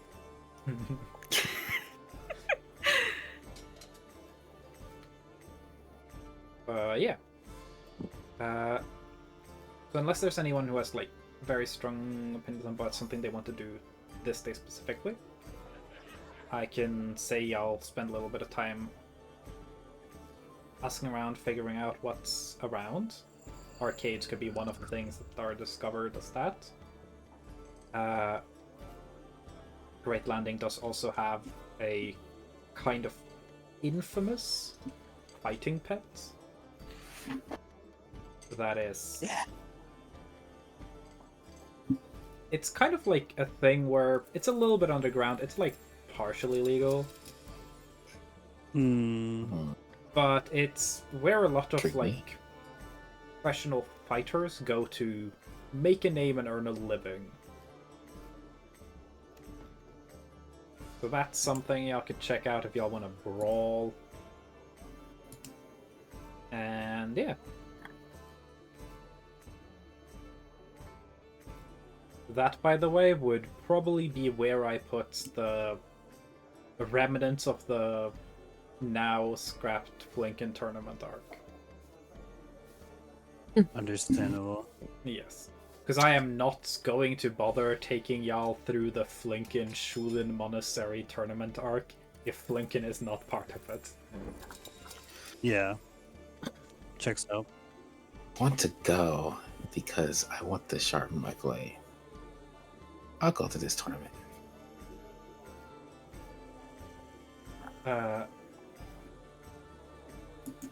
So that's something that's happening. There is not like immediately, but in a handful of days, there is going to be a big celebration, citywide celebration. As I believe, I'm gonna actually double check so I don't massively fuck up. Nah, massively fuck up for the bit. That'd be a really funny bit. It is. Are we the- fucking? It is the. So currently today is the 16th. And the 21st is the celebration of Mikolai's resurrection, which is Who's Nick? what? Who's Nick? Mikolai, the person the entire area surrounding here is named after, the person whose temple Gunther just went to, and also literally this setting's version of Jesus.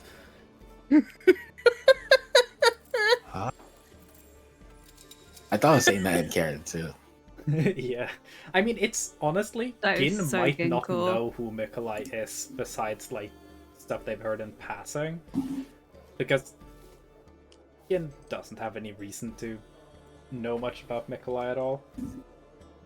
Nope. Crystal probably also doesn't know much, like, a lot of details. But definitely something that's kind of hard to not know anything about. Definitely heard about it. Whereas the rest of y'all are intimately familiar with the stories of Mikolai. If Gin was actually asking who's Mikolai? They asked who's Nick. Who's Mick? Yeah. No, Nick with an N. Nick. Never mind. That was why I went, what? Because I thought it was entirely unrelated. Is that your friend?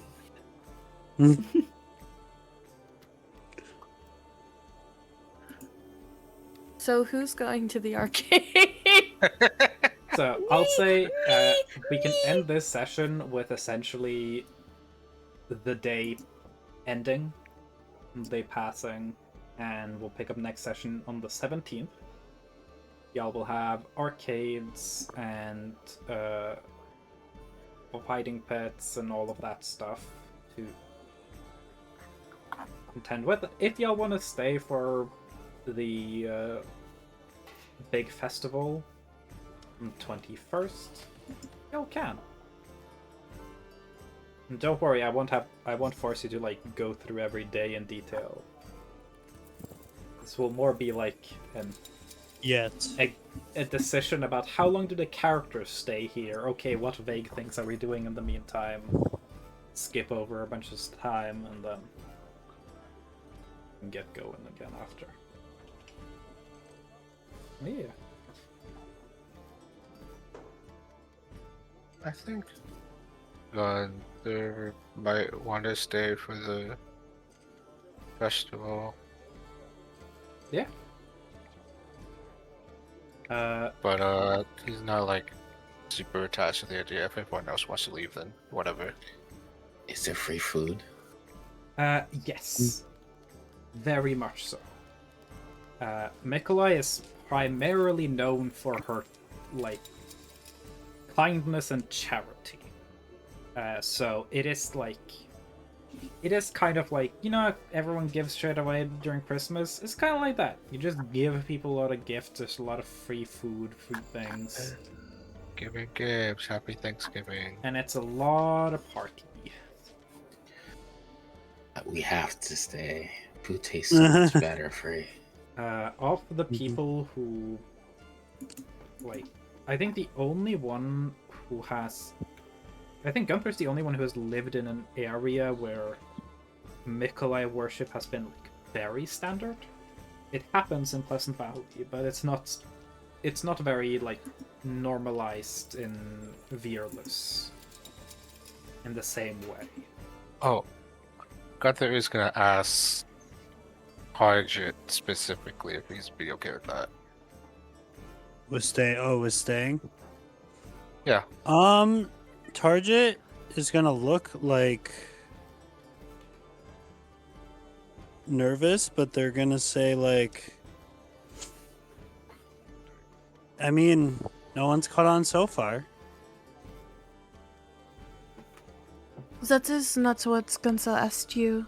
I don't Oh. believe. I believe he asked if you want to, or if you are comfortable with it. Oh, yeah, I mean, yeah, I just... It makes me nervous, but, you guys, if you want to stay, that's okay. Listen, So, man. so far, the energy the vibe you've gotten, Target, is you don't think you'd be in any trouble unless you get arrested for some other reason, but it's still Yeah. it's still kind of like a, well, if I do get arrested for some other reason, I'm in real fucking trouble. Yeah. So Get arrested. They just don't get arrested easy. I will say, Mhm. there is one thing that could be done to help ease that, Mhm. and it would require a little bit of cooperation, probably from Lyle. But Mhm. if you were to be tried for this, you would be tried in the court, and the court is a guild court. Mm. And Lyle, being not the direct leader of the Brewmongers Guild, but essentially like second from that, as his family is kind of the most influential people within the Brewmongers Guild, could technically put Target under protection. Mm. It would. Yeah. It wouldn't be like perfect, but it would protect Target from actually like just being chucked in a deep dank prison. Yeah. I think I know all these things, but like Target Yeah. is just like nervous, you Yeah. know. But I think Laura that probably like could I arrange that and would know how those legal systems works to a degree. yeah. Target wouldn't know how the legal systems work. Right. But I think that like out of character, like they are nervous, but like they're not like freaking out about it, and Yeah. they would be willing to stay for a while.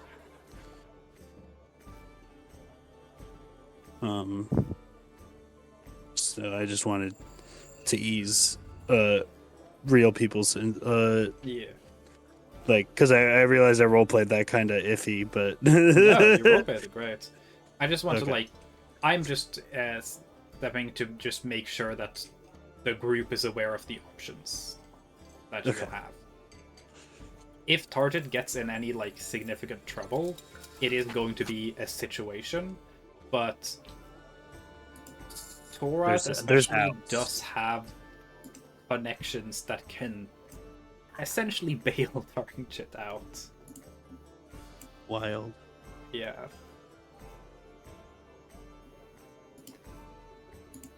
Because the process would essentially be, wow, Target, you did this really fucked up thing, and then Sorath, through the Brewmongers Guild, could then vouch in the guild court, well, he did this big thing in Pleasant Valley, who is a significant trading partner with the guilds.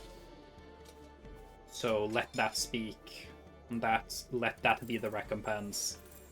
Might then get the case dropped against Target. Mm. There's Yeah. also just running the fuck away. Like, we could just, like, fucking jailbreak and run away. Yeah. So, there's lots of plans. Plans within plans. And it's not like we can't, like, pay a fine or some shit, so it's fine. Fair. if Punishments that are fines are not punishments to the rich.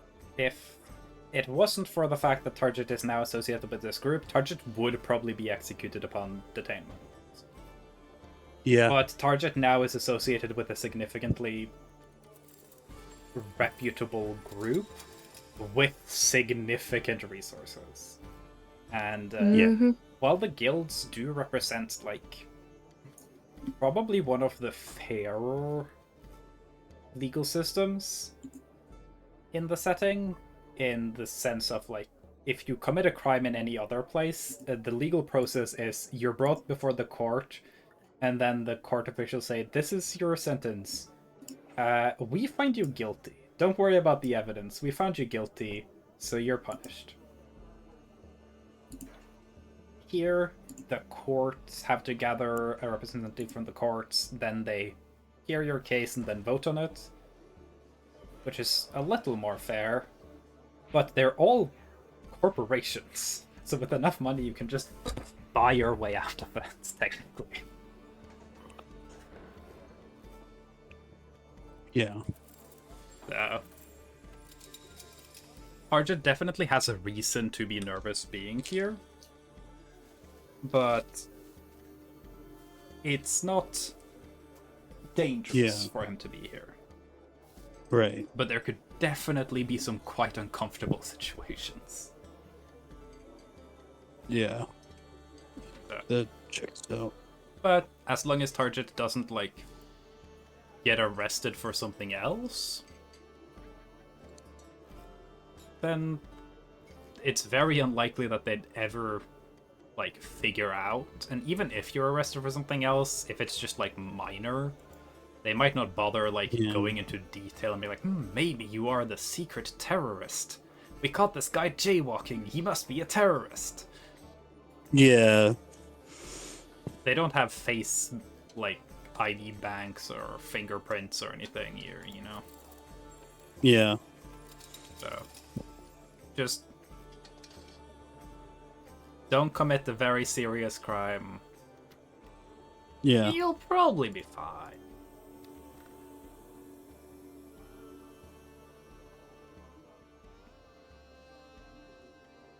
Gotcha.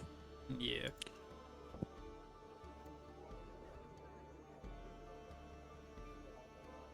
Well, with that settled, at least we know you're staying till tomorrow. Because it would not make that much sense to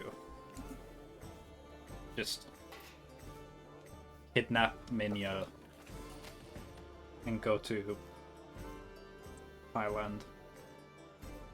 Yippee! Crystal would want that. Yeah.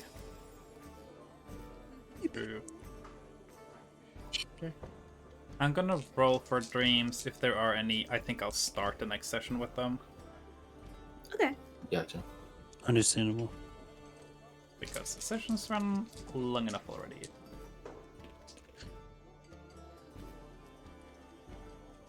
Alright. Three nightmares. Nightmare, nightmare, nightmare. Okay. Nightmare. So, One super nightmare. next session, we will start with a Target dream, and a Gin dream, Oh. and a Gunther nightmare. No! Get traumatized. LMAO.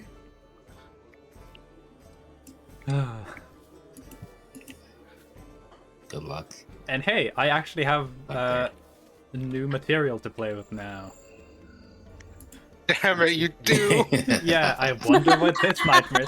I've been like, I don't really know what I will do with a Gunther nightmare now, because I feel like a lot of stuff has been resolved, and I would just be going back to old stuff. But I'm like, no. Here's some stuff. So yeah. And Jewel went, Haha. more content, my liege. I'm a content machine. Me too. Amen. I'm a machine that turns content into more content. Can I get a game in? Gamer. Game man. Let's go. It's been a long time since we had a Gin dream too.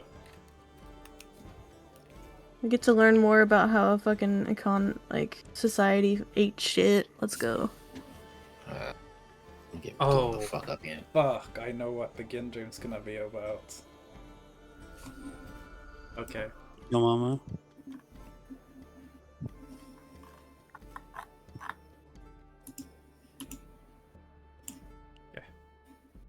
Oh yeah. I think that ends the session. Anything? Oh, true. I'm a streamer, which means I can raid someone. Oh, it was in here. Let's go. Sorry. I just thought out loud. Never apologize. Sorry. I don't want to apologize No! again. Oh, you're right. Uh, I'm sorry. Okay, the people I have live, I have Very live, Nurse live, Blaze live, Axolotls live.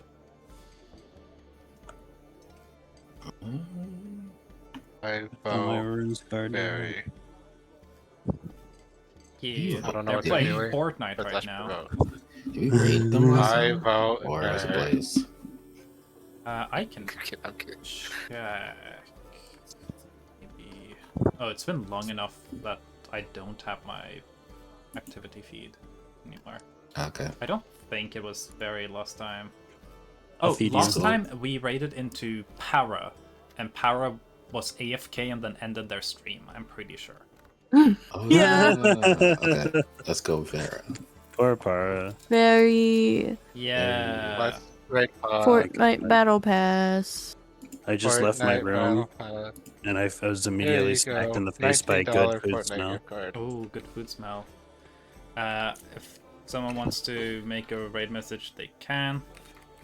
But can also just like chuck emotes. What and was? stuff. Wait, I remember Salem said something that ended with not clickbait in the chat. What was it?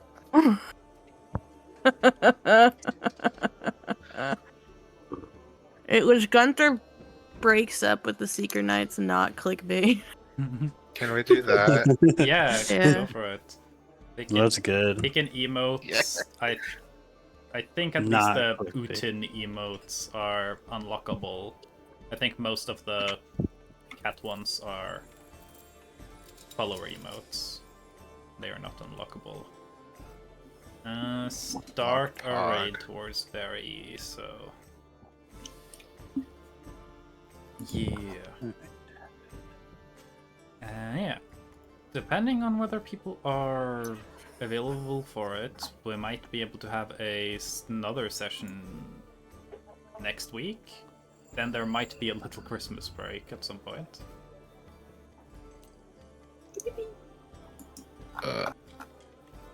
I told you Oh. this session would be a slice of life anime. Yeah. I mean, these characters have very much deserved that. There we go. Clickbait. God. Not clickbait. Eh, we love Not clickbait. clickbait.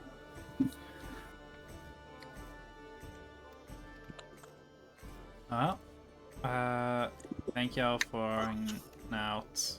Feel free to either unlock the emote or just use the purple heart one. So I'll put down so we can spam Very with some great Unlock messages. new will. It's like 100 points. Come on, guys. And yeah. If you follow, you get 300 points. That's crazy. See people next session, whenever that is. Bye bye. Bye bye. Bye, don't forget to penis. Bye. Don't forget to be nice.